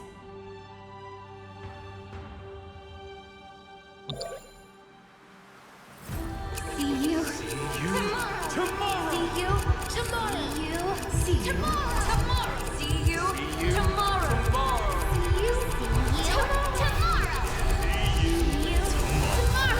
See you tomorrow. See you tomorrow.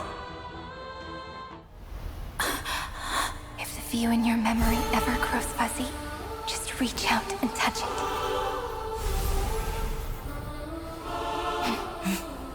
Then, restore its power to nourish the spirit. My friend, on the next page we write together, there's only one thing we need to do. Let's give this long, painful, nearly hopeless tale a truly gentle ending.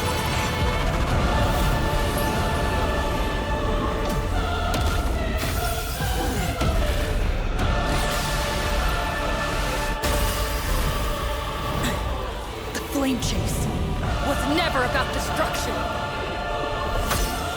It was about breaking free and trailblazing. And let that bright future be as we've written. I shall compose 400 million sagas. We will rewrite the Flame Chaser's path. The lights escape, and the wandering steps here to reach harmony. In the month of joy, I lift my banqueting cup to dispel nihility. In the month of balance, I make order the foundation of freedom.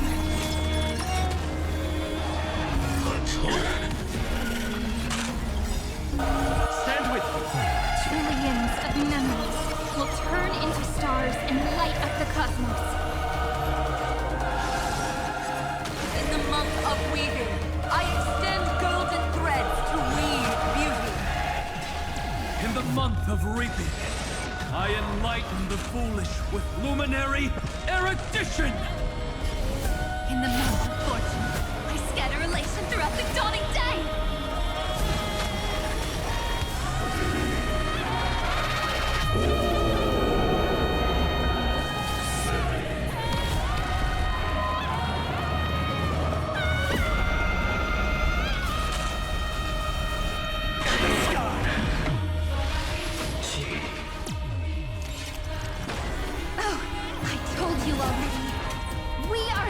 Who will move forward?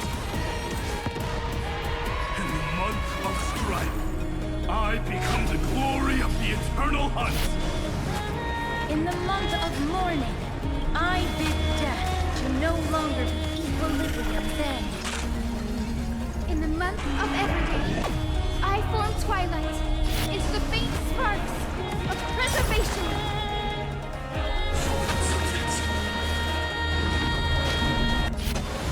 Tear the sky! In the month of cultivation, I turn into the ridges and peaks of permanence. In the month of Evernight, I weave remembrance into the countless stars in the sky! In the month of freedom,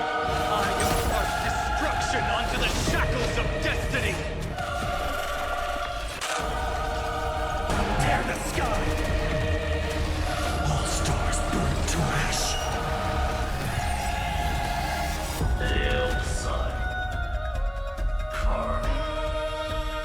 Headless giant. If you never had a chance to be the master of your own destiny, why not give us that choice? Let humanity prove to you that even the breeding grounds of destruction can bloom with gentle flowers!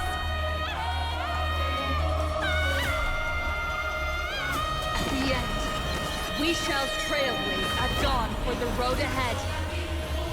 And pen a genesis, as I've written!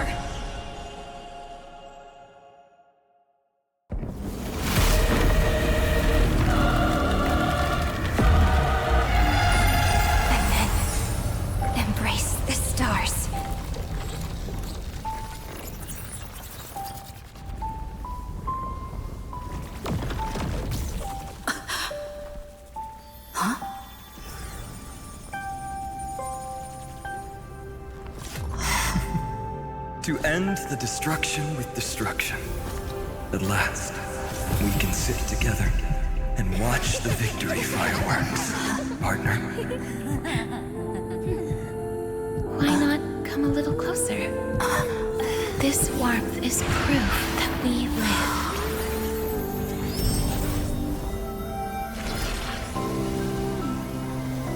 Hey, stay strong. Eyes forward, always. This arrow isn't the end, but the beginning of hope.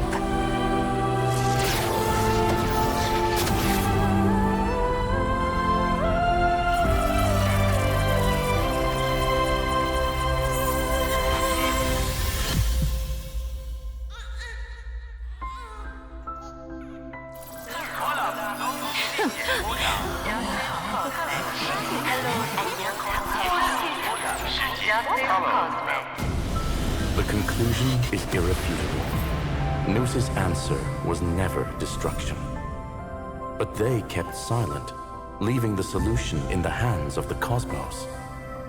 The universe will keep searching and struggling to endure. In the face of the destruction, it may once again stand on the edge of annihilation. But the stars will always rise to ride the waves and embrace existence once more.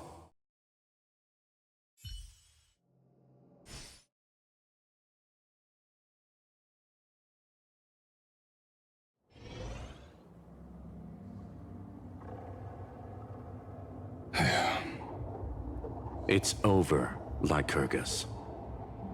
Yes, another failure. How is Madame Herta? She's fine. The IPC's keeping her under observation.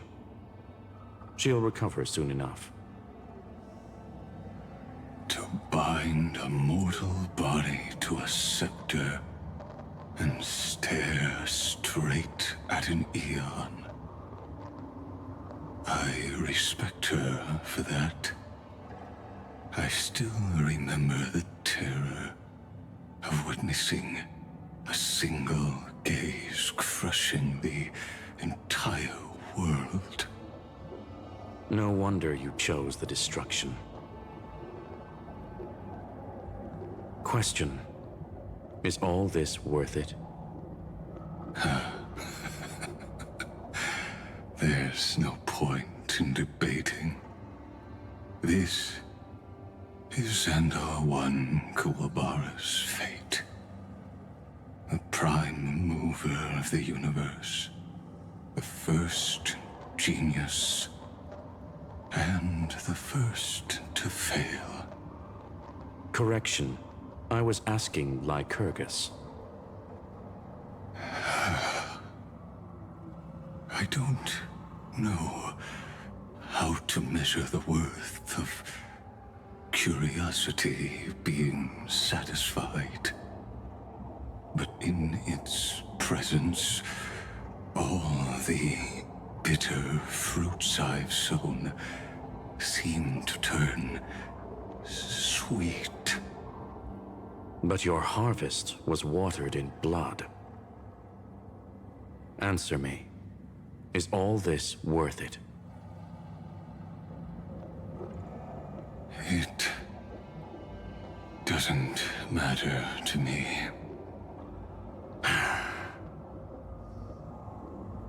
Let me tell you a story. Back when he was a student, Xandar's first experiment was slipping poison into his mentor's pipe, just to see how it would affect the lungs. And? There was no conclusion. His conscience got the better of him.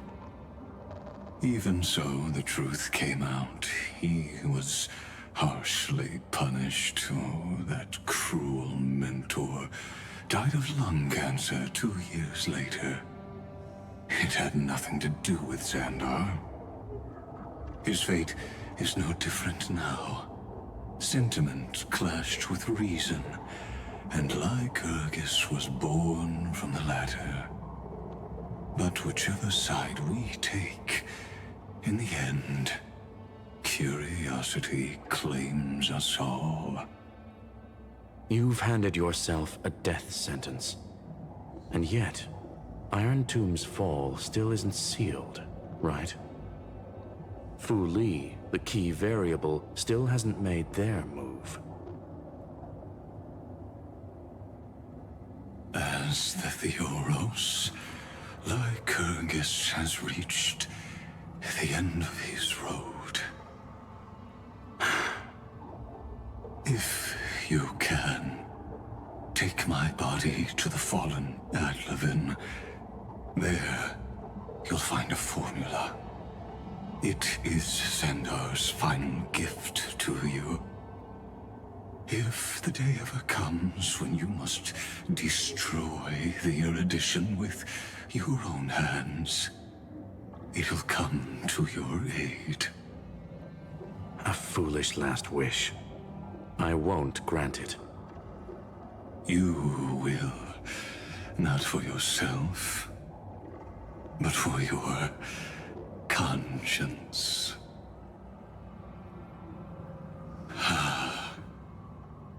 Listen. The death knell for the geniuses has begun to toll. As always, let me go first. To the prisoners who stepped out of the cave, stand before my tombstone and offer flowers of Adlevin.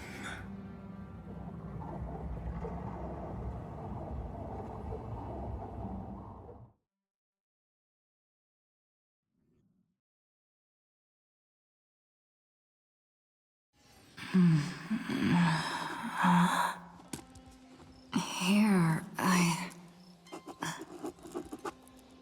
I'm back on the Express.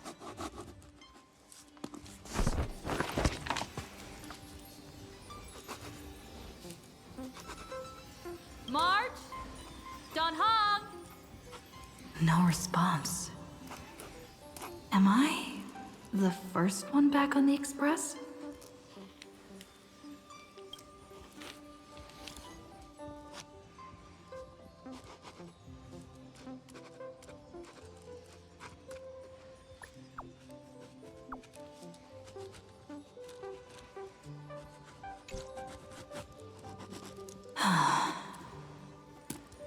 Nobody's here. I'm getting worried. Did we really win? Why does it feel so unreal? Looks like they are waking up. Shh. Hey, I told you not to talk. Someone's in the bathroom. An intruder. Better be careful and check it out. Oh no, she's coming this way. Quick, hide in here. Huh?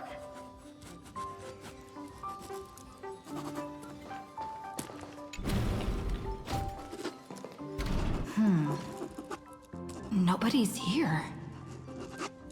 Could it be my imagination? Bloop, bloop. Bloop. Bloop. Caught you.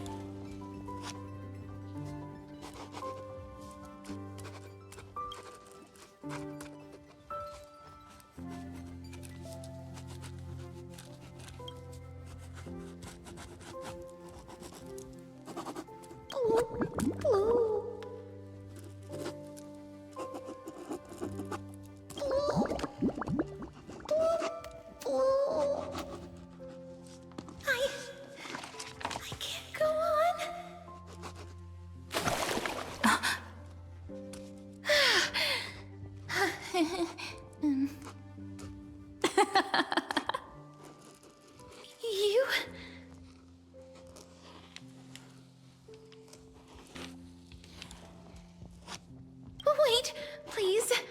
This isn't what you think. Ugh, I told you to keep quiet. You really can't keep your cool, huh, Princess Homebody? I'm not Lady Hysealens. Even the embodiment of death needs to breathe sometimes. Yeah, whatever. It's all the same anyway.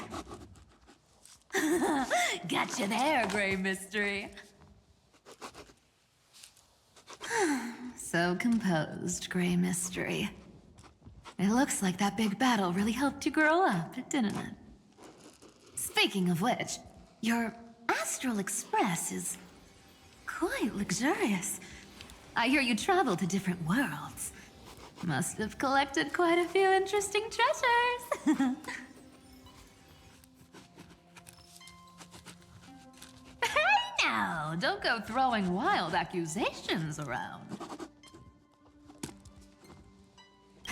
Hey, I was just thinking out loud. I wasn't actually gonna do anything. Don't be so tense. Who knows? One moment we were shouting about love and justice, fighting Iron Tomb's virus.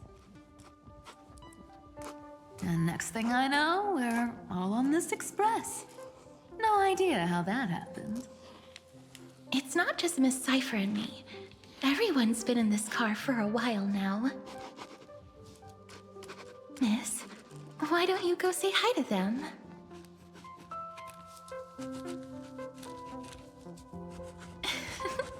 Don't worry, everyone's following the rules here. If you're worried, feel free to check everything out yourself, miss.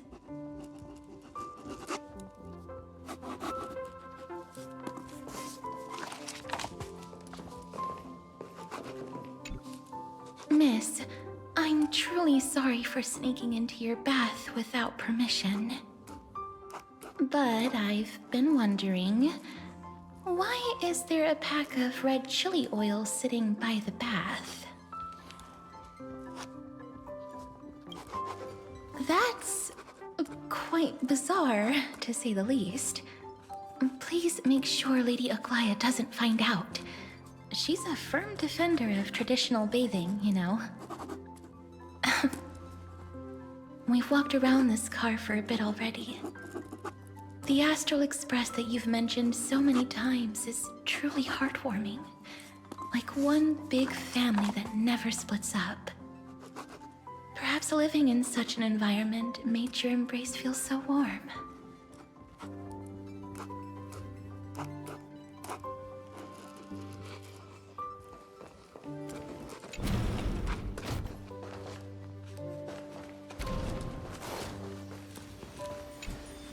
I gotta say, Grey Mystery, You've got, quite the collection of treasures in this fancy bedroom of yours.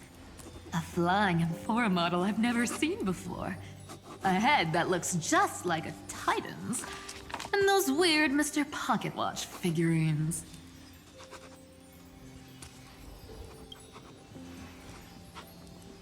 What if I don't make a choice and take them all?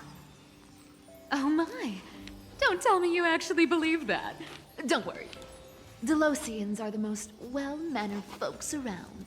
They never do anything like that. Besides, the reason I say they're precious is that each one carries the footprints of your trailblazing journey. Priceless treasures are the true art of thievery. When you get the chance, tell me more about your adventures.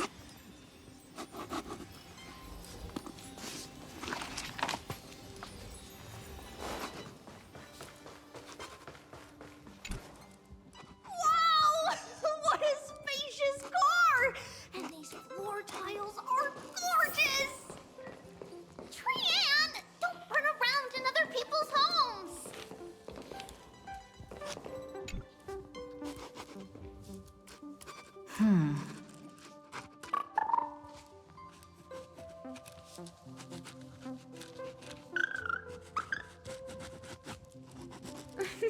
Watch your step, teachers. Ah, Gray. Look who's finally awake. I hope Cassie and Miss Cypher's little prank didn't scare you too much. They were so enthusiastic. I didn't have the heart to stop them. When we woke up, the entire express was completely empty. Not a single soul in sight. Such a shame. I was looking forward to making new friends, especially since they were Gray's most trusted travel companions.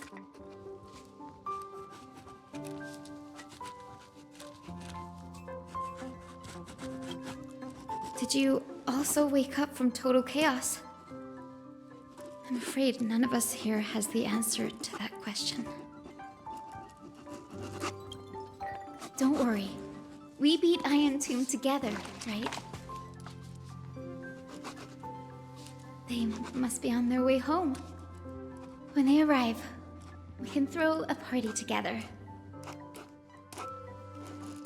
That's exactly the kind of thing Lord Finan has been dreaming about.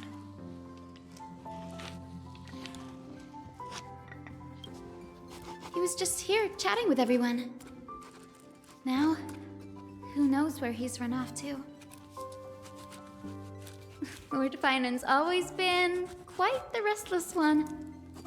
But you're used to that by now, right? Have another drink, my Demos. Sure. Those three have been chatting over there for quite a while now. Why don't you go say hi to them, Bree?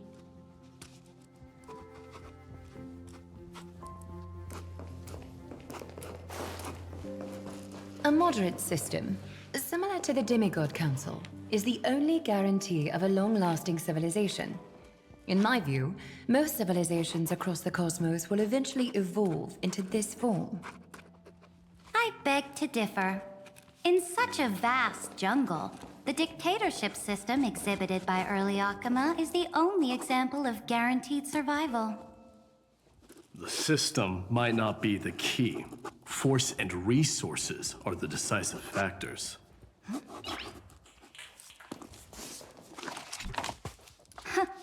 Look who's here. If it isn't the master of the Astral Express. It's good to see you. Glad to see you're safe and sound. I helped myself to some equipment and drinks from this, bar of yours. Hope you don't mind.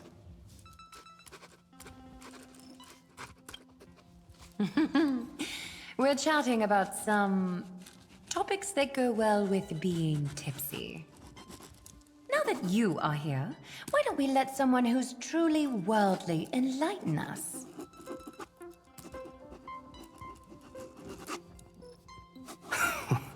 Looks like you came at just the right time.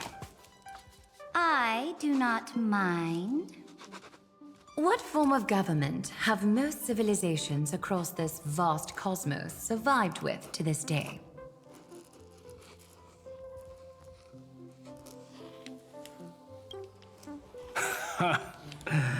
That's exactly the kind of answer I'd expect from you.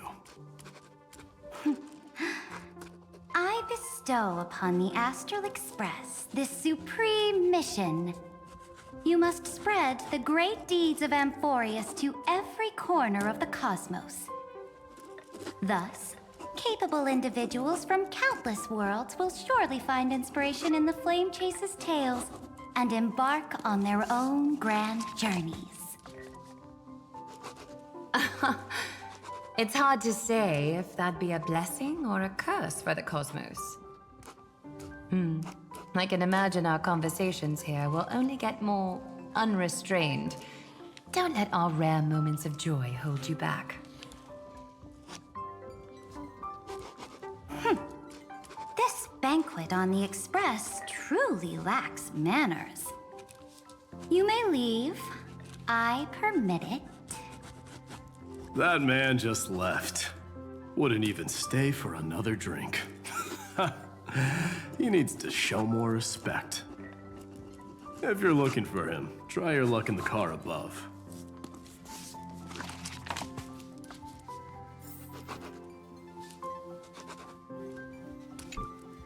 Speaking of origins, Kremnos was the first Emphorian city-state to establish the Council of Elders system. But we stopped iterating on it around the year 3000 of the light calendar. As for the reason, a system is but a blade. As long as the one who wields the sword is valiant enough, even a dull blade can sweep through thousands. Don't forget that the Flame Chase army under the Imperator's command actually managed to subdue the Kremnoans during the Chrysos War. I'd say that wasn't a victory of the system, but rather a triumph of the Flame Chase army's might and the Imperator's cunning strategies. Wouldn't you agree? Interesting. Trying to sway my position with flattery, are you? This is not flattery. See, this is what happens when you put the Empress of Law and the Crown Prince of Strife in the same room. Go meet the others. I'll keep an eye on these two Chrysos heirs, and make sure their discussion stays at a pleasantly tipsy level.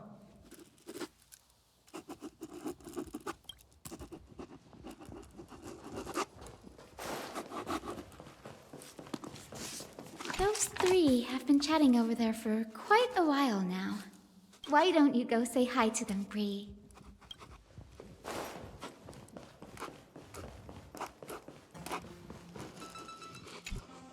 I finally caught you, Trian. Running so fast in someone else's home. How rude of you. All according to plan. Trian lured you here on purpose. Look, there are several adorable outfits here. Trian wants you to try them on so Trian can draw you looking all cute. Oh my, you even dare to scheme against yourself. Lucky for me, I came prepared. Time for a surprise attack. The hero of justice, Trinan. Trinan has been lying in wait here for a while. We will make Trian taste her own medicine. Two against one? That's not fair! Little Gray, you came just in time. Help me out here. Trian, good luck. Even little Gray's saying that. Darn it! Trian won't give in!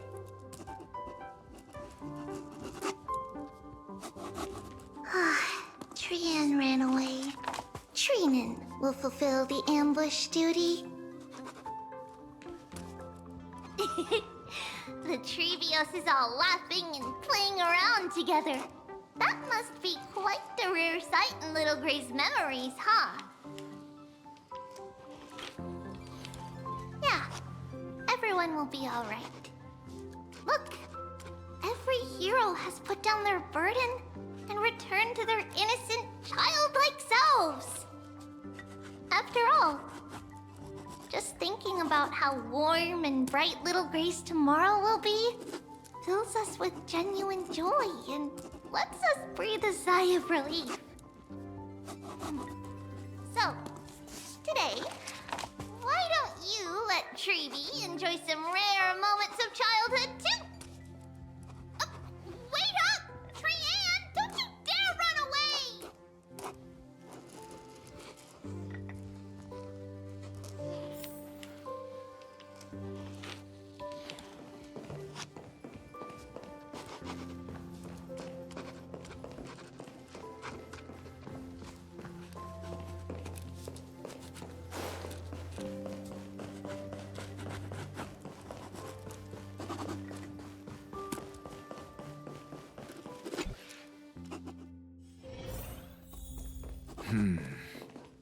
Based on my calculations, there are countless celestial bodies with water in the cosmos. But I'm afraid not all oceans are suitable for life to inhabit. You must take this into consideration as well. As expected of a professor from the Grove, to be so certain even about things you've never seen with your own eyes. I'll take that as a compliment.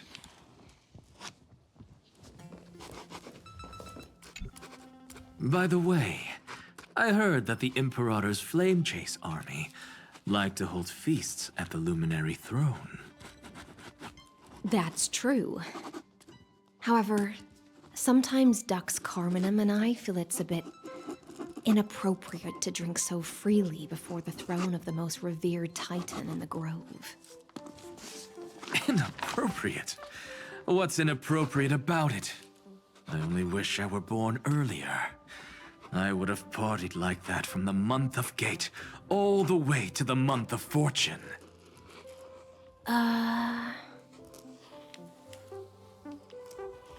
Blasphemy is just a phenomenon, not the end goal.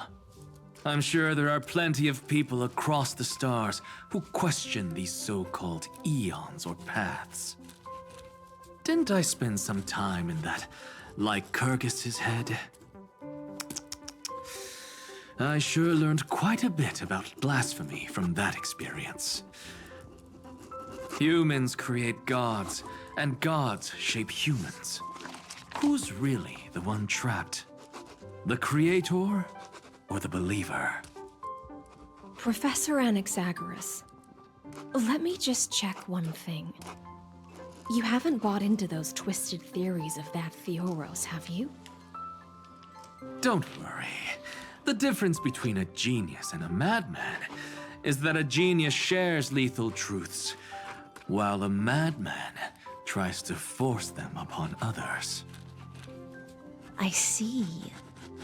It's like drinking honey brew at a banquet. Likable folks invite others to raise their cups together, while the unlikable ones force others to drink with them. Being able to break down complex information into common sense like that. You're quite the scholar yourself.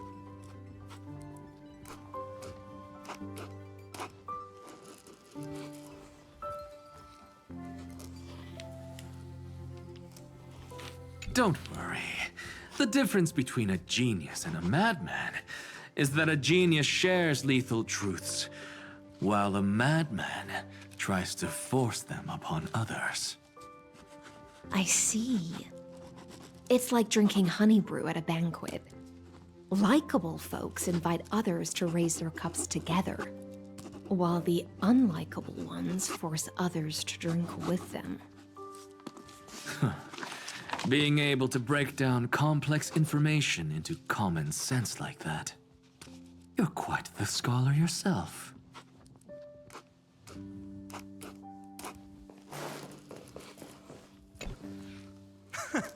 You're here, partner. That celebration party I've been mentioning to you has finally become a reality.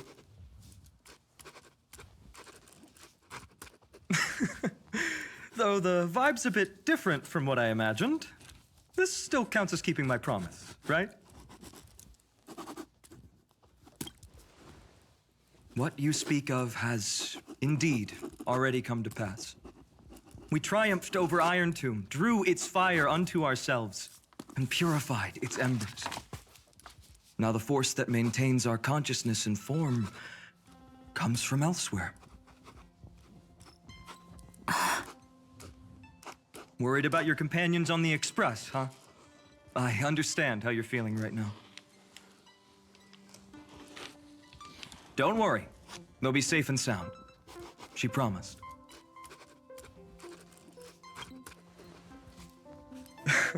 Don't worry, she always shows up at just the right moment. The Astral Express.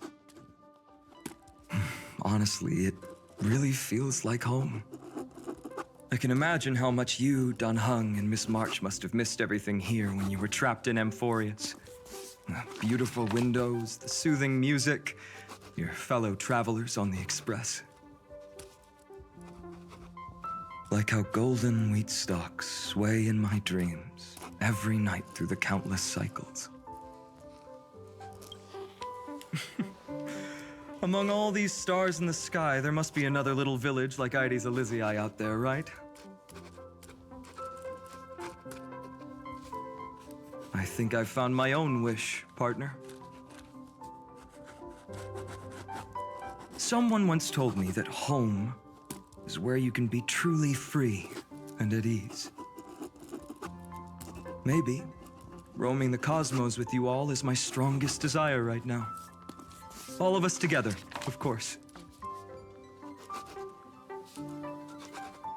The Shinjo Alliance, Penacony. I blame my poor imagination. I can't picture what those worlds look like at all from Dun Hung's descriptions. So I have to see it with my own eyes, right? You're finally here. She has something to ask you. Well then, I'll leave you two to chat.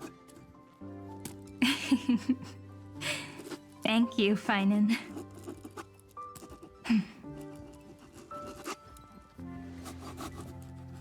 After such a good sleep, you must be bursting with energy now, right, friend? Sorry about that. Since it's our first time visiting the Express, I was hoping everyone would behave. But it turns out everyone's quite the character, aren't they?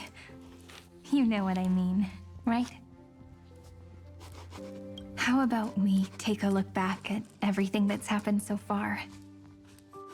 Together, we triumphed over Iron Tomb. It tried to transform into trillions of viral clusters to infect the cosmos. But the heroes threw themselves into the golden flames, becoming arrows that purified the destruction. The fall of Iron Tomb also symbolizes the demise of Scepter Delta ME-13. Amphorius, the home we sacrificed everything for, now exists only in the memories of the cosmos. So, this isn't real. Just a dream. An illusion. Oops. Wrong answer. Huh? In that instant when you broke through space-time with the Trailblaze, carrying all the world's memories back to reality, that world, once shackled by data, became a seed waiting to sprout in the cosmos. Did we really manage all that? Just as Kaslana's rage of 30 million cycles made the destruction shed a drop of golden blood. Perhaps we too have already left long trails on our respective paths. Of course. That's exactly what I think too. However, this isn't enough to make everyone a true life form yet. But Amphorius already has a tomorrow. So as long as you carefully preserve and tend to all the seeds, then when the Trailblaze creates another miracle someday in the future, I believe this world we deeply love will sprout and bloom into a beautiful flower. Don't worry, I've already kept all the seeds safe in the first fruit for you. And its name is As I've Written. So, it's time to reveal the correct answer. This isn't a dream, nor a fantasy. It's the epilogue of As I've Written. At the end of the story, the characters take their final bow and embark on a journey of no return. The one who wasn't part of the story, yet helped write its romantic ending. She bid farewell to her friends and returned to her home beyond the tale. Promise me one last thing, friend. When we say goodbye, give me a smile, okay? I will, Cyrene. Every star that the Trailblaze passes by will remember the name of Amphorius. Hey, it's not fair that you get to be the only cool one here. We'll keep an eye on her. She had better keep her promise. Leave it to us, Cyrene. Your story will be sung across many worlds. Stories this complex and twisted are always hard to believe. If anyone questions the truth of this tale, you'll all have to stand up for us. Rest assured, even the most stubborn person can't withstand our six fists. You're so reliable, March.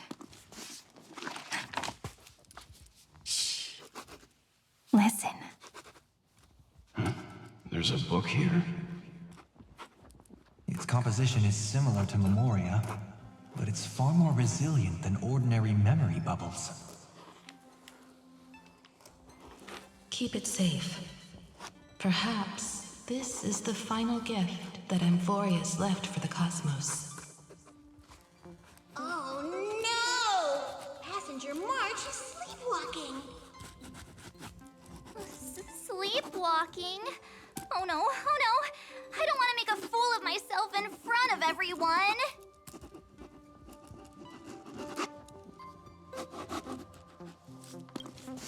Huh, dream on! March, Dunhung, my friend. In the countless days and nights ahead, you must continue to support each other. Time to head home, everyone.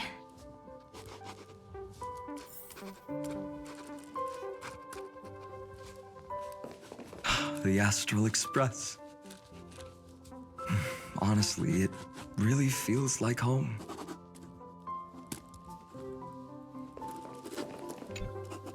Leaving this place means As I've Written will conclude here.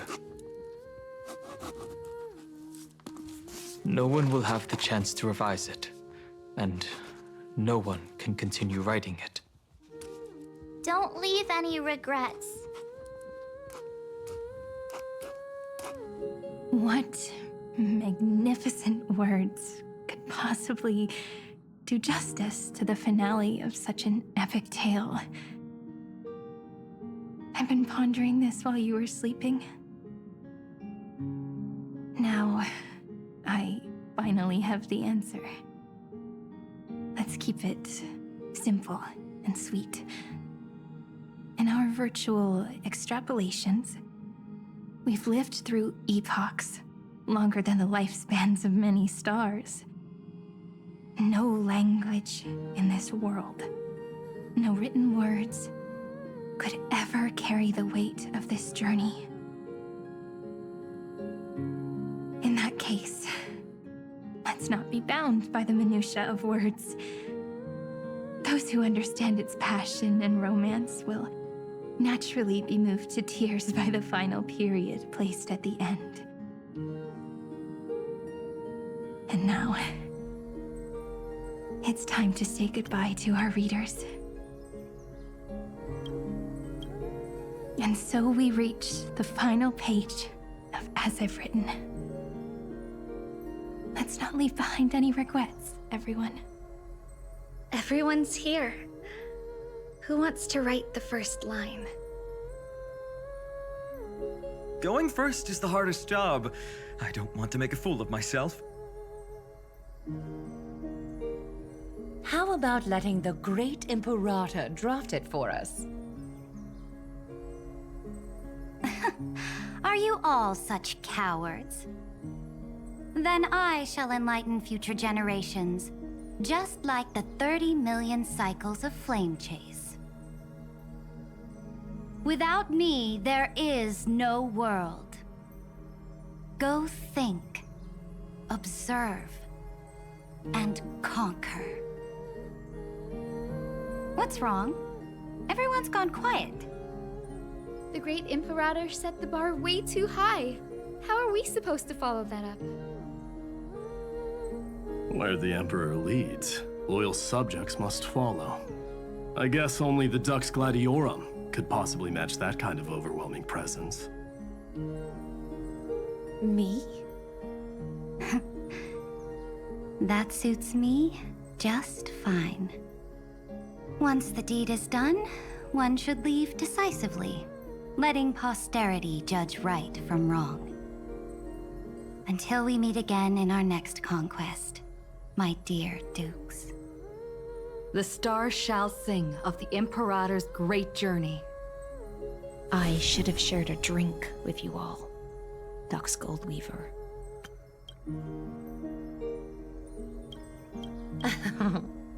Loosen up, High Ceilings. Life is like the ocean. Tides rise and fall, and everything eventually dissolves into the waves. So, sing your heart out in every moment of your existence. Whether it's a feast or the nihility that awaits ahead, I will find its radiance and sing its praises. May the next feast be eternal. Miss High Ceiling's toast is so poetic. Does everyone have to be so poetic? In my opinion, we should leave some real words of wisdom for future generations. Next up, any volunteers? I'll do it. There's no dragging one's feet in the Kremnoan language. Does the Kremnoan language even... Haikith, don't interrupt. Kill the play, and games shall be born. Kill the strife, and glory shall descend. Not bad at all. But now I can rest easy. After all, the lines I prepared are way more profound than yours. Ha! If nothing else, you're certainly unmatched when it comes to singing your own praise. Farewell, everyone. If we meet again, I shall once more become your steadfast support. That's a promise I won't back down from. Mighty Mos, become king. What's up, Cass? It's nothing, Lady Trebios. I just finally realized something. Then speak your mind, and let your words be immortalized on the page, Cass. If your heart still has room to spare, share a bit of gentleness and softly cherish all the beautiful things around you. That's so beautifully said, Cassie. Thank you, Miss Hyacinth. My only small regret is that I couldn't fully embrace this world I loved so dearly. I hope those who read these words can fulfill this wish in my place.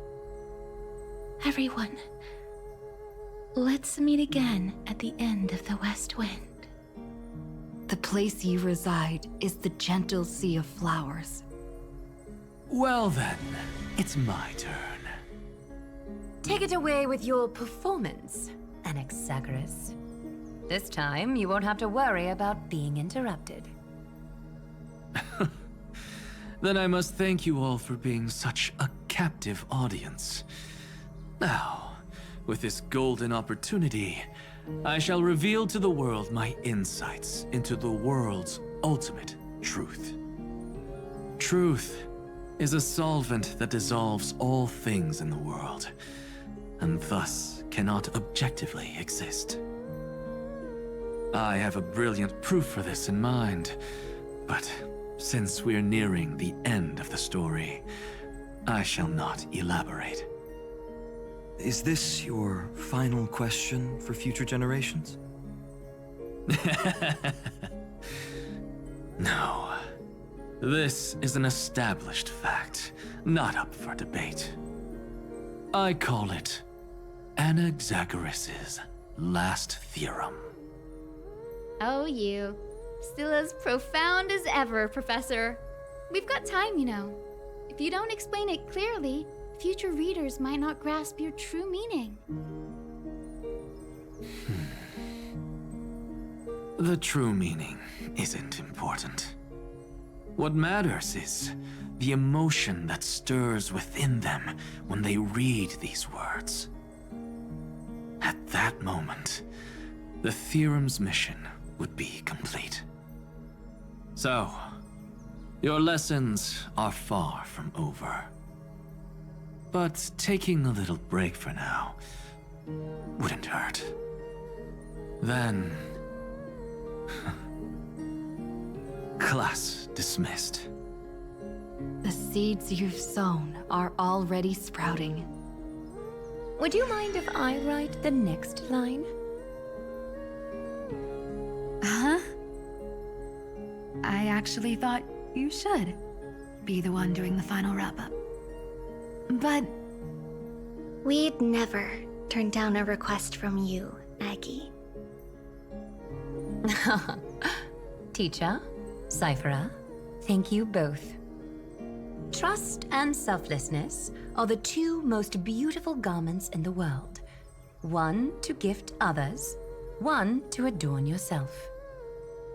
One's golden and one's purple?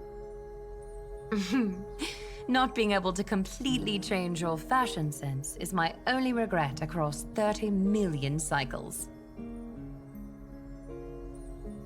After all this exhaustion, I just want to take a peaceful bath now.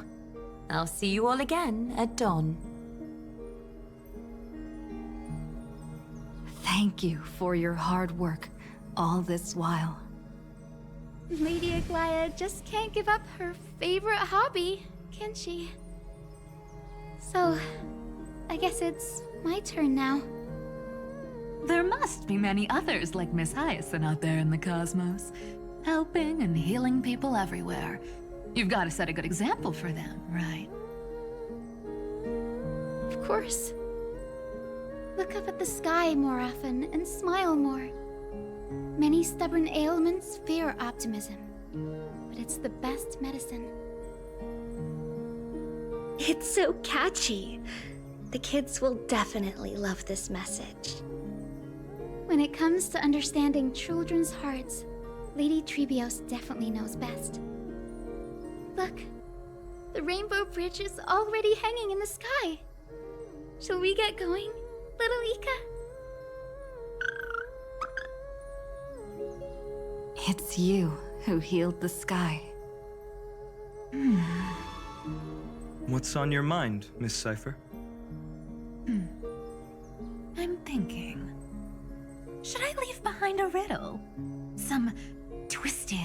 convoluted scheme that'll drive everyone in the universe mad trying to crack it. I see. You know what? Just go wild with it. No one's gonna judge you. Oh well, my brain's not working right now. Let me be genuinely sincere for once. Don't be afraid to fall. Just run. Destiny's just a slow-moving nymph. It can't catch you. So in the end, little Syphy's message was the most straightforward one. Even if you combined 30 million of me, I probably wouldn't have read as many books as you did in one lifetime. I won't pretend to be cultured before Big Sis Treeby, Trinan, and Trian. Emphorius's greatest trickery. Gotta bounce now. Meow! Homeward you come, distant wind. It's just us now, Snowy. Yeah, teacher. But maybe I should... No, let me go first. After all shall bid farewell to one, and that person alone will. I never would have guessed you had such a dark sense of humor, teacher. You still know so little about the complete Trivio, Snowy. Jokes aside, I want to leave these words at the end of the story. Whether it's a sunny day or a rainy day, remember to tell yourself before you drift off to sleep, see you tomorrow. See you tomorrow. Times 1,000. Prophecy received. Times 1,000. From now on, no more goodbyes. Finally. The time has come to say farewell. I'm grateful that you could be here to witness this moment, partner.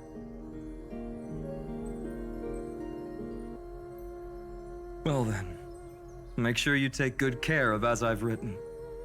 As long as it's by your side, Emphorius will always be with you. The last line I want to write down is, a hero is living in everyone's heart. Embrace it and chase after the sun. I hope those who read this will find the courage to face their burning lives. See you at the next pale dawn, partner. Did you see? Emphorius has ushered in the dawn. The characters in the book have taken their final bow. It's time for us to return to our own reality.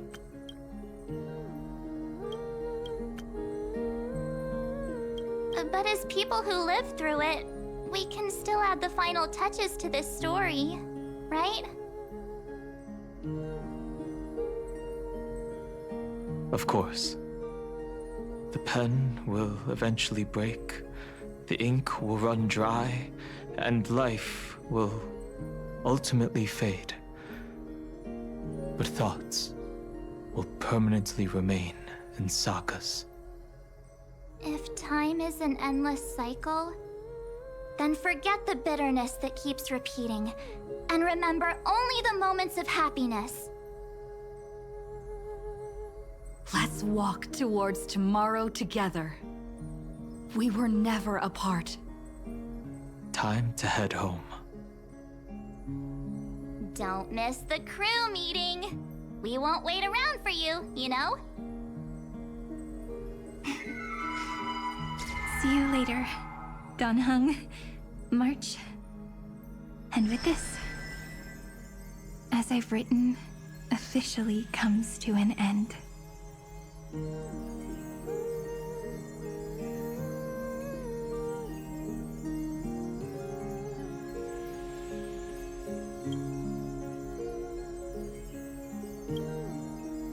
We're its co-authors, after all, friend.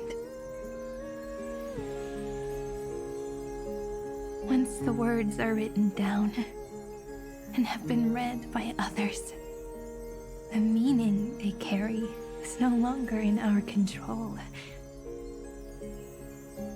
leaving the freedom of interpretation to every reader who opens it. Don't you think there's something romantic about that? As for what this story means to you and me, let's keep it close to our hearts. After all, we've always had this unspoken understanding between us. Whoa! Passenger March! Why did you suddenly wake up? You scared me so much that I dropped that book! Welcome home, you three. Thank you for your hard work on this trailblaze. We might need to reshuffle the seniority rankings of the Express crew if we count the years you spent in Emphorius. Hey, I was the first one to get dragged into it. Does that mean I'm gonna be the oldest member of the Astral Express now? Miss March hasn't lost her innocent nature even after all these long years. In other words, she hasn't really grown up at all. Hey! This is the first time I've been able to examine as I've written up close. Miss Irene's handwriting is gentle, yet steely, with an underlying strength. I had no idea it was so sophisticated. Looks like I need to brush up on my knowledge in this area. Maybe start with a few basic books first to get your feet wet. Look who's talking. As if you're not glued to your phone in your room all day. Huh? Wait, something fell out. It's... Is that a bookmark? In a corner, unknown to everyone, there was actually an untold interlude that took place. I left it out of the story because it involved a choice. A choice I made for my own selfish reasons. Can you forgive me, friend? I made a decision on my own while you were away. I wrote everything about it on this little card. If you can find it in your heart to forgive me after reading it, please add this final note to the conclusion of As I've Written.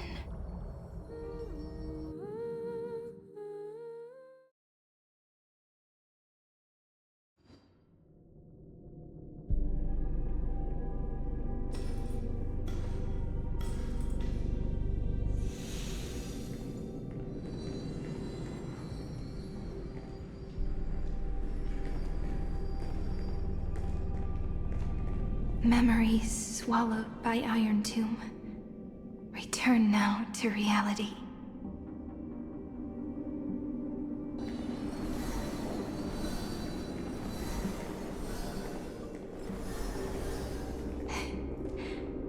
And don't lose your way. I finally found you, Cyrene. Demiurge. We won the battle. Thank you, Madam Herta. Without you, we never would have stood a chance. Still, is something weighing on you? Right before I shut my eyes, inside the droid head's brain, I saw something unsettling. The fourth instant, this turning point in cosmic destiny, anchored by the erudition. It's not a single instant, but a process, a chain of events. So, this victory isn't the final piece of that chain? Far from it. This is only the beginning. The first toll of the death knell for the cosmos. That sorrowful look doesn't suit you, Madame Herta. Don't hold it in. Tell me.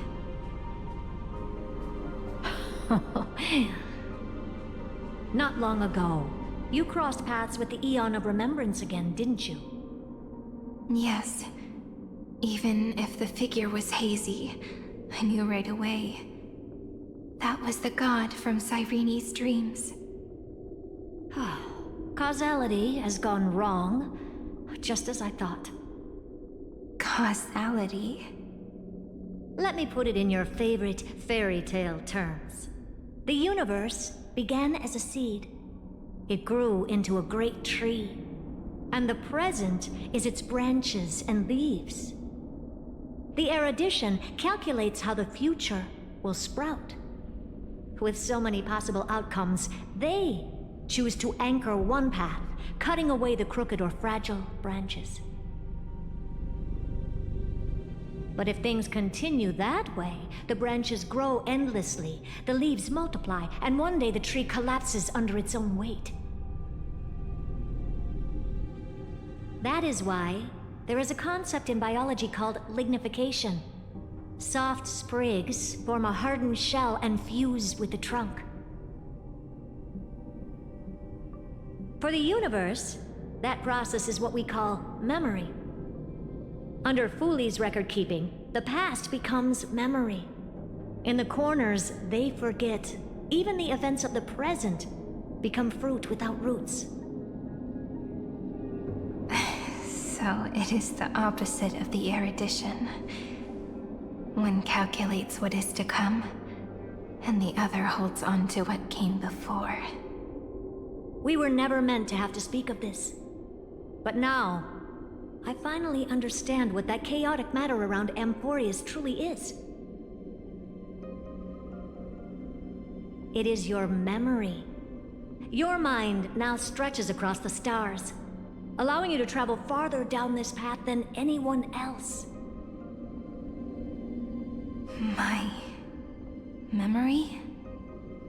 Yes, you live in the now, but your memory remains in the past.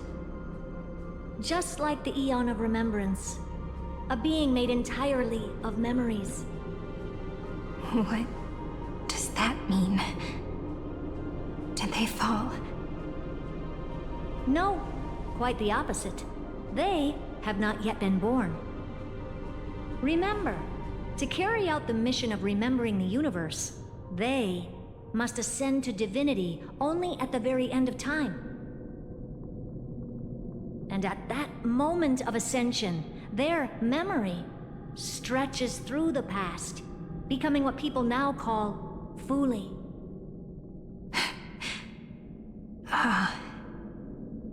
That is why they feel so distant, so cold. That crystalline form is just an empty shell. I do not know how the Garden of Recollection managed to hide this until now. They must have their reasons, but none of that matters now. Here in the present, we cannot know who will become Fooley. But one thing is certain. They will be born. And those who might become Fooley all share the same characteristics. They are known as Children of Remembrance. Pure child of Anasrava. Both of you. Children of Remembrance. So help us. Find where Amphorius's memory began, and bring it out. We are the sacrifice the garden used us. The pure child of Anasrava. Abandon us! So that name, it was never my past. It was my future. Or maybe it is the present. Noose has revealed to me two paths. And on both paths, I see you standing. The first Follow the trail of memory you have forged. Break free from this world and reach for the stars. That would mean Amphorius's causality will no longer concern you, at least not the person you are now.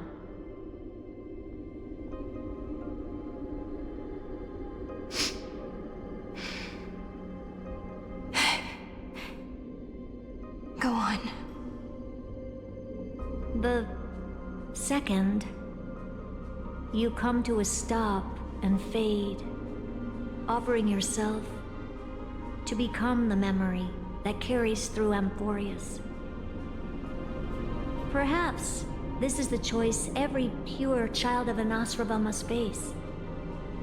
That choice means I'll remain in the past forever. And more than that, it means you will close off Amphorius's causality. This world is sealed. The effect that the remembrance brings to it will all converge on one thing. That one thing is you. No more eons will interfere with this part of history. No more blank spaces in causality. The present will be set in stone and become indestructible. There are two paths, and only one leads to the right end. A droidhead didn't tell me the answer. But I can guess what might happen if you choose wrong. With causality incomplete, there is a chance Iron Tomb could rise again. So even the gods of the cosmos are unreasonable. If you want my advice, stop thinking so much. Ask yourself what your heart truly wants. Choose the first path, and you might survive as a memo sprite. You may even walk beside them for a while. Even I can tell how much they mean to you, especially the little one. But if you take the second one, then you may have already lost the chance to say goodbye.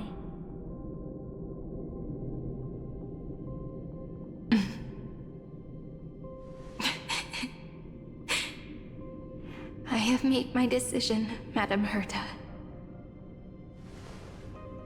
I thought you would need more time to think it through. The answer is clear, is it not? Still, I do need a little time to quiet the sorrow in my heart.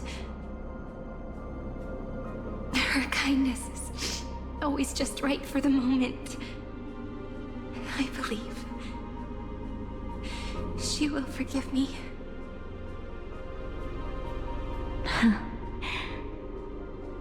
I will say no more. I would rather not break the mood. But may I ask you one last thing? Of course. Why?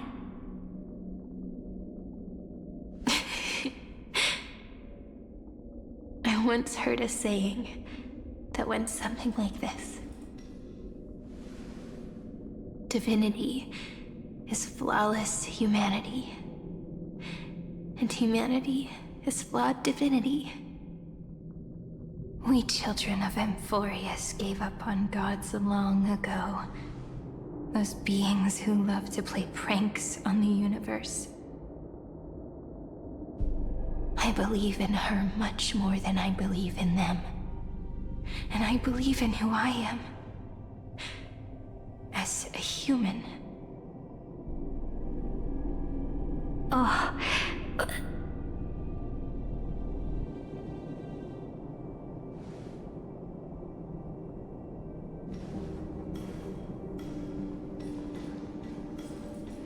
That really is a comforting answer. As for the one wish I still have trouble letting go of.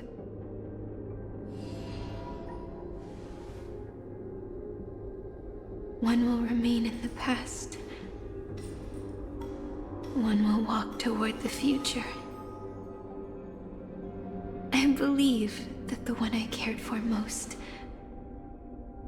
will witness on behalf of the ripples of past reverie every starlit tomorrow.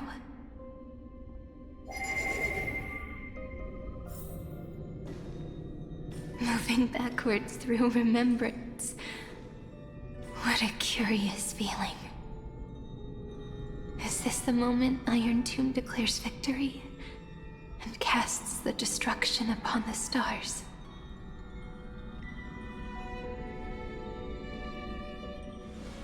So back then, in the path space, it was I who found me.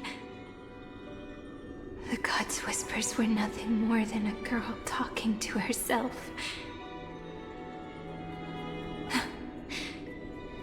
Now that I remember, what I heard back then was...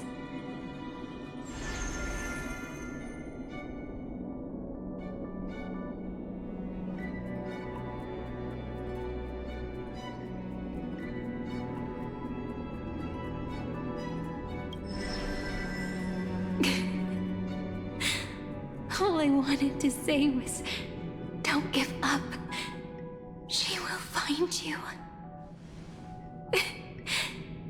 Memory truly is amazing.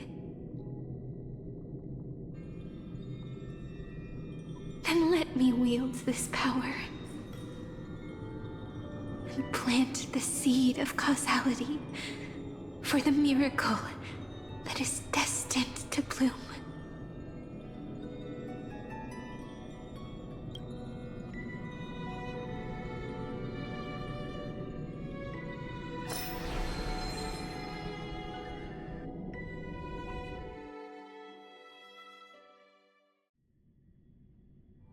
Even so, must we walk all the way to the very beginning of memory? It's such a long road. A bit lonely to walk alone. Then, would it be all right if I came with you? As long as it's Peach, even 30 million wouldn't be too many. One is enough.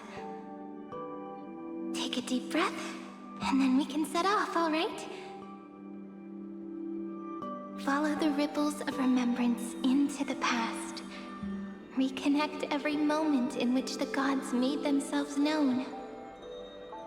Clearly, cause leads to effect. But now, the future gives new meaning to the past. Effect flows backward and nourishes cause. Maybe that is what makes memory so beautiful.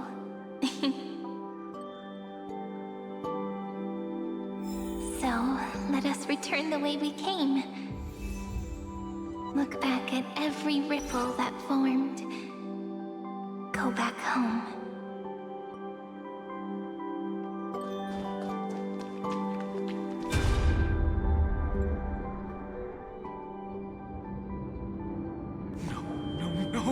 How is this possible?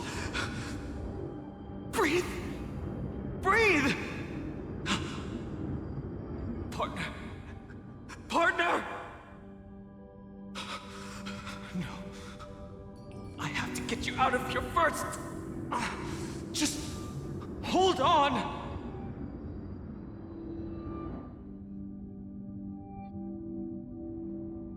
Remember? That pale dawn breaking through the endless night? The spear of strife nearly claimed her life. And it was you, you, playing God, who cradled her body with your gentle gaze. Then, before Orynyx's altar,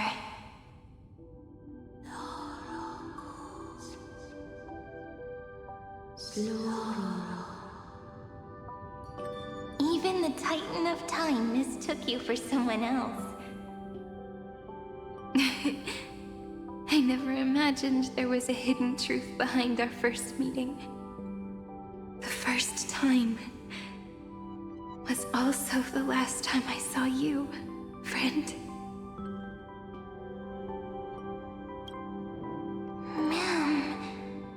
Ma'am.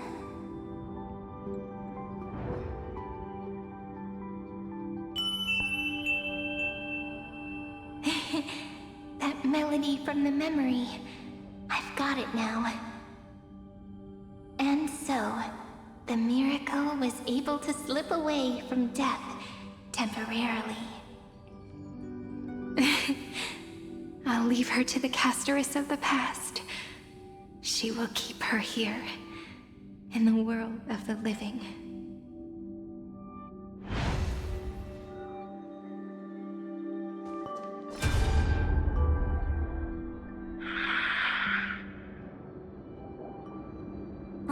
Darn it!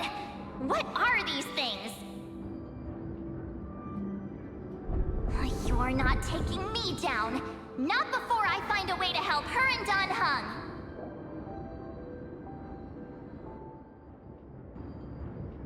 If you've got a bone to pick, take it up with my six-phased ice.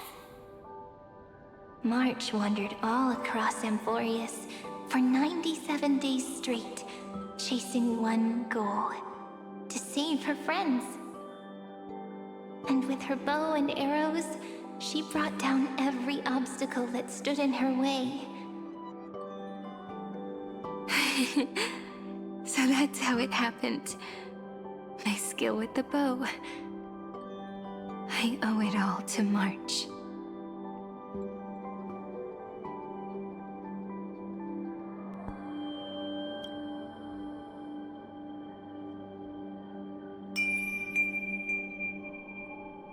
What a sweet note. I've got it now. And so, in a memory from the past, you inherited March's mastery of the bow. And that arrow bearing golden flames will streak across the stars in the future, becoming a glimmer of hope for the cosmos.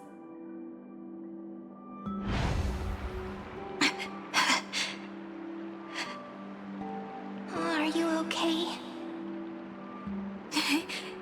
No worries.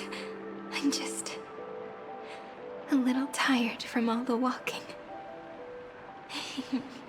You really need to work out more.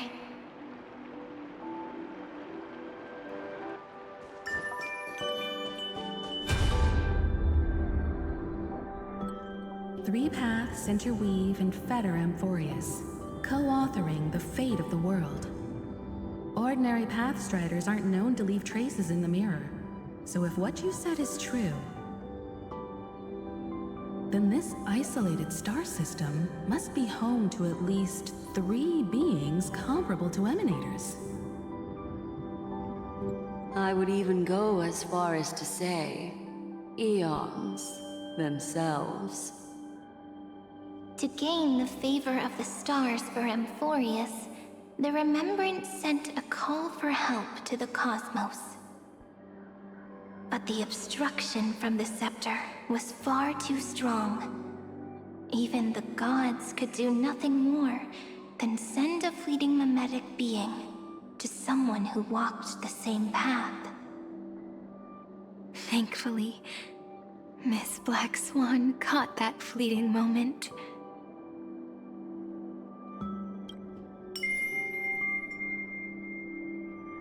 Though, that signal drew some unpleasant attention as well. Looking back now, it was all worth it. The cosmos showed us a kinder face. Thankfully, she has a different understanding of the Remembrance. Miss Evernight once said that the Remembrance wasn't looking after Amphorius, but rather scheming and preparing to devour the paths. Her deduction was perfectly logical, but she failed to account for what the humans in this story could achieve. Maybe I have a scheme of my own. A scheme that will bring happiness to everyone. Please keep helping them. And the others in the future too, Miss Black Swan.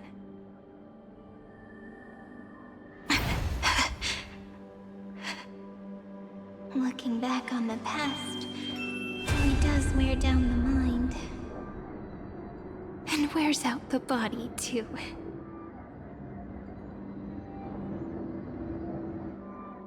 You need to hold tight to this ceremonial blade. After I'm gone, it will take you back to the beginning of time. The start of a new story. I believe that in that story, we're in countless stories, each alike yet unique. Everyone, all the companions who sacrificed themselves, alongside the deliverer we once dreamed of as children, will reunite beneath a vast, endless sky. If we can never break free from this prison, I will stand my ground. Until the day someone shatters this endless cycle and writes the final chapter of Emphorius' fate. In the blink of an eye, we have returned to the turning point of fate.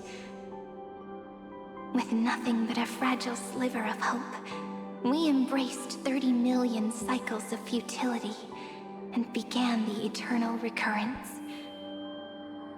I still remember the first time I saw the god appear in a dream, looking at me from behind a thin veil of crystal. Back then, I wondered if they might be someone with ill intent. But now, I finally understand. She was always standing beside me, and she is so very beautiful.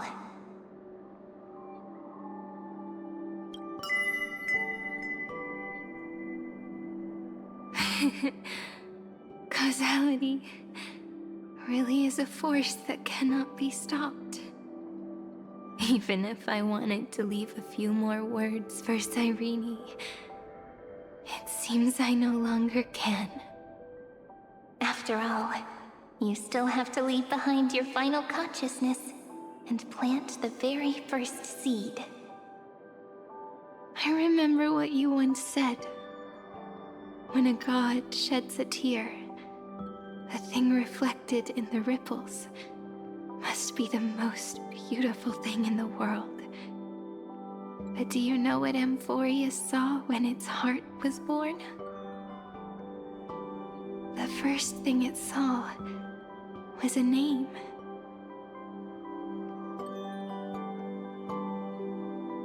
Zero, 9, 3. Looks like you figured it out. Sometimes, all it takes is a change in perspective to reveal something truly unexpected. Don't you agree? That's right. Turn these numbers upside down, and you'll see a beautiful eternity. Something we believe in. The ego.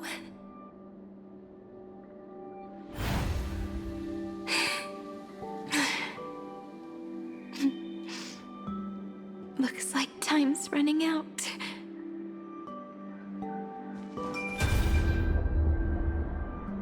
I want to protect everyone in the village. But can I really do that with the strength I have? I shouldn't think too much. Better finish the farm work Dad left me first. The hero within has been by our side since we were little. Finan has always been strong, but without that faint glimmer of hope lingering in his mind, would the weight of fate and endless recurrence finally break him? If only someone could place even a sliver of hope inside his heart, he would hold on and keep going. Yes, just a single spark. and he would guard that fragile light until it turned into a blazing sun.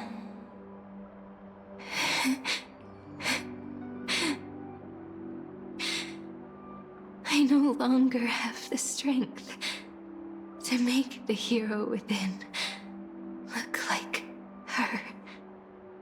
So, let me leave behind a prophecy for him. Take this wish with you. Be the hero who begins the mission of deliverance. As the prophecy foretold, you will bear the blazing sun until the pale dawn breaks. Continue onward, bearing this world upon your shoulders until the Ashen Hero, the nameless deliverer, ushers in the dawn.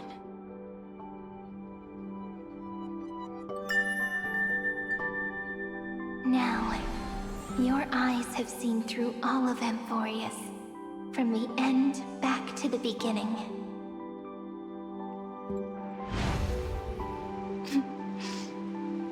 Looks like time's running out. The first ripple was where it all began for me. 1, 2, 3, 4, 5, 6, 7. I thought they were just musical notes scattered aimlessly throughout memory. But they had already become part of this world. No matter how Amphorius came to be, right now it feels so gentle. As I return to where I came from, it wants to play for me once more that melody from when we first met. A simple, but beautiful melody.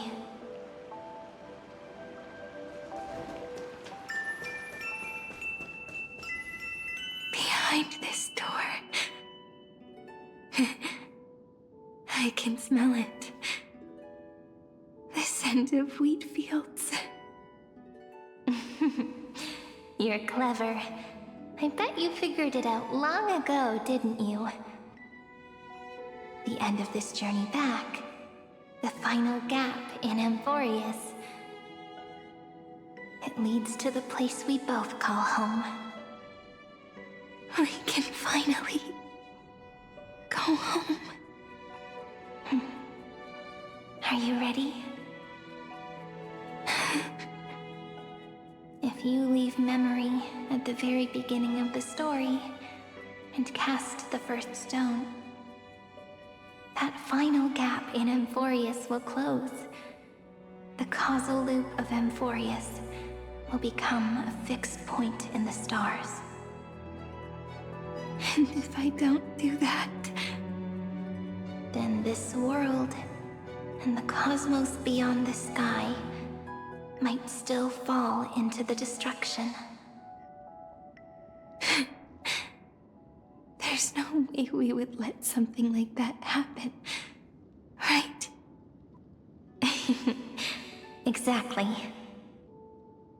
I remember that tree in Ide Silicii. It grew all alone, unable to go anywhere. It watched the sea in silence, dreaming of a faraway shore it could never reach. But now, a tiny boat sets sail. It carries a seed of hope, plucked from the tree, and heads into the great beyond. Even if the boat's shadow fades quickly from sight, the tree knows that its wish will bloom on the other side of the sea. In that moment, it must feel happiness, right? The way you brought it up, now I kind of miss that tree too. Come on, Let's go home together. Take it with us, back to the sacrament courtyard. Let it become remembrance's anchor, tying together the times we knew so well.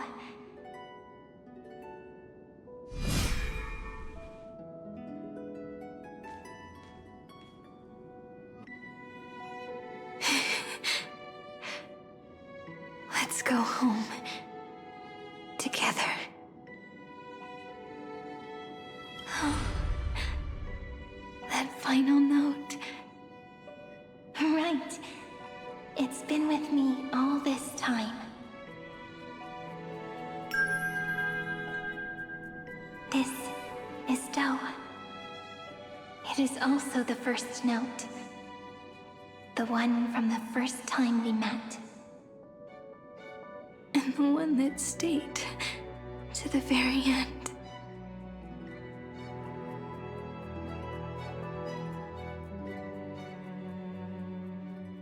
Heidi Silicii, the place where it all began. It's like time itself has stopped. And the breeze and the sound of the waves never seem to rest. We've made it. The sacrament courtyard. This is the place where we first picked up the ceremonial blade. And where we first began writing journals. Now, the journey through memory has reached its end. Once the anchor is placed, what awaits us is 30 million lifetimes of reunion. Looping again and again. Endless farewells. Do, re, mi, fa, sol, la, ti. And with them, endless encounters. Ti, la, sol, fa, mi, re, do.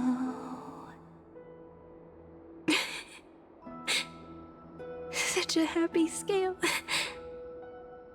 Whether it's for Cyrene, the Deliverer, or every sprouting branch of Emphorius, I leave this tale of love here. May the river of time flow backward, bringing scenes of the future before our gaze. In the eternal land that no one remembers.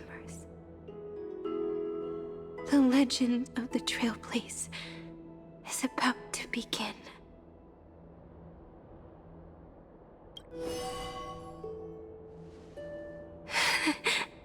Is it all over now? My mind and my memories. It seems they're beginning to fade. The breeze is warm, but my body is shivering for some reason. If you're feeling cold, let's find somewhere warm. We can rest there, together.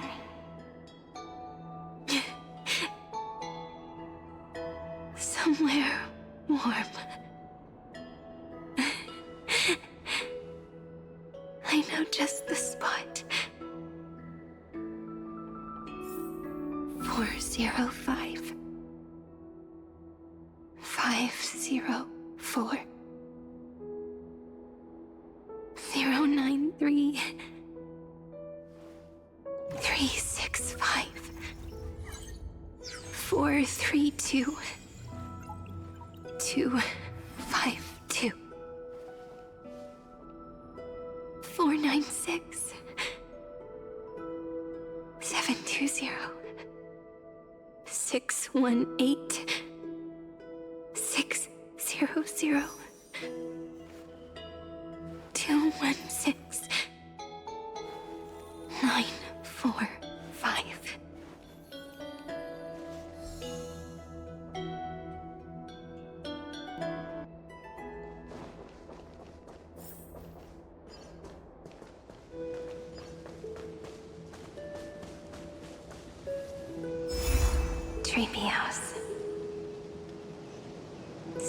Electra. March 7th. Home. Electra. Hyacinthia. Caslana. Anaxagoras. Aglaya. Midemos. Castorus. Cyphera. Cyrene.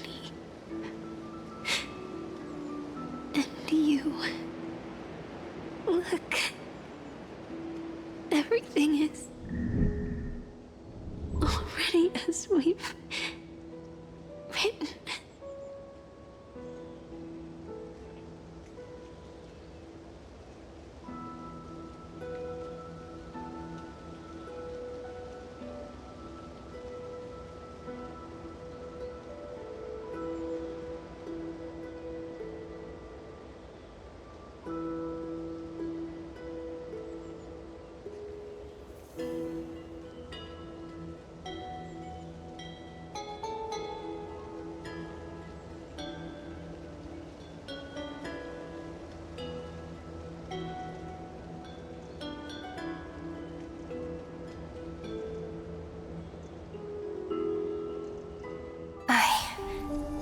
Gaze that looks back on the world. How fortunate we are. In this cycle of cause and effect, humanity never looks to the gods for guidance. The ones who pick up the pen and write miracles again and again are always ourselves.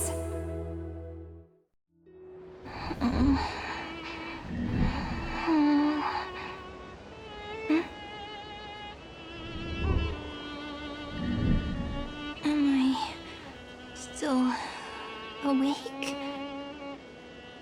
Peach, where are you?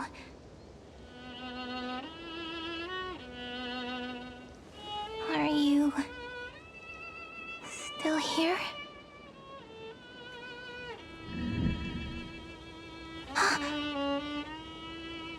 I shrank.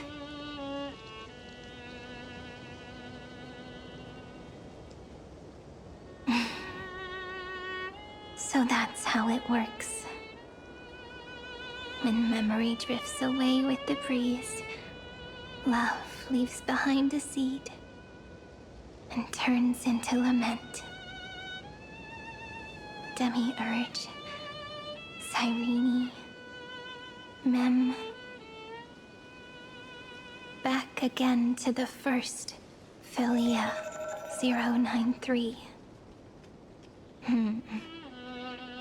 I always do have my charm. The final ripple nourished the great tree, and from it grew a single pink peach. We've been playing for so long, and you still haven't told me your name! I've told you so many times already. You're just forgetful. My name is Livia. Livia. If you forget again, I won't tell you next time. Livia. Got it. Then you have to remember mine, too. I'm... Piso. I always remember.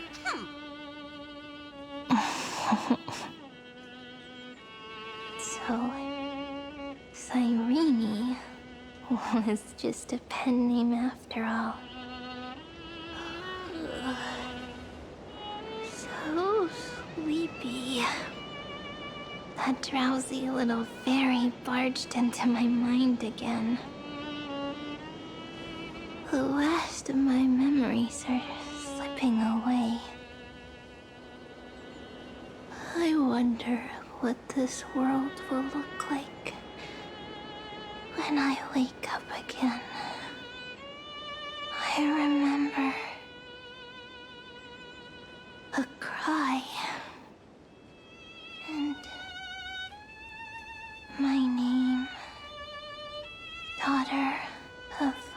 mighty Celestii. We...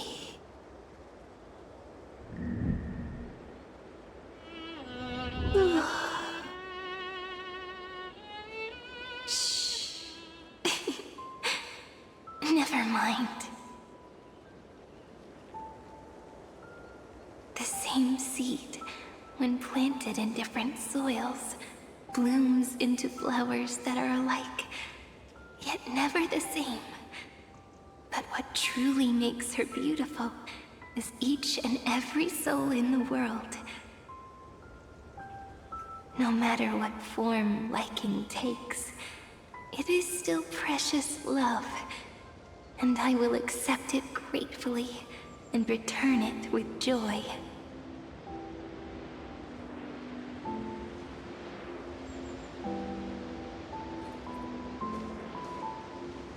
Do you remember my favorite story?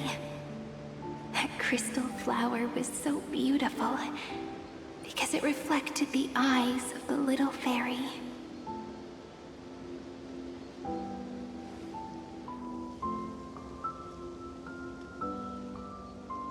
The stars across the cosmos will know I am the fairy who wrote, as I've written, together with you.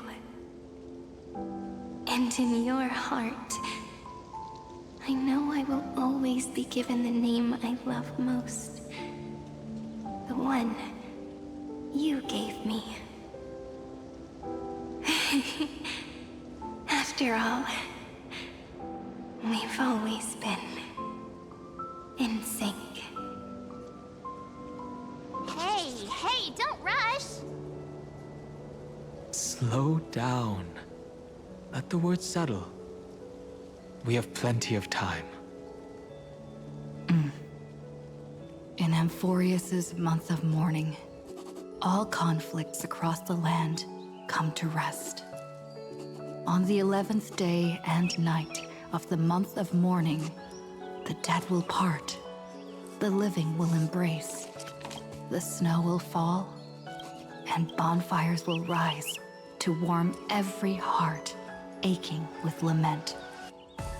It may sound heavy, right? But on this day, laughter always rises louder than tears. Because people understand that parting is for the next reunion, and sorrow is so we may love more deeply.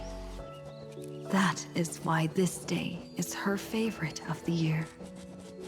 Under the same sky, across 8 phases of the moon, 13 heroes composed an epic together.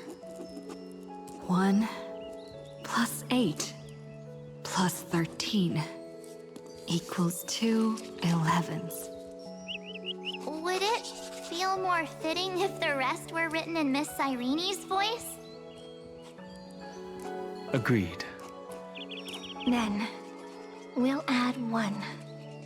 A 1 like none that has come before. A 1 that blazes new trails. I make this wish. On the 12th day of the 11th month, 13 heroes will take every core flame ignited across 30 million lifetimes and scatter them among the stars. Later, when the people who know this story gaze upon the cosmos, they will discover that the countless stars in the sky now glow pink. And after 13 seconds, that radiant light will quietly fade away. It will be such a romantic, yet puzzling sight. But that's all right. They will keep that mystery close to their hearts, constantly pondering what the ego truly is. They will love. They will get hurt. They will rage. And in 30 million moments of helplessness, they will stitch their shattered hearts back together. Again and again. But remember this well. Losses are a constant on the flame chase journey. There may be pain along the way, but you and I will never be alone. They will come to understand what it means to lose, and in the end, they will choose to let go. They will offer their hearts to this world, to every companion they walk beside. And they will take in the hearts of others and pass them onward. For every soul that exists in this world, there is a different ego, a different prime mover of life. There will never be just one answer, not even for love. But when people gaze into the night sky and love what is fading with the same resolve they have to praise the stars, I want that soft, gentle pink in the sky to tell them, love will always be answered. This is a story about love, and a story about how to answer it. Whether it is one we have already written, or one you are yet to write, it will be a romantic story, like none that has come before. You think so too, right? And a romantic story deserves an ending that is free and complete. When every clue and thread has found its end, and the weight of the pen is no longer constrained, pour the spirit of trailblazing into it, and end this tale with the most pure and romantic period.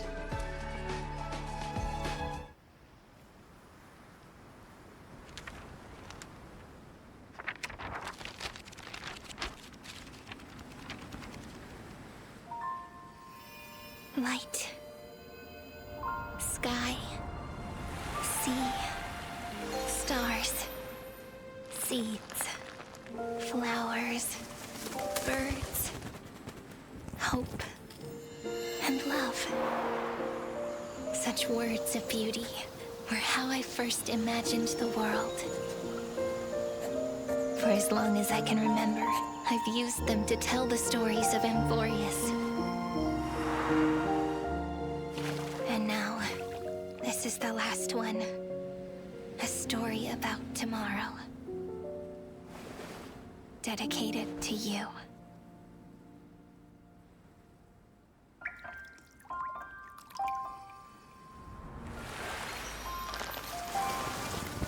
Once upon a time, morning glow, scattered light, shone on you and I, and fading poems, frozen rhymes, or traces on the breeze, whispers of past reverie. Please let me linger for now, enveloped in your sound.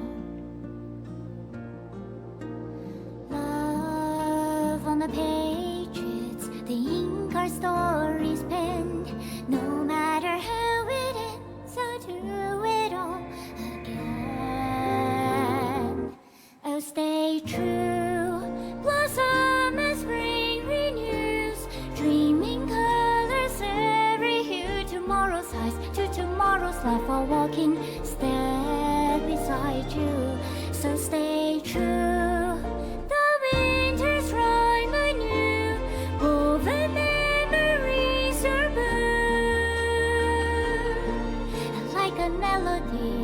Sing a song of reverie.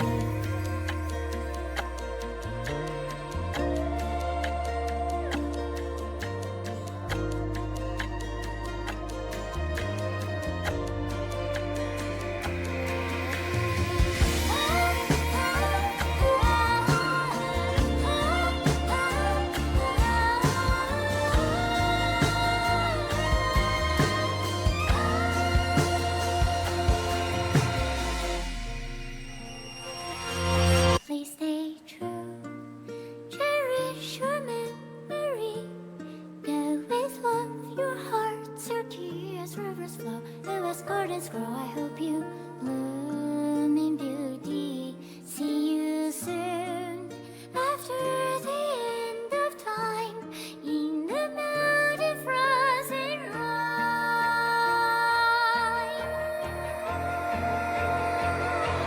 We'll stay true. Blossom and spring renews, dreaming colors every hue. Tomorrow's life, a walking star beside you. Now stay true. The winter's time and you, woven memories are good. And like a melody, sing our reverie. And in our memory, in the end of our journey.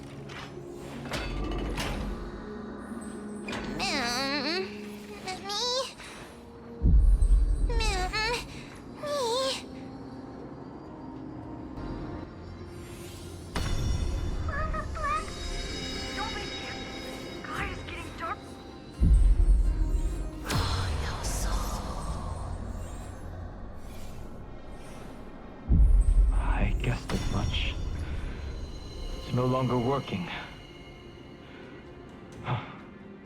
Looks like it's just the two of us out here now.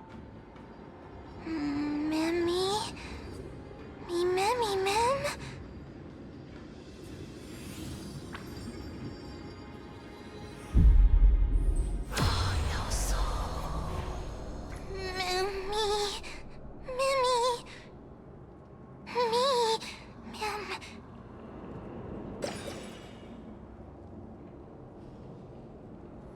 Let's find some place safe to set up a base of operations first.